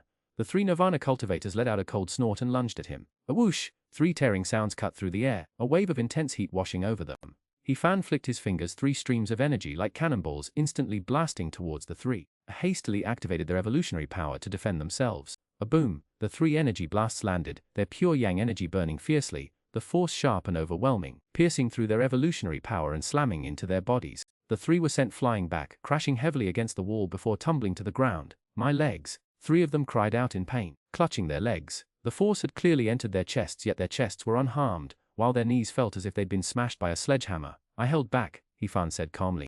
I only broke the bones, not the meridians. Now pay your respects. From now on I'm the big brother. Li Tian, I'll fuck your grandmother. We were told it was just some punk kid. But this guy's a total master. You expect us to bully him? Oh, stop yelling, He-Fan said, his gaze settling on the kneeling, wailing Nirvana. I heard you when I came in. The soundproofing here is excellent. Nirvana instantly fell silent, truly regretting listening to Li Tian's nonsense. Next step. He-Fan looked at the 4, his fingertips crackling with energy. This is the Buddhist Wushang GZ, incredibly powerful. Want to try it again? Buddhist. This guy's a Buddhist disciple. The Buddhist sect is a major power. Even if we were released, even if we reached Nirvana level 9, we still couldn't afford to offend them. Big brother. The 4 decisively backed down. In their eyes, He-Fan clearly possessed both power and influence. They couldn't afford to offend him. Once again they harbored resentment towards Li Tian. Big brother, this was all Li Tian's orders. He told us to teach you a lesson, to subdue you. Ku Nipen hurriedly spoke, readily betraying Li Tian. Li Tian, he wants me subdued. He-Fan frowned. Where had he offended him? He ordered us to do it, and we didn't dare ask questions. The other 3 Nipen hurriedly pleaded for mercy. Please, big brother, stop. Help us recover our knees. Recover yourselves. He-Fan glanced at them, then looked towards the stone platform. From now on I sleep on top, you sleep below. Yes, big brother. The 4 dared not show the slightest dissatisfaction, nodding repeatedly. He-Fan looked at the 4 with satisfaction, sitting on the stone platform. Tell me what's so special about this cell, like, the soundproofing is excellent or something. Big brother, besides the soundproofing, this cell is incredibly strong. The material is unknown, but it's said that even a 9th level Nipen can't shake it. The 4 Nipen hurriedly replied. The floor is also extremely strong. Unless you open the cell door, nobody can get out. The 4 spoke respectfully. Every 3 days we get half an hour of sunlight. He-Fan, after hearing this, said that's all irrelevant. The important thing is, how's the food here? What? The 4 of them stared blankly. Food? Because big brother doesn't know the way. 2 hours have passed. How's the situation in cell number 4 of the Nirvana zone? Li Tian sat in the interrogation room, sipping tea, and made a phone call. He was waiting here for He-Fan. Once he heard good news, he would have someone bring He-Fan over to save some travel time. They're playing landlord in cell 4. The guard replied, pausing before adding, they're playing on their knees. The Nirvana zone, to prevent these people from being bored, does have some recreational facilities. Excellent, playing landlord on their knees. I'm very satisfied. How long has He-Fan been kneeling? Li Tian was overjoyed. 3 days. As long as it's only 2 hours, that kid will be submissive. No, Captain Li, the 4 prisoners are kneeling. He Fan is sitting and playing, and he's winning every hand. The guard glanced at the scene, his tone heavy. Li Tian, these 4 Nirvana level prisoners, and they can't beat He Fan without his knife. Inside the cell, He Fan won again, a triumphant smile playing on his lips as he looked at his 4 younger brothers. You've lost 3 meals already. Continue. Brother Fan, let's not play anymore, the 4 Nirvana inmates said bitterly. What's ours is yours. You can just take it. We can hold out for a while without food or drink. What nonsense are you talking about? Do you think I, He Fan, would steal your food? He Fan scowled, his voice full of arrogant disdain. I, He Fan, 1 against 3. Your turn. 1 pair. He Fan's eyes narrowed slightly. Pass. The Nirvana inmate quickly changed his mind. Pass. The other 3 quickly shook their heads. He Fan nodded with satisfaction, then played a 4. Still no takers until he played his entire hand. Your luck is truly terrible. You couldn't even take a 3, huh? The 4 inmates said, their smiles far more strained than joyful. How could we dare take it? What's the difference between this and robbing us? Dinner's ready. The cell door opened, and 5 meals were delivered. He Fan was delighted. There was even meat, though a small portion. But the food was pretty good. Beast meat perhaps, yes. A member of the enforcement team glanced at He Fan before saying, don't cause trouble. Rest assured, I'm a model citizen. I absolutely won't cause any trouble. He Fan assured him, patting his chest. The 5 meals were placed on the floor. The 4 Nirvana level beings didn't even look at them, pushing them directly to He Fan's side. Nirvana level evolvers could go without food and drink for a while without issue. He Fan, however, was starving. While he could endure hunger, it certainly wasn't pleasant. He finished all 5 meals in a short while. He Fan felt nothing, then looked at the 4 Nirvana level beings and earnestly asked, I'm not full. Can I get seconds? The 4 Nirvana level beings, you ate 5 people's portions and you want seconds. Do you think this is your house or a restaurant? This is a prison cell, buddy! We're in jail! Come on! Let's continue our landlord game. He Fan was extremely enthusiastic. Any form of entertainment that could win him more food was a must. You intend to win all our future meals and starve us to death, is that it? Fan Ji, what did you do to end up here? The burly inmate asked. He was Big One. He Fan was too lazy to ask their names, so he simply named them Big One through Big 4. Street racing, He Fan scoffed. Street racing? Street racing in the city and you hit someone. But that doesn't make sense. Even street racing in the city should be stopped before causing a major accident. Big One was puzzled. I was street racing outside the city, on the road between Zheng City and Tianyuan City, off-road. He Fan said calmly, that's even more impossible. Outside the city, why would they arrest you? Big One was perplexed. Do the enforcement teams have such long arms now? Why would they arrest you? Big 2 and Big 4 were equally confused. Big 3's face was peculiar. He fell silent. I was racing a passenger bus with 10 passengers inside. He Fan stated, coming from Jiang City. They're mostly Nirvana members, right? Street racing shouldn't get you in trouble. The 3 were even more baffled. I don't have a driver's license, I can't drive, and besides I killed the driver. He Fan looked at the 4 of them, his eyes filled with sorrow. But the driver was trying to kill me, it was self-defense. I don't understand why they locked me up, but thankfully it was only for 3 days. 3 people. Damn, I'd lock you have a license. What the hell were you doing driving and speeding at that? Dasan's face was ashen, his hands trembling. What did you 4 do? He Fan curiously asked. Deye. Undersea had been here for a while. Dasan had arrived the same day as him a few hours earlier. Nothing much, I just tried to steal a military beast corpse, but I got caught before I could. Daya said. I used to be a highway robber. I had bad eyesight that time and I saw someone carrying a beast corpse, so I went to rob them. It turned out that the person was a Grand Marshal of the army and I almost got killed. Deye Grand Marshal is that powerful? He Fan asked, genuinely unaware. An army Grand Marshal is at least Nirvana level 7. Dee's face twitched. Why did he lose his mind and yell, stand and deliver? You can brag about this for a lifetime, robbing a Grand Marshal. He Fan looked at him with admiration. Nirvana level 7, this guy's guts are even bigger than mine. At least I wouldn't fight a Nirvana level 7. He got off lightly. Senior year I went after an evolutionary biologist. Who knew an evolutionary biologist would be out collecting herbs on their own? I thought it would be a pushover, but they pulled out full battle armor and weapons. I almost died. If it weren't for the army passing by and me yelling for help, I'd be dead. And junior year, what did you do? He Fan felt these 4 were all extraordinary. Stealing from the army, robbing the army's supreme commander. Senior year was even more impressive, daring to rob an evolutionary biologist.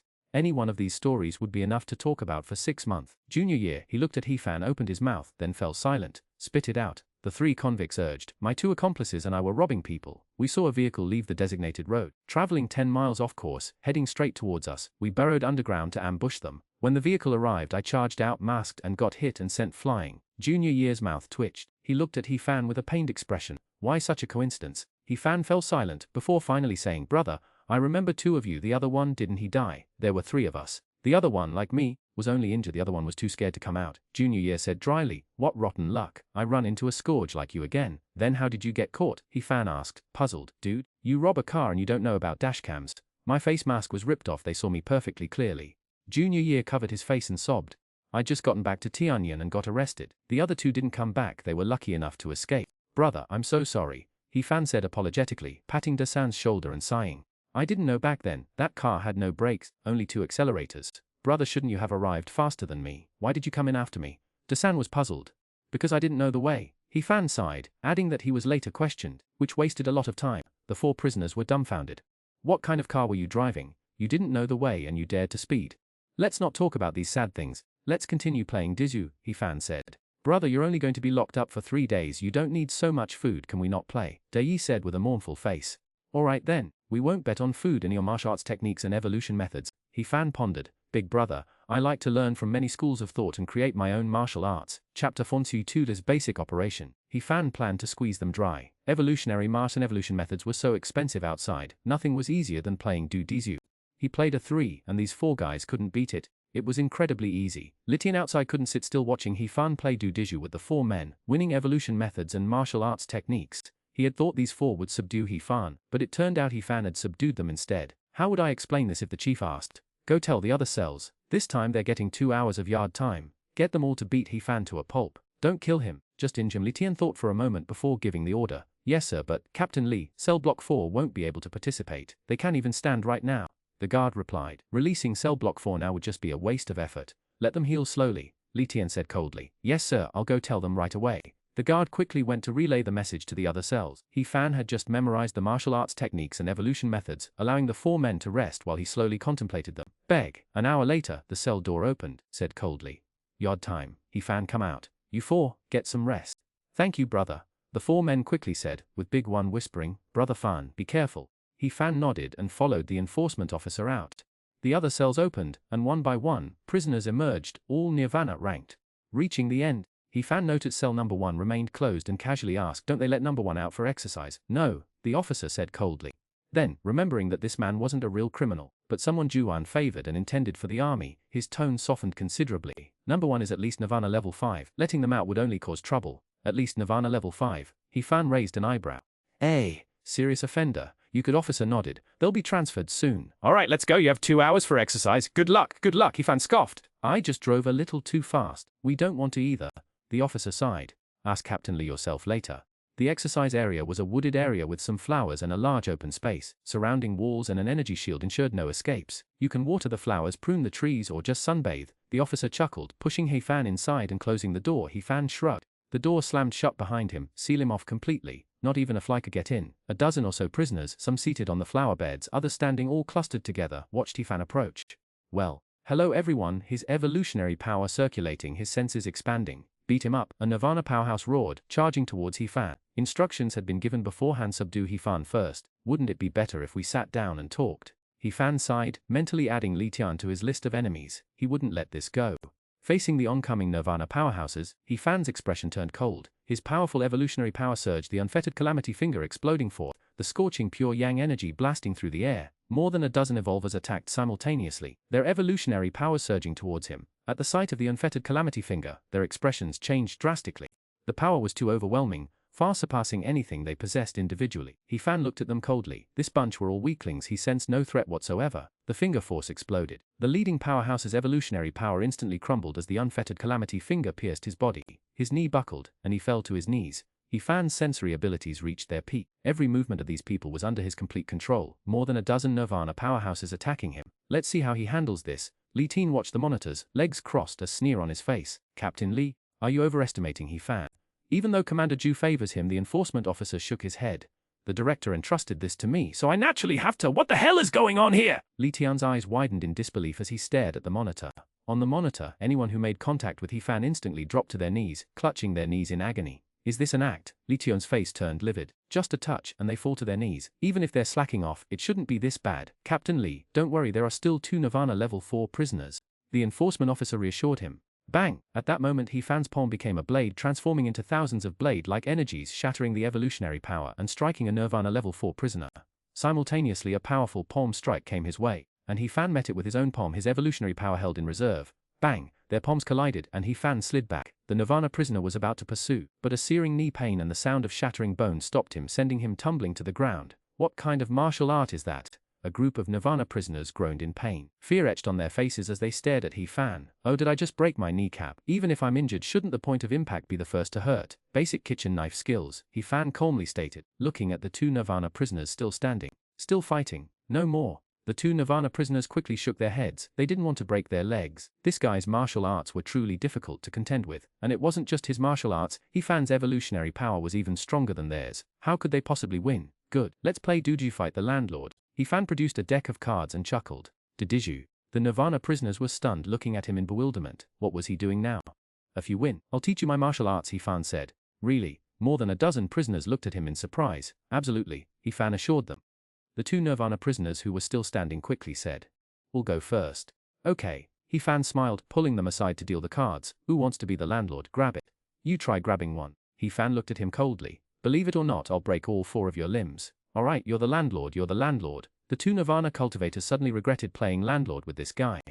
Super double. He Fan drew his cards with satisfaction. Super double. The two Nirvana cultivators were dumbfounded. Was there even a super double? Is there a problem? He Fan gave them a nasty look. Fine, double it then. The two Nirvana cultivators exchanged glances, took a deep breath and endured it. 3 with 1. He Fan said calmly. Got it. Huh, no I can't. 3 to 7, 5 cards. He Fan nodded in satisfaction, then threw out a few more. I knew you couldn't beat it. There are 4 more cards left. If you have a bomb, throw it now, otherwise, if I find out later, you're deliberately throwing the game. This is goddamn unplayable! I should have known. This guy would never pass his martial arts skills to them. He's completely screwing them over. With this kind of do-diju, how could he lose? We don't have a bomb. The two Nirvana-level prisoners cried, their faces drooping. See, you have 110, he has 3, exactly 4 for a bomb. Oh, I happen to have 4 circles, I win! A bomb doubles the stakes, and with the super, double before that. Either martial arts techniques or evolution methods are fine, He Fan said with a smile. Chapter haunting theory, starved enough, I'll do anything! Before I always thought I was shameless enough, my face as thick as a beast's hide. Until today, when I met He Fan, I realized there are people even more brazen in this world. This was the inner voice of more than a dozen Nirvana-level prisoners. This guy, you're clearly making things difficult for us. Team Leader Lee, should we still let this play out? The law enforcement officers watched the monitor, their expressions a picture of disbelief. They could hear the sounds. Li Tian fell silent. This isn't about making things difficult for you, it's Xuanhuan making things difficult for AS. Why Xuanhuan? Why pick on He Fan of all people? 2 hours is 2 hours. We'll lock him up then. I'll call the chief. Li Tian pondered for a moment, then instructed someone before dialing the chief's number himself. Captain Li, you called so quickly. Has He Fan finally confessed? The chief chuckled. Chief, the prisoner has confessed. Li Tian mumbled, his face buried in his hands, clearly distressed. What do you mean? The chief was utterly confused. I'm sending you a video. You'll understand once you've seen it. Li Tian sent over the surveillance footage and audio recordings. Take your time watching it, chief. Half an hour later, the chief, expressionless, appeared in Li Tian's office. The prisoners in this prison, are they all this useless?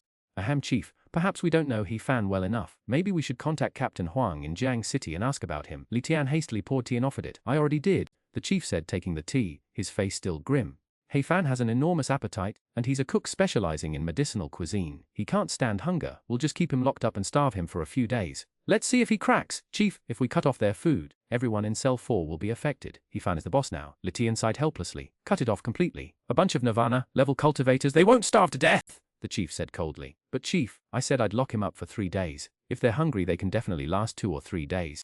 Li Tian hesitated. In here, isn't the length of confinement up to you? The chief gave him a cold glance. It's up to you. I don't care how many days, but I need to give Xuanhuan an explanation. Yes, chief. Li Tian quickly agreed. The beast tide is getting more and more violent recently, and the army has also encountered setbacks, urgently needing manpower. Those merchants' families and corporations can't offer full support. I've seen the video. He Fan is quite strong. Entering the army, he should be able to hunt a lot of ferocious beasts. The chief continued. Don't worry, chief. This time I'll definitely make He Fan completely obedient and willingly join the army. Li Tian guaranteed. The break ended, and He Fan returned to cell 4. The 4 Nirvana-level cultivators were lying on the ground, looking at his return with despair in their eyes, forcing a smile. Welcome back, big brother. Rest well, don't disturb me, He Fan said indifferently, releasing his sensing ability, breaking through the barrier and spreading it out. The barrier didn't restrict his sensing ability much, only making his sensing less clear. Some evolution methods and martial arts appeared in his mind. He couldn't cultivate some of the evolution methods due to gene rejection. Some evolution methods, while cultivatable, aren't particularly suitable and can't unleash their full power. Some martial techniques are the same. Fortunately, he only comprehended them, not actually cultivating them. He studied evolution methods, firstly to compensate for his own shortcomings and secondly, to experiment with his own ideas to see if they could be realized. He hadn't awakened any evolutionary martial techniques, except for the secret eye and basic swordsmanship. Completely reliant on his own exploration, he naturally needed to collect more to perfect his swordsmanship. Although the martial techniques differed, he could absorb the underlying principles and methods of utilizing evolutionary power, transforming them into his own. After comprehending the martial techniques, He Fan found an opportunity, taking advantage of the absence of others outside to extend his evolutionary power from the ventilation shaft, penetrating the barrier to try another approach. Time slipped by. It was already the second day in prison. Why is there never any food for us? He Fan emerged from his comprehension, looking at the door. His voice couldn't carry, it seemed the people outside had forgotten about them. The 4 Nirvana cultivators hung their heads in silence, they were hungry too. Forget it, only 3 days and 2 have already passed, He Fan pondered, looking at the 4. Come, let me give you a massage. Brother, no! These past 2 days you've woken up and massaged us, it's too hard on you, let us massage you instead, the 4 quickly responded. Although He Fan's massage was very comfortable, every time the comfort peaked. Am I not the boss anymore? Do my words mean nothing? Or have your knees magically healed? He Fan said, his face cold. Boss, do as you pleased. The 4 men could only close their eyes and endure it. Resigned, He Fan channeled his evolutionary power, mapping out the 4 men's bodily structures. He also used the evolutionary power to stimulate certain areas, acupoints, to see if there was any reaction. Hiss. Yi sucked in a sharp breath. The excruciating pain arrived and he desperately wanted to scream, but he dared not. He Fan hadn't used excessive force. Although these 4 guys were no good, if he really killed them, he wouldn't be able to leave this prison. These past 2 days, besides comprehending martial arts techniques and extending his evolutionary power, He Fan had been studying human anatomy. These 4 fellows were, respectively, type lion type and 2 dragon type evolvers. He Fan discovered that different species upon evolving not only had different genes, but also variations in their internal organs and acupoints. However, no matter what type of evolver they were, he found that none of them possessed a constitution as robust as his own. Furthermore, stimulating the acupoints in the same manner revealed different responses in each individual. The ape type felt less pain, the dragon type more, and the lion type the most. As for himself, either his body rejected cultivation methods, or they were simply unsuitable, resulting in no pain. The question remained, however, regarding the full effectiveness of his martial arts techniques. It seems I need to do more research, He Fan mused, wondering what kind of physiques these evolvers would have after completing their evolution. He Fan continued his cultivation, taking the opportunity to refine his martial arts techniques and enhance their power. Time passed slowly. On the 3rd day, still no one came, and there was no food or water. He Fan wasn't worried, he continued his cultivation, expanding his sensory abilities to perceive the situation outside. Enforcement officers delivered food and water to other cells, but didn't even pause when passing his. I'm not angry at all, not at all. He Fan took a deep breath, his heart already fuming. They actually didn't give him any food. If it weren't for only a 3-day confinement, he would definitely have made a fuss. The 4 inmates of cell number 1 were calm. No food was no food, they could endure hunger. On the 4th day still no one came. If he hadn't sensed people moving around outside, he would have suspected the enforcement bureau was deserted. On the 5th day He Fan couldn't take it anymore. His stomach was truly empty, his eyes were bloodshot. Don't you think the enforcement bureau is being excessive? I just sped and they said 3 days, but it's already the 5th. The 4 inmates dared not speak. They couldn't afford to offend the enforcement bureau nor the man before them. Get me the door, try every method. I want to talk to Liu Qingyuan. He Fan looked at the 4 inmates and said coldly, Brother, the soundproofing is excellent. Even if we make a racket here, no one will come. Yi said helplessly. He will come. If he doesn't, I'll eat you all. I'm starving. I'll do anything. Big brother, don't eat us, we'll break down the door right now. The 4 Nirvana level cultivators jolted, scrambling to make a commotion. He Fan's gaze was gloomy. At Chapter 1440. Should we have an impromptu prison break? Team leader Lee, the person in cell 4 has gone mad, he keeps banging on the door. A law enforcement officer glanced at the cell and quickly reported, mad. Good, where's He Fan? Liu Qingyuan smiled, watching them break down the door. The law enforcement officer replied, seems like he's not in a hurry. 2 hours later, bring him to the interrogation room. I'll wait for He Fan there. Liu Qingyuan chuckled. He Fan watched them make a ruckus, observing them coldly without the slightest movement, remaining as still as a rock even after more than an hour had passed. 2 hours passed and He Fan pondered whether to break out and escape right now. Click! The prison door swung open, and a law enforcement officer coldly commanded, Enough noise! Get in and sit down. He Fan, come with me. He Fan then descended from the stone platform and followed the officer out. Back in the interrogation room, Liu Qingyuan had been waiting. He had prepared 2 cups of tea, one for himself and the other placed opposite for He Fan. He Fan, sit. Liu Qingyuan smiled, extending a hand as he retrieved a spatial pack from under the table. This is your spatial pack. We haven't looked inside. It should contain your 2 blades. Can I leave now? He Fan took the spatial pack, looking at him coldly. Of course, but it depends on where you're going. Liu Qingyuan replied. What do you mean? He Fan's eyes narrowed, flashing with a fierce light. I recommend a good place for you. How about joining the army? With your abilities you'll easily achieve great things, Liu Qingyuan said, pausing before continuing. And you'll also receive guidance from evolutionary scientists, even top-tier experts. Not interested. You kept me locked up for 2 extra days, but I won't hold it against you. I'm leaving now. He Fan stood up abruptly, thinking it best to not protest now. He could complain later once he was safely away. Don't worry, there are even more benefits. As long as you join the army and achieve meritorious service, you'll receive regular monthly rewards. You can eat as much beast meat as you want, your appetite won't be a problem. Li Tian quickly added, think about it, the army kills how many beasts every day. We're not worried about you eating enough, we're worried you won't be able to eat it all. Still not interested. He Fan refused without hesitation. Although the prospect of eating freely was tempting, he genuinely wasn't interested. He preferred to roam freely. Fan, think about it. Establishing merit and achieving renown, it's meant for you. This is a crucial time. Establishing merit and achieving renown, it's meant for you. Li Tian earnestly persuaded. I said I'm not interested, He Fan said coldly. I'm leaving now and I hope we never meet again.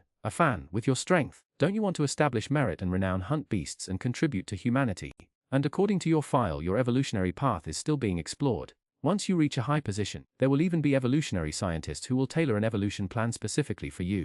Li Tian said again, don't act like it's only me who can do it, He Fan thought rapidly, sneering. Was it Xuanhuan's arrangement? He's the only one who contacted me about joining the army. He's doing it for your own good, trying to give you a better future, Li Tian said. Thank him for me. Next time we meet, I'll beat him until he begs for mercy. Absolutely. He Fan's expression was icy. Xuanhuan was strong, but he wasn't weak either. With a little more time to improve, he could definitely defeat him. He Fan said again. Where can't I hunt beasts? And, where is your enforcement bureau kitchen? The kitchen? You must be starving. Li Tian chuckled. It's that way. You're welcome to anything in the enforcement bureau's kitchen, if you agree. If not, He Fan said, turning to leave, I'll get something myself. Wet. Li Tian rose, his face hardening. What? He Fan's gaze was cold. Li Tian swallowed hard, his expression crumbling. Reconsider. Please, I'm begging you, join the army. You're my brother. What does it take? He was out of options. He couldn't fight. He Fan had beaten countless Nirvana prisoners, and he couldn't starve him out. He'd gone 3 or 4 days without food and still hadn't given in. What if he starved him to death? No, He Fan stated firmly. Fine, then there's nothing to discuss. Li Tian's patience snapped. I've practically begged you. I should have been released hours ago. Goodbye. He Fan walked away decisively.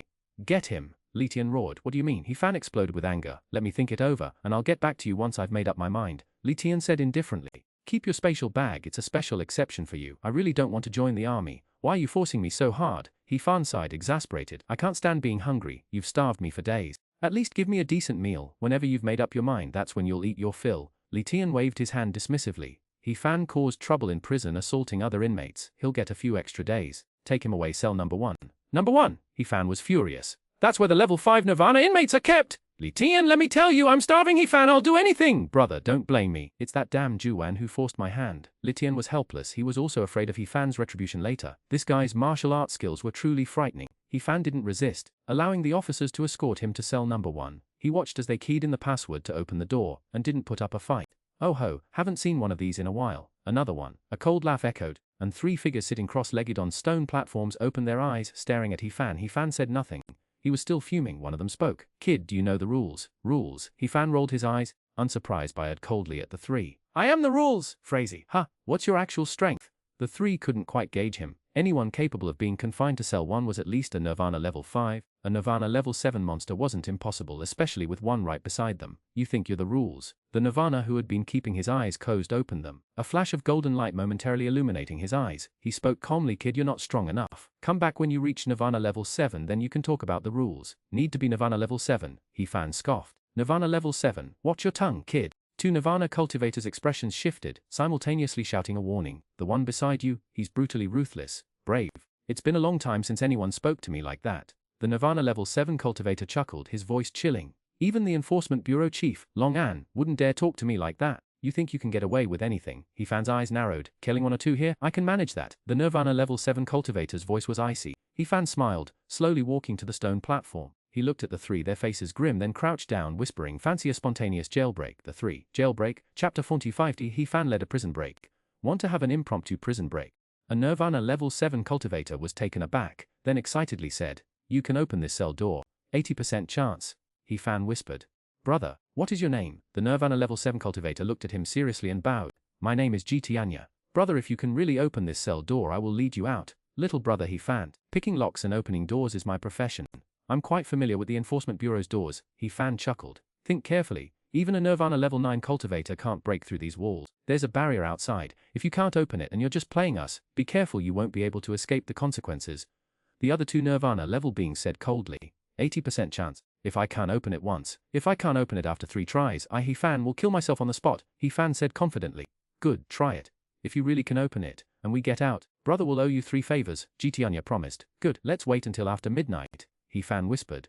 There are guards during the day and patrols at night. Only after midnight is there no one guarding. Brother, you've got a good grip on things. Seems like you've been planning this for a while, Jityanya chuckled. So, who sent you? I wish I knew. I was just driving and they hauled me in.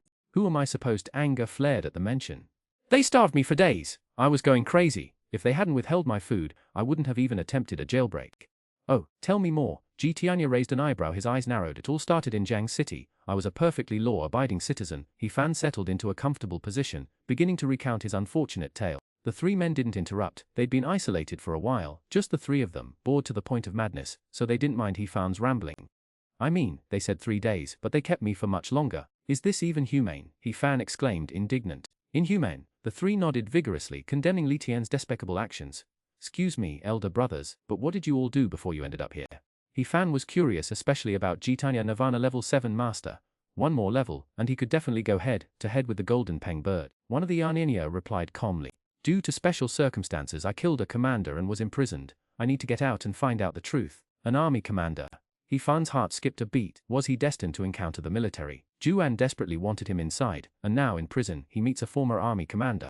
Well, during a mission, a commander went rogue, and I had to kill him. But I couldn't prove it, so I ended up here. Jityanya sighed. If I'm sent away, I'll truly have no chance. I hope you can really open this cell. And those two also from the military. He Fan looked at the other two. Murder, the 2 Nirvana level 5 warriors said flatly. We killed many people. He Fan frowned slightly. Should he take these two out with him? They were only 2 Nirvana level fares. It shouldn't be too much of a problem, right? If we escape, there are to be no casualties. Jityanya's gaze was icy as he looked at the two. Anyone who dares to kill will be dealt with by me personally. Don't worry, brother. We've reformed, the two quickly said. He Fan asked. Did you receive any orders from Li Tian to attack me? No, Li Tian couldn't order us around, Jityanya said disdainfully, pausing before sneering at him. Li Tian threw you in here without expecting you to leave unscathed. I didn't plan on letting him off easy either, He Fan thought resentfully. There was a Nirvana level 7 and 2 Nirvana level fez here. Even if Li Tian had taken his spatial bag, if they really fought, it would still be a death sentence. Since you're not being honorable, then I, He Fan, won't be polite. For 3 people, He Fan pondered in his mind. He wasn't sure if Jityanya was telling the truth, whether it was really the army, and whether they really wouldn't kill. But he had no choice. If they were given food, that would be fine, but they'd been starving for days. If he didn't figure something out, he really would starve to death here. After chatting for a few hours, the 4 of them sat cross-legged, conserving their energy, waiting for the action in the latter half of the night. Li Tian, meanwhile, was watching the scene in the monitoring room.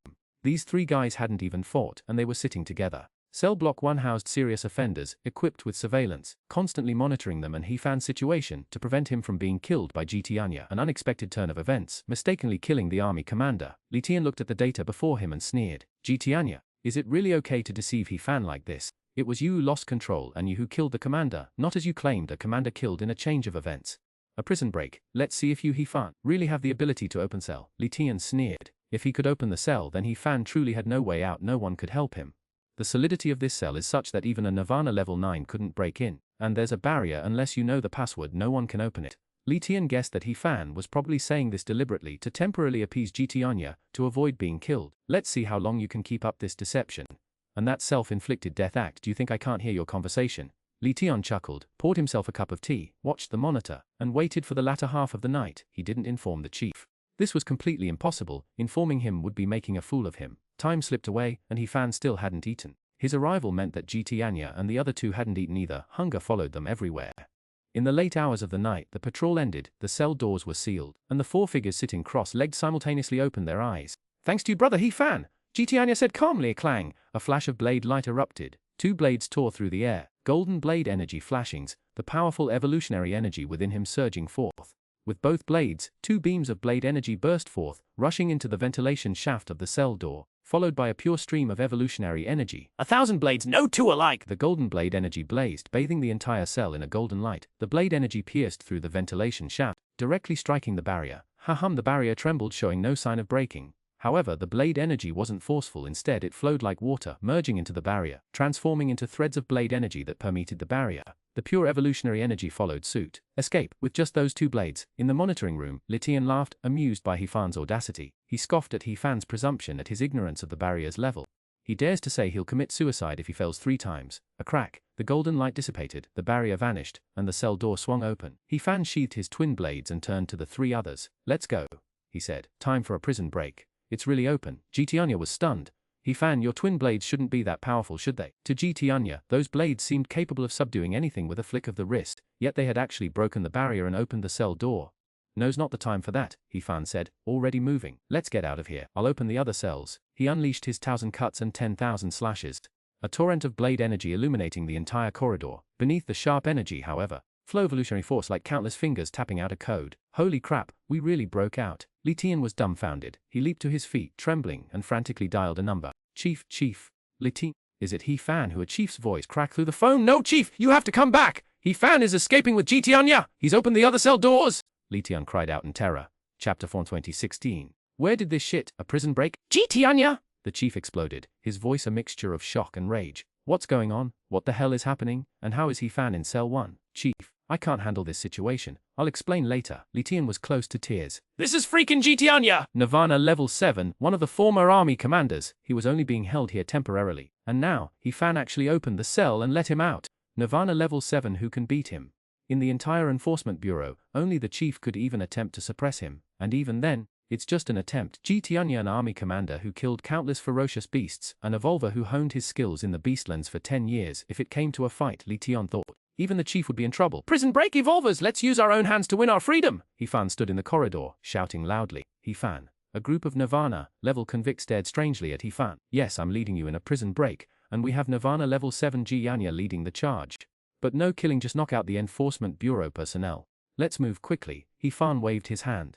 Hearing this, a group of convicts excitedly followed. Why aren't you going? He Fan looked towards a cell. One prisoner hadn't come out yet, a Nirvana level 2. I'm getting out in 3 days. I'd be crazy to join a prison break. The Nirvana level 2 evolver rolled his eyes. Then I'll close the door for you. He Fan casually closed the door, and by the way destroyed the password lock. If you don't want freedom, don't come out and wait for the enforcement team to rescue you. Damn Nirvana level 2, he cursed. Let me check the situation at least. Unfortunately, He Fan was too fast. Before he could finish his sentence, the door was closed. The soundproofing was excellent. The scene was chaotic. GT Anya, along with over a dozen Nirvana level prisoners, had officially escaped. Including the 3 of them, there were nearly 20 escapees. GT Anya led the charge, a Nirvana level 7 powerhouse. Wherever he went, no one could stand against him. One blow after another sent them reeling. The Enforcement Bureau's alarms blared. A prison break. How many years had it been since this happened? He Fan hid in the crowd, quickly following the main group. Once they were out of the prison area, taking advantage of the chaos, he slipped away unnoticed. Only a fool would actually try to escape. Let them run. Get back to your cells. I can pretend nothing happened. Li Tian roared, his evolutionary power surging. Li Tian, beat him up! Before we leave, let's beat Li Tian up! That guy tricked us into beating He Fan. Let's beat Li Tian up first. My heart, Li Tian, is heavy with sorrow. I long to shout. Can't you please stop hitting me? Killing officers of the Enforcement Bureau. No one here has the guts. Escape is possible, but killing Enforcement Bureau officers, no one can save you, not even GT Anya. If you kill Enforcement Bureau officers, be prepared to face the entire Eastern Alliance. Unless you've planned an escape route beforehand, somewhere in another alliance where you can hide from the East pursuit. Charge! The Enforcement Bureau gates are right there, a Nirvana level warrior shouted. All of you stand back. I don't want to fight you. GT Anya stepped forward, his immense evolutionary power like a vast ocean, pressing down on them. GT Anya, you were once a military commander. You should understand what you're doing! A cold voice echoed. The bureau chief had finally arrived. If you retreat, everything will be fine.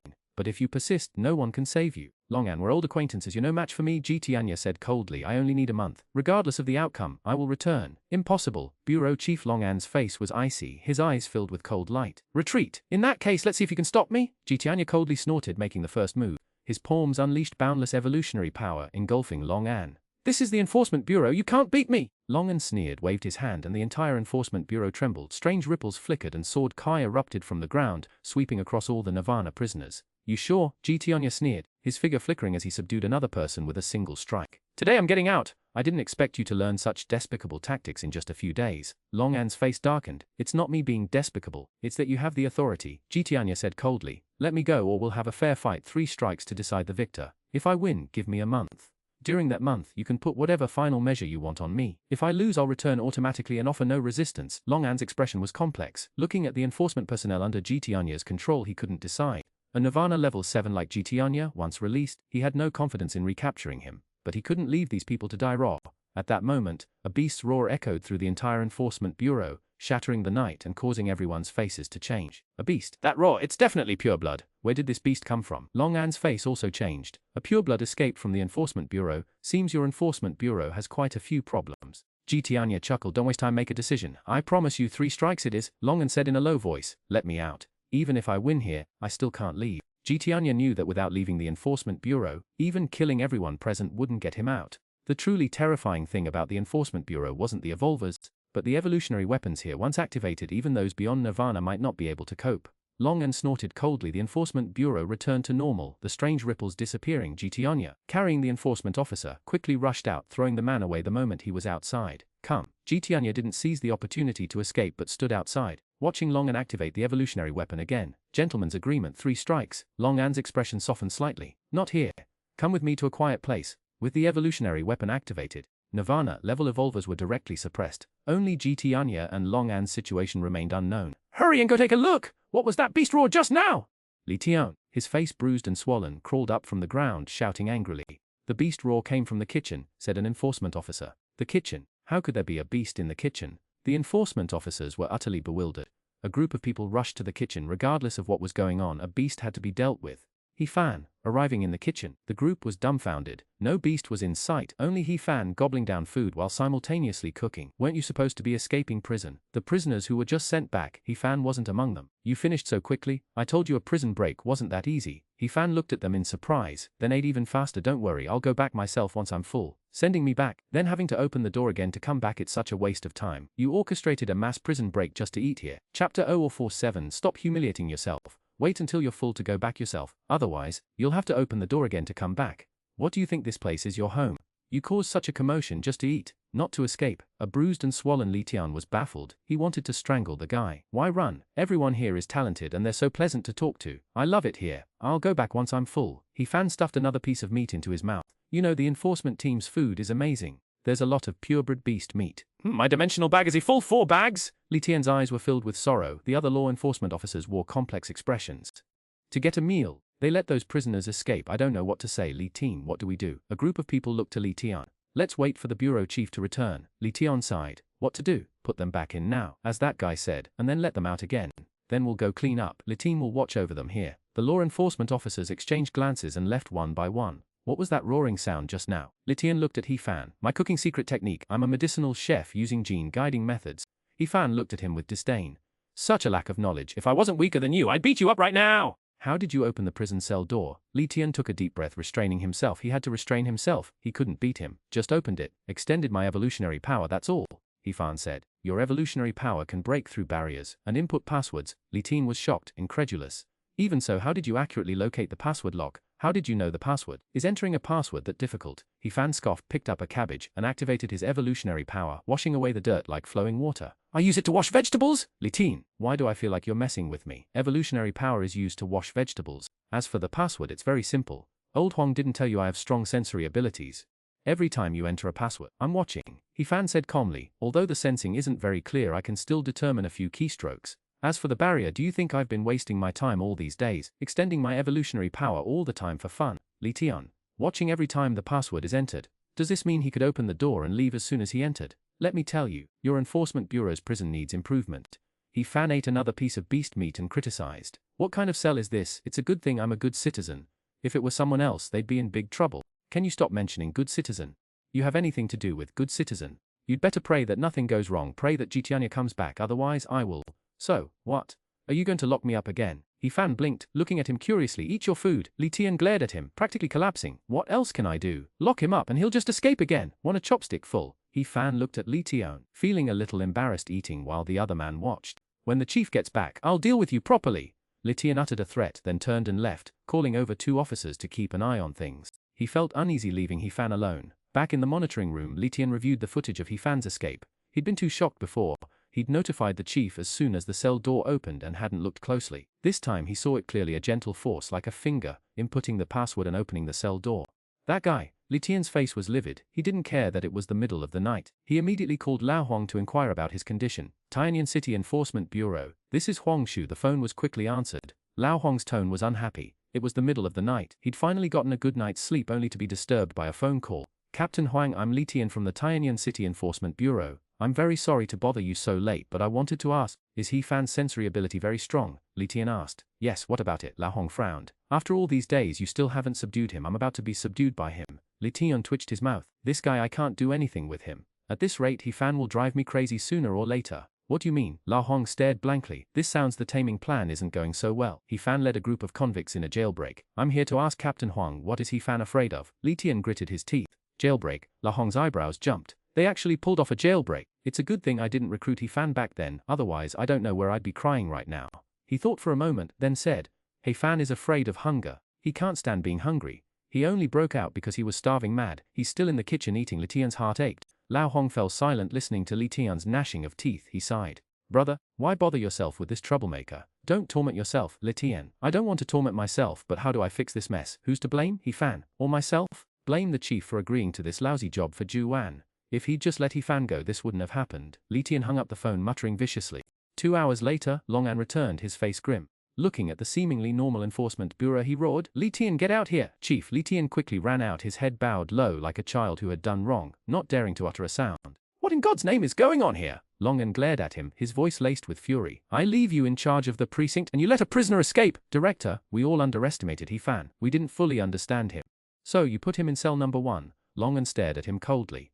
Director, none of those cells could hold him, not even all of them together! He was starved for days, absolutely ravenous, but still wouldn't submit. I had no other choice. Li Tian was distraught. Who the hell can I even complain to? Where's He Fan now? Long An asked coldly. He's still in the kitchen eating. Li Tian wiped his brow.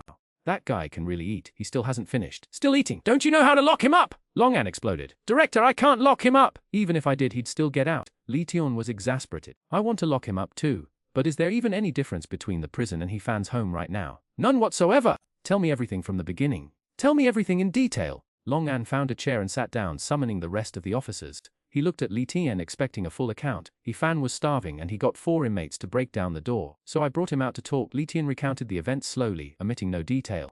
He explained everything, including He Fan's sensory abilities and how he opened the doors. That's the complete account of He Fan's prison break. Having finished his report, Li Tian meekly retreated to the side. Long An fell silent. Damn it, is this really it? There's nothing we can do. I called Lao Hong to see if he had any other ideas. Long An checked his wristwatch. Chief, I've tried. Li Tian quickly interjected. What did Lao Hong say? Captain Huang told us to stop tormenting ourselves. Chapter 14:8. Yes, we can no longer afford it. Inside the enforcement bureau, heavy breathing filled the air. Long An's face was ashen, and the other enforcement officers didn't look much better. Such a fine enforcement bureau. Menace. Chief, what should we do now? An enforcement officer cautiously asked. What do you think? Is there any chance of taming this He Fan? Long An surveyed the room, asking in a low voice. Chief, He Fan is utterly beyond redemption. I can't do anything with this menace. Li Tian immediately stated. Perhaps, Chief, you could call Xuanhuan and ask him to take He Fan away. An enforcement officer whispered. Take him away? Take him where? Long An's face turned cold. We've already gone too far keeping him locked up for so long. To forcibly send him to the army. If word gets out, we'll all be in trouble. A group of law enforcement officers dared not speak. They just wanted to get rid of this troublemaker He Fan. Leave him here any longer. And after this jailbreak, who knows what he'll do next? I'll think about it. You guys keep an eye on He Fan. Wait until he's eaten before sending him back. Soothe him. I'll figure something out. Long An instructed, turning to leave. Li Tian and the others exchanged glances and all went to the kitchen to watch. They hadn't asked about Xuanhuan the entire time. Long An's return alone clearly indicated Xuanhuan had won and left. Asking more would only anger Long An. Long An was furious. How peaceful the law enforcement bureau had been. In a couple of days Xuanhuan would be gone. But at this critical juncture He Fan pulled off a jailbreak. How was he going to explain this? That damn Xuanhuan! He shouldn't have agreed to this. Back home, Long An couldn't sleep. He sat there pondering what to do tomorrow. Xuanhuan had escaped, and this needed explaining. Pin it on He Fan. That wouldn't work. Regardless of why He Fan was imprisoned, their subsequent actions, coupled with Xuanhuan's involvement, what did it all mean?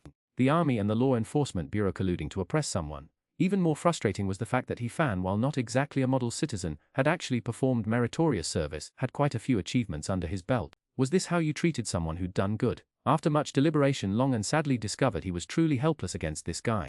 He couldn't fool Qinwei any longer. Long An sighed. He'd previously told Qinwei it was army training, truthfully saying it would only take a few days, and that He Fan would be released afterward if things didn't work out. If He Fan didn't get out soon, Qinwei was probably going to report him. Moreover, Qinwei's good friend Fatty Lin had been getting close to an evolutionary biologist lately. Long An didn't return to the enforcement bureau until noon, just in time for lunch. Director, you haven't eaten yet, have you? We saved a big portion for you, Li Tian said quickly, looking at Long An. Long An responded, finding a seat and looking at the food placed before him, his face darkening. This is a big portion. Has our bureau really reached the point where we can't even afford beast meat and common herbs? Looking at the small half bowl of thin porridge and a few sprigs of greens, Long An's face turned green. Are you all collectively, Director? We can't afford much anymore. The enforcement officers nodded sadly. What's going on? Long An's eyes widened, staring intently at Li Tian. Why promised He Fan a full meal? Li Tian sighed. What, he's getting takeout? Long An roared, furious. Does he think this is a restaurant? He wasn't getting takeout exactly. It's just that he still hadn't finished eating. He was still eating. If we hadn't gotten here in time, even these few greens would have been gone. The enforcement officer said. Captain Hong did say that He Fan could eat a lot, but I didn't realize just how much. He's been eating since dawn, hasn't stopped for a second, and his stomach doesn't even look full. Li Tian's eyes welled up, tears streaming down his face. The enforcement team's food supply for the whole week just gone. Lock him up, immediately. Chief, please reconsider. Li Tian covered his face. Get rid of him, get him out of here now! Long An was beside himself with rage, pointing towards the kitchen and bellowing. I never want to see him again for as long as I live. Yes, Chief. An enforcement officer hurried towards the kitchen. In the kitchen, He Fan just shoved the last piece of meat into his mouth, smacked his lips, closed his eyes as if savoring the taste. Seeing the hastily entering enforcement officer, he grinned. Anything else? I'm still hungry. Bro, you're my real brother. You've got to go. The enforcement bureau can't afford you. The enforcement officer was close to tears. He hasn't even finished eating yet. What are you? Go. Which cell? Tell me the number. I'll go in myself. Just call me when you've bought more groceries. He Fan stood up, dissatisfied. When I said leave, I meant leave the enforcement bureau, not the cell, I said. The enforcement officer rubbed his temples, a look of pain on his face. No, I'm not full yet. You promised to let me eat my fill, He Fan said. If you don't leave, I'll lock you up. Brother, I'm begging you, please just go. The enforcement officer cried. How could he threaten him? Locking him up was pointless. This guy knew the code and could open the door himself. We've contacted Xuanhuan. She'll be here to pick you up soon.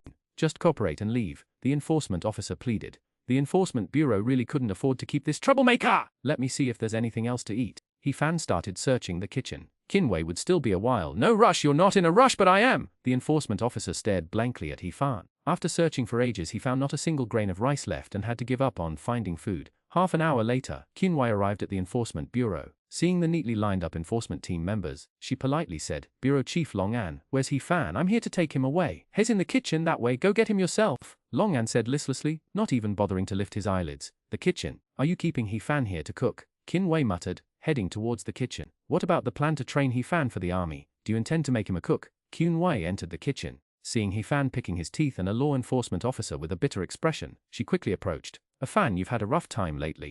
The law enforcement officer. Don't be ridiculous. Were the ones who suffered, not him. Do you know how comfortably he lived in jail? Let's go. These people are terrible. They didn't give me any food, and when I finally managed to get a meal, they wouldn't let me eat my fill and kicked me out. He Fan said, giving the law enforcement officer a disdainful look. He then asked, when did you get out? I got out early. They only asked me a few questions, less than half an hour, Qingyuan replied. Let's go. We'll talk later when we're away from here. Chief Captain Li, next time the Law Enforcement Bureau buys groceries, let me know. I'll come over and have a full meal before I leave, He Fan said. No need to thank me for training the prisoner so well, just treat me to a meal. Get out. Say one more word, and I'll make you leave on a stretcher, Long An roared. What exactly did you do? Qingyuan quickly pulled He Fan away. What's going on? Did you blow up their house? They seem to hate you, and they look so happy to see you go. Chapter 49. Do you want to evolve into a man? I behaved well inside, helping them subdue the Nirvana convicts. Not a single one dared to cause trouble, He Fan said. Qingyuan, shouldn't you be the one subdued? Is the enforcement bureau that incompetent? Let's not talk about that for now. How are things going on your end? He Fan asked.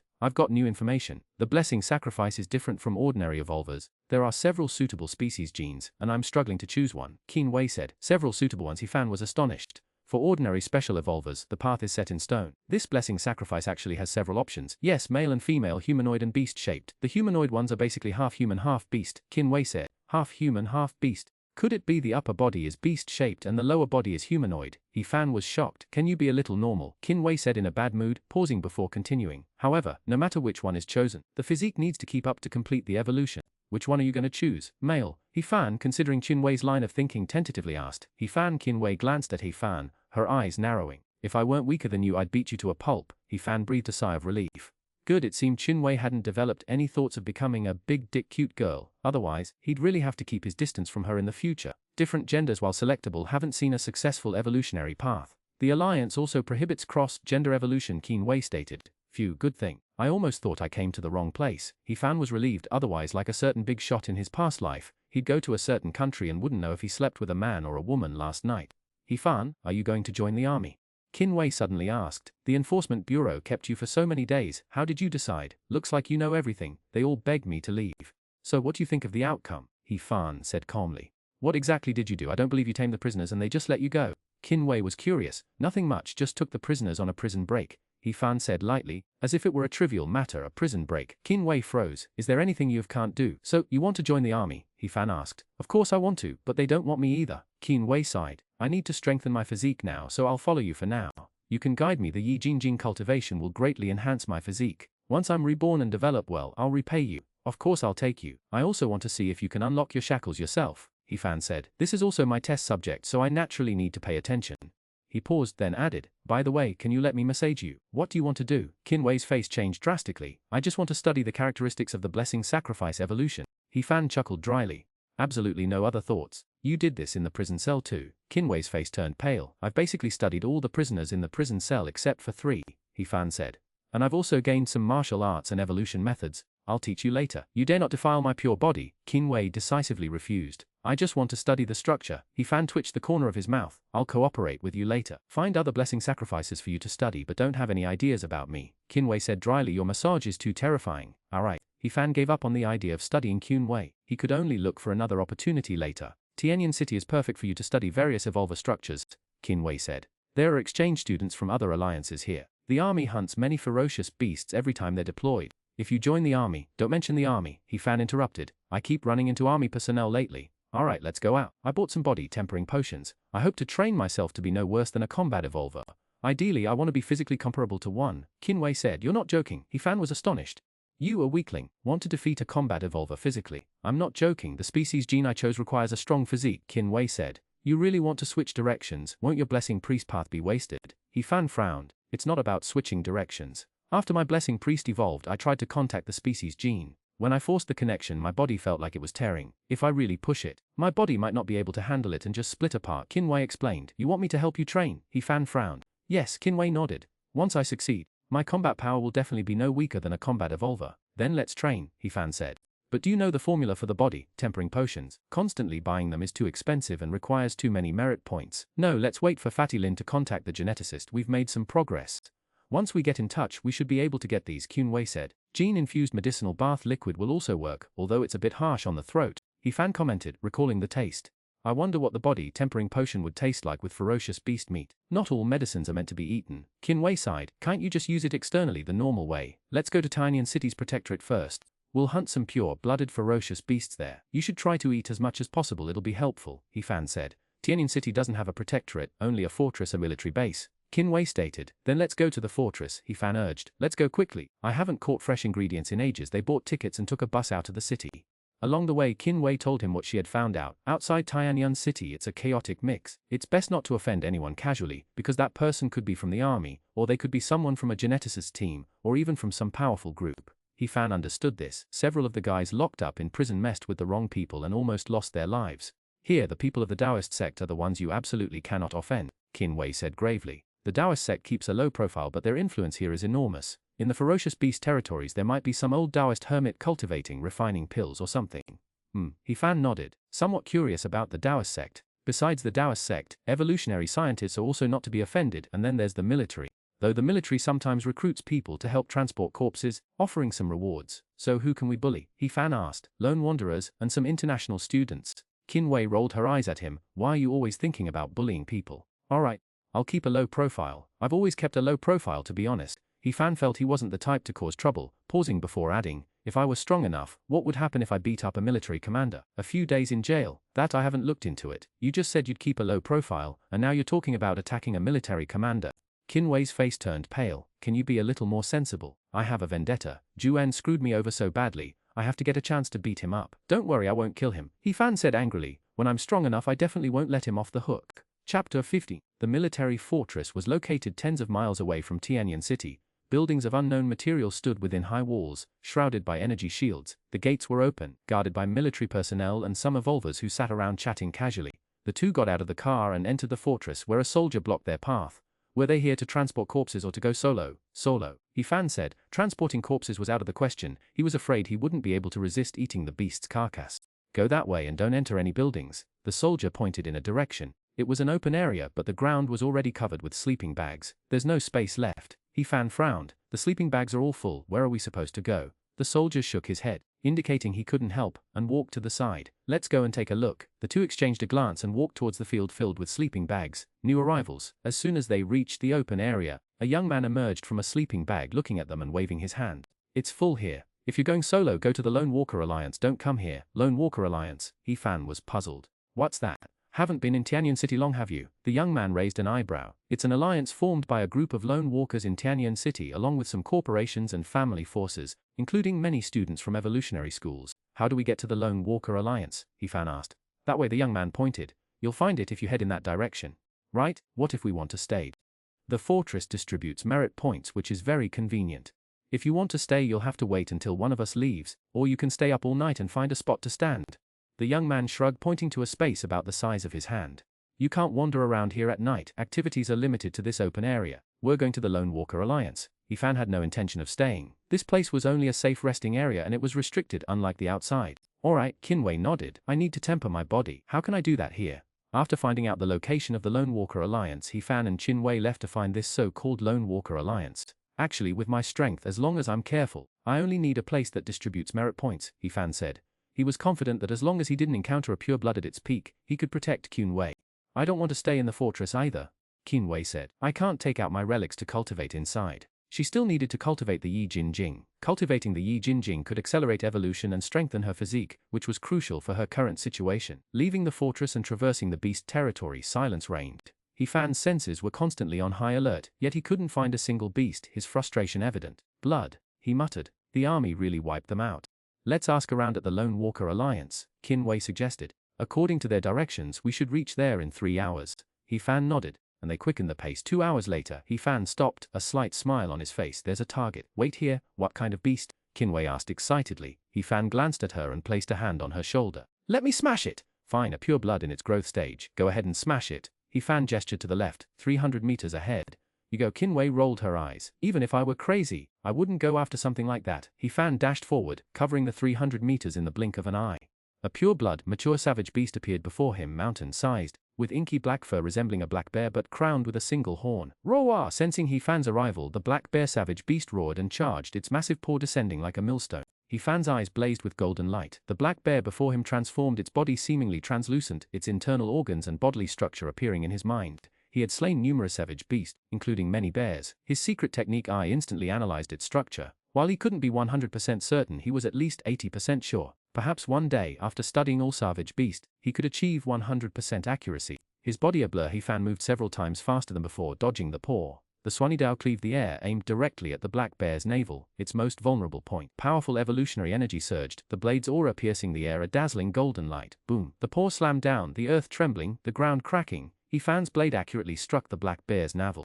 Though it caused no visible injury, the evolutionary energy had already penetrated. Crack, roar! The sound of shattering bones and a beast's roar echoed. The black bear collapsed like a puddle of mud, creating a large crater in the ground. More practice with the secret technique eye, he muttered, dragging the black bear back. Soon, no one will escape my blade. So fast, Qinwei was astonished by his speed.